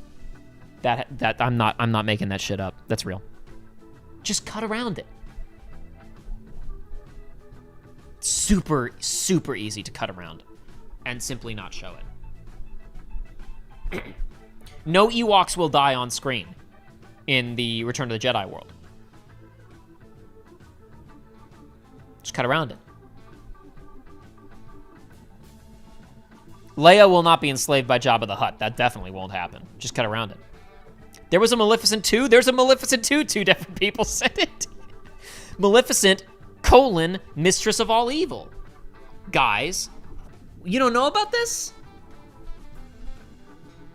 Come on, gang. In which Aurora, having married Prince Philip, goes to Prince Philip's kingdom to meet with his parents. A queen played by, it's not Helen Mirren. Who is it? Hold on.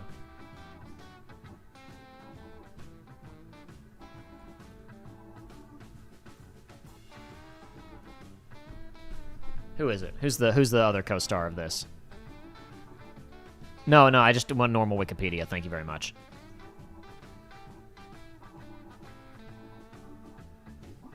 Who is the other lead? Michelle Pfeiffer. Thank you. All right, my bad. Yeah, Michelle Pfeiffer's the villain of that film.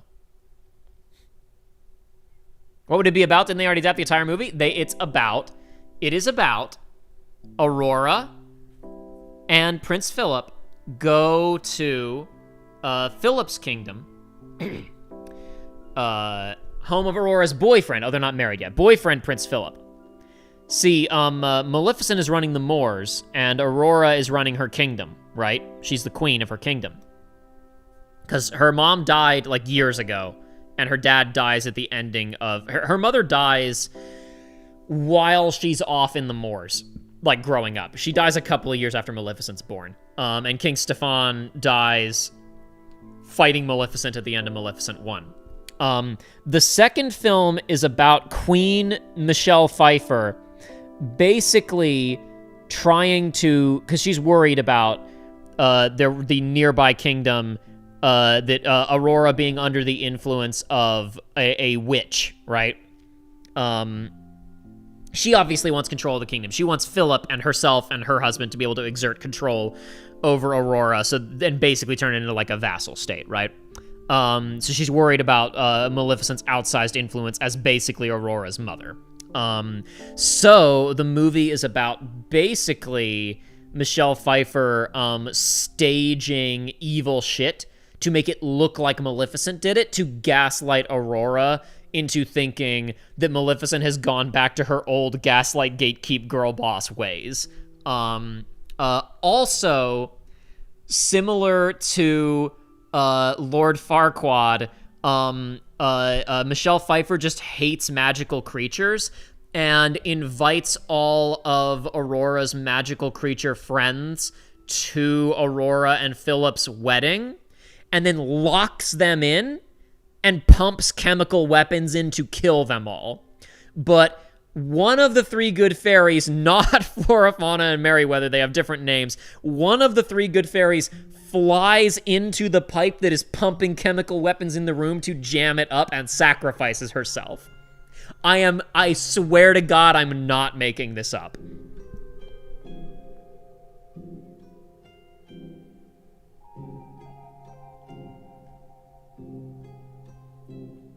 Oh yeah, also, Maleficent is the Dark Phoenix. I forgot about that. Maleficent is also the Dark Phoenix. God, there's so much shit in this movie, dude.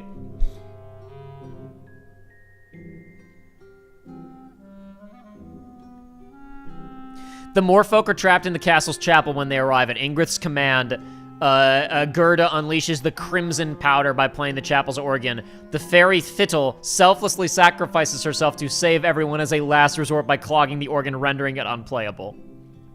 While fairies Knotgrass and Thistlewit cause Grenda, I guess this is this must be Michelle Pfeiffer's muscle, I don't know, to fall to her death. And then the Dark Fae, who are Maleficent's. Maleficent is not the last of her kind. She finds more of her kind, who inform her. Yeah, wounded, Maleficent falls into the ocean and is rescued by a winged creature. This is after Maleficent flies away because Aurora thinks that Ingrid poisons her own husband. Michelle Pfeiffer poisons her own husband. Making it look like he's been cursed by Maleficent. And then Maleficent flees and gets shot. Falls in the ocean, awakens in a cavern where fairies like herself have been in hiding. Maleficent is among the last creatures called Dark Fae, powerful fairies forced into hiding and nearly driven extinct by human oppression. She's the last descendant of the Phoenix, an ancient and powerful Dark Fae ancestor. Because Maleficent's magic is so powerful, the other two believe she's instrumental in ending the conflict with humans through peace or war. And there is, in fact, big war at the end. This movie sounds like a parody of the first movie. What did critics have to say about this film? Oh, there was a tie-in novelization. 40% based on 261 reviews with an average rating of 5.1 out of 10. While it's far from cursed, Maleficent, Mistress of All Evil too rarely supports its impressive cast and visuals with enough storytelling to justify its existence. The best live-action Disney fairy tale flick since Pete's Dragon. The original? Forbes called it the best live-action Disney movie since Pete's Dragon. Was he referring to the remake, or was he talking about the original? Maybe he really liked the Pete's Dragon remake. I don't know. Whoever that was writing for Forbes. Okay, sure. I think Tron Legacy's not a fairy tale flick, I guess. Isn't Enchanted a live-action Disney fairy tale flick? Maybe he forgot about that.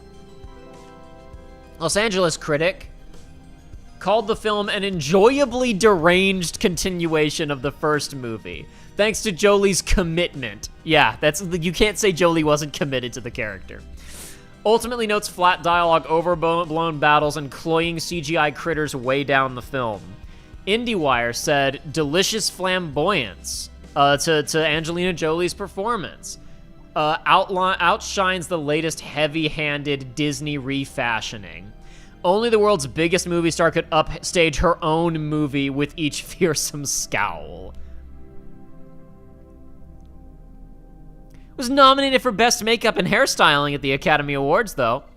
Hey, the Costume Designers Guild gave it an award for excellence in sci-fi and fantasy costuming. Good for them. Bro, she didn't even get a Best Actress nomination at the Saturn Awards.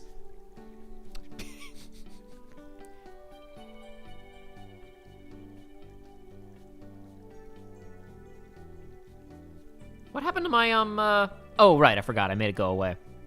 Where's the iTunes player? There it is. I forgot I switched pages so it wasn't visible anymore. KH4 won't have a Metacritic score because it's never coming out. Also correct. There is somewhere a bonus feature that hasn't been made yet, but somewhere in the archives of all of my recordings, it was between FF7 recordings and I left the mics hot, I read this whole page to Joey and Aiden, and it was so funny. I gotta find that and make that a Patreon bonus or something. I gotta dig that back out, because it's somewhere in my files, a hot mic of reading this page to Joey and Aiden and them losing their minds. It's so when you get to the part where Flora, Fauna, or Merryweather kills themselves to stop the chemical weapons, is pretty crazy.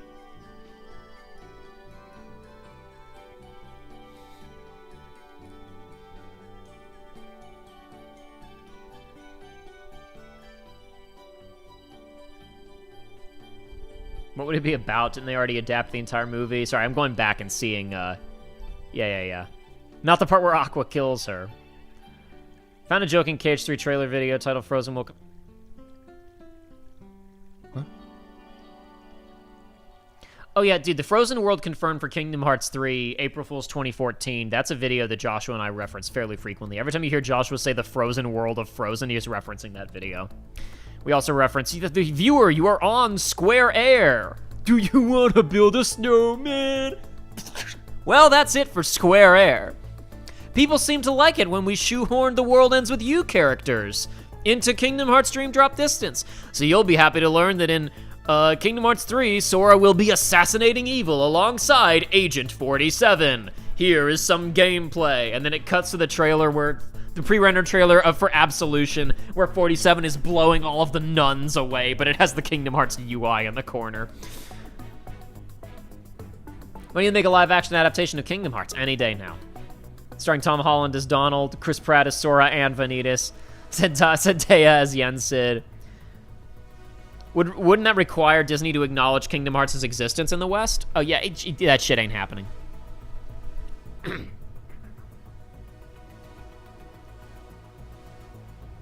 I have a friend, I won't say who.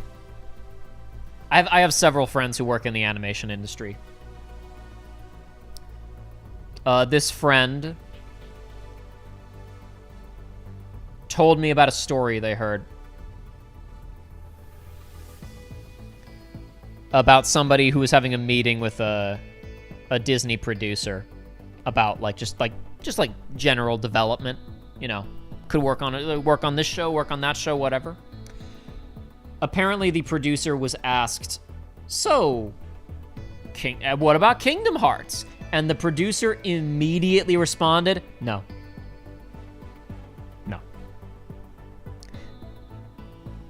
That tells me a lot. The producer did not say, "What's Kingdom Hearts?" The producer said, "No." I know and no. Listen, Kingdom Hearts is so ingrained in a certain age of people who are into a certain thing. I promise you, 35% of the animation industry working today is fans of Kingdom Hearts. They've asked. They've all asked. And some Disney producer being like, "No, not gonna happen. No." I don't know where the bottleneck is. I don't know if it's the Walt Disney Company doesn't want to do it, or Square doesn't want to do it, but somebody somewhere doesn't want to do it, and it ain't happening.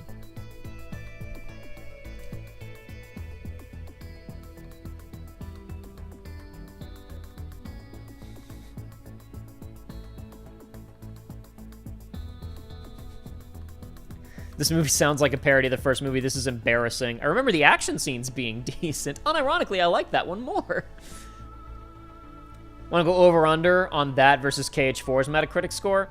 KH always reviews well. KH always reviews well because reviewers say the action's good and the story is silly, but that's Kingdom Hearts. KH always reviews well. Always reviews well. Don't worry about it. No way it gets below a 75 Metacritic.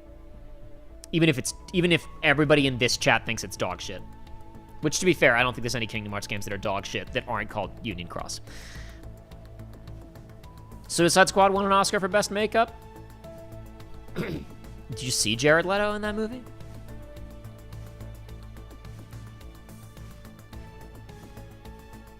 The producer knows there's something already in the works. No. Because he wouldn't have said that. He would have said, "Oh, maybe, huh. If there's something in the works, you stay vague." He said no. That shit ain't happening.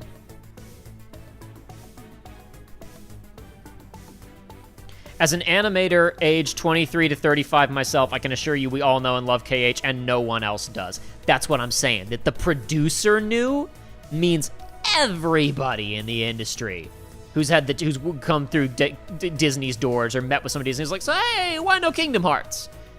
They've heard it enough for a producer to instantly go, no. He wouldn't say no if it was in production. He would say, oh, maybe. He wouldn't say no.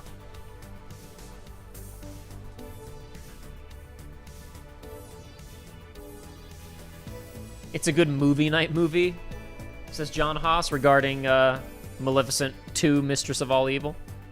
Sure, I believe it.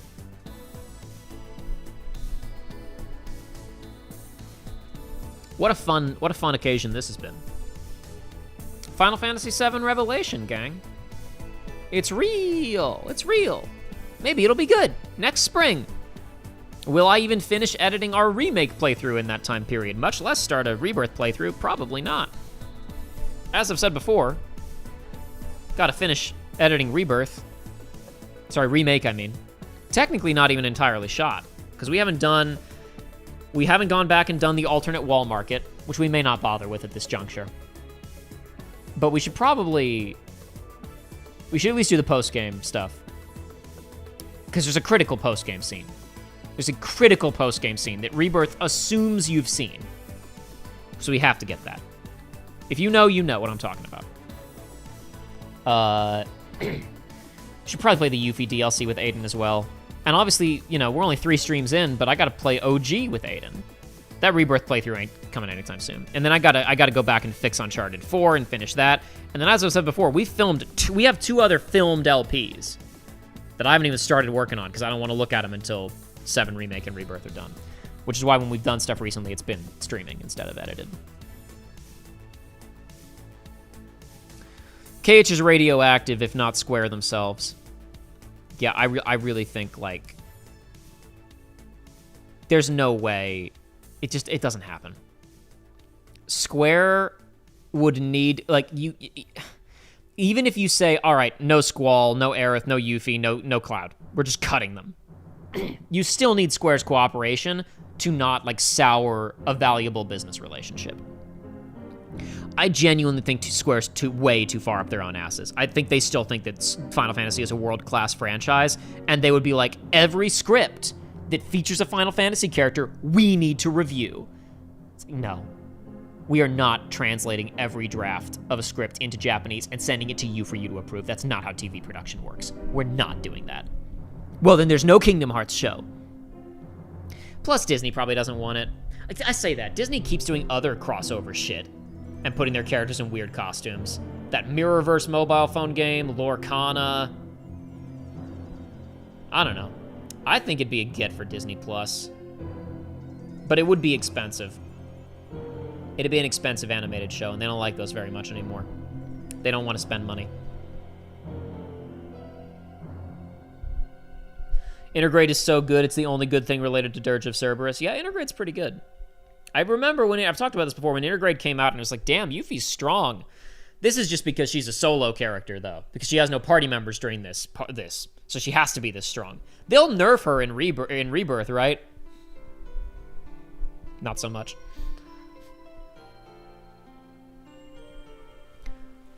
I think the Marais is just a cursed person. Oh, that's certainly true. He's super duper cursed. Was that your phone vibrating or the mic picking up? I almost thought mine was ringing. No, my phone didn't ring. I might just been shaking the mic too much. Can't wait for the decade of research runs, FF7, R2, and R3, but I know it's a lot of work. Just don't see myself watching anyone else play them. Or play them yourself, dude. They're on every platform now. Play them yourself. They're good. You should play them and enjoy them. They're good games. Yeah. I don't know if we're gonna get around to that, man. Unfortunately, and I hate to say this, especially because there are literally paying customers in chat right now, but YouTube is my 3rd priority on any given day. I've got my real job, which most of the time I'm too tired after my real job to do anything else. And I'm trying to write, I'm trying to write books now. I'm trying to write novels now. And then YouTube below that. I did officially completely, I think I've said this on previous streams, completely closed the book on first draft of my first novel. I've now technically started a totally new book, but I'm only like 2 pages in, and it ain't going so well. It ain't going so hot, gang. I'm not liking it. I know that sounds like an insane thing to say about 2 pages, but it took me a really long time to, like, I threw out multiple versions of chapter 1 that weren't working and kept reconceptualizing it. And the other thing I realized once I got 2 pages deep was like, oh, I hate every name that I picked for these characters. So that's fun. solve that later, though. So I do apologize, because I know we've got, you know, I know you guys like the show, which is why I'm trying to stream, but I'm not always in town. I travel, like, a decent amount for my job, and even when I'm in town, you know, if Aiden and Joey have got anything going on, you guys have watched me stream by myself. If we aren't sitting here doing this, if I'm not just, like, talking to camera and a microphone and, like, we have subjects we're discussing, if I have to play a game by myself, I'm not entertaining. I'm not. I thought about turning on, like, Mina the Hollower or 007 First Light or something after this, and I was like, it would not be good. I don't know. I did think I would I do need to start solo streaming, because it's the only way I'm going to get any content on this channel with any consistency if I don't start solo streaming. I thought about solo streaming Mouse PI for Hire. Thought that could be fun. But now Mina's out, and 007's out, so I don't know what I'm going to do. Naming characters is hard to do, says Ninja Bunny. It is hard to do. It's rough. It's pretty hard. But with that, gang, I think I am going to wrap up for the night. I think it's a little late in the evening. And I got other stuff I need to go do. So, thanks for hanging out. Thanks for hanging out for Summer Geoff Fest and then talking about Summer Geoff Fest afterwards and talking about Maleficent 2 Mistress of All Evil. It was a good time. Mina and 007 in the same week. Don't forget about what's going to happen in a few months here. The slam bang of everybody fighting to get out before GTA 6. There's like 7 big games coming out within 2 weeks of each other. Now my phone is ringing. Hey Josh, what's going on? Yeah, I saw the Star Wars car. I showed it to Joey earlier, but wasn't going to show it to the stream because I didn't want to, you know, dox some poor guy. I am on the stream, yeah. We were watching Summer Geoff Fest. No, I was about to say, I was about to log off, actually. I was just going to see if you had something you wanted to say to the people. All right, cool. Then then just stay on for a second. I'm going to wrap up the stream now. You guys have a good night. See y'all later.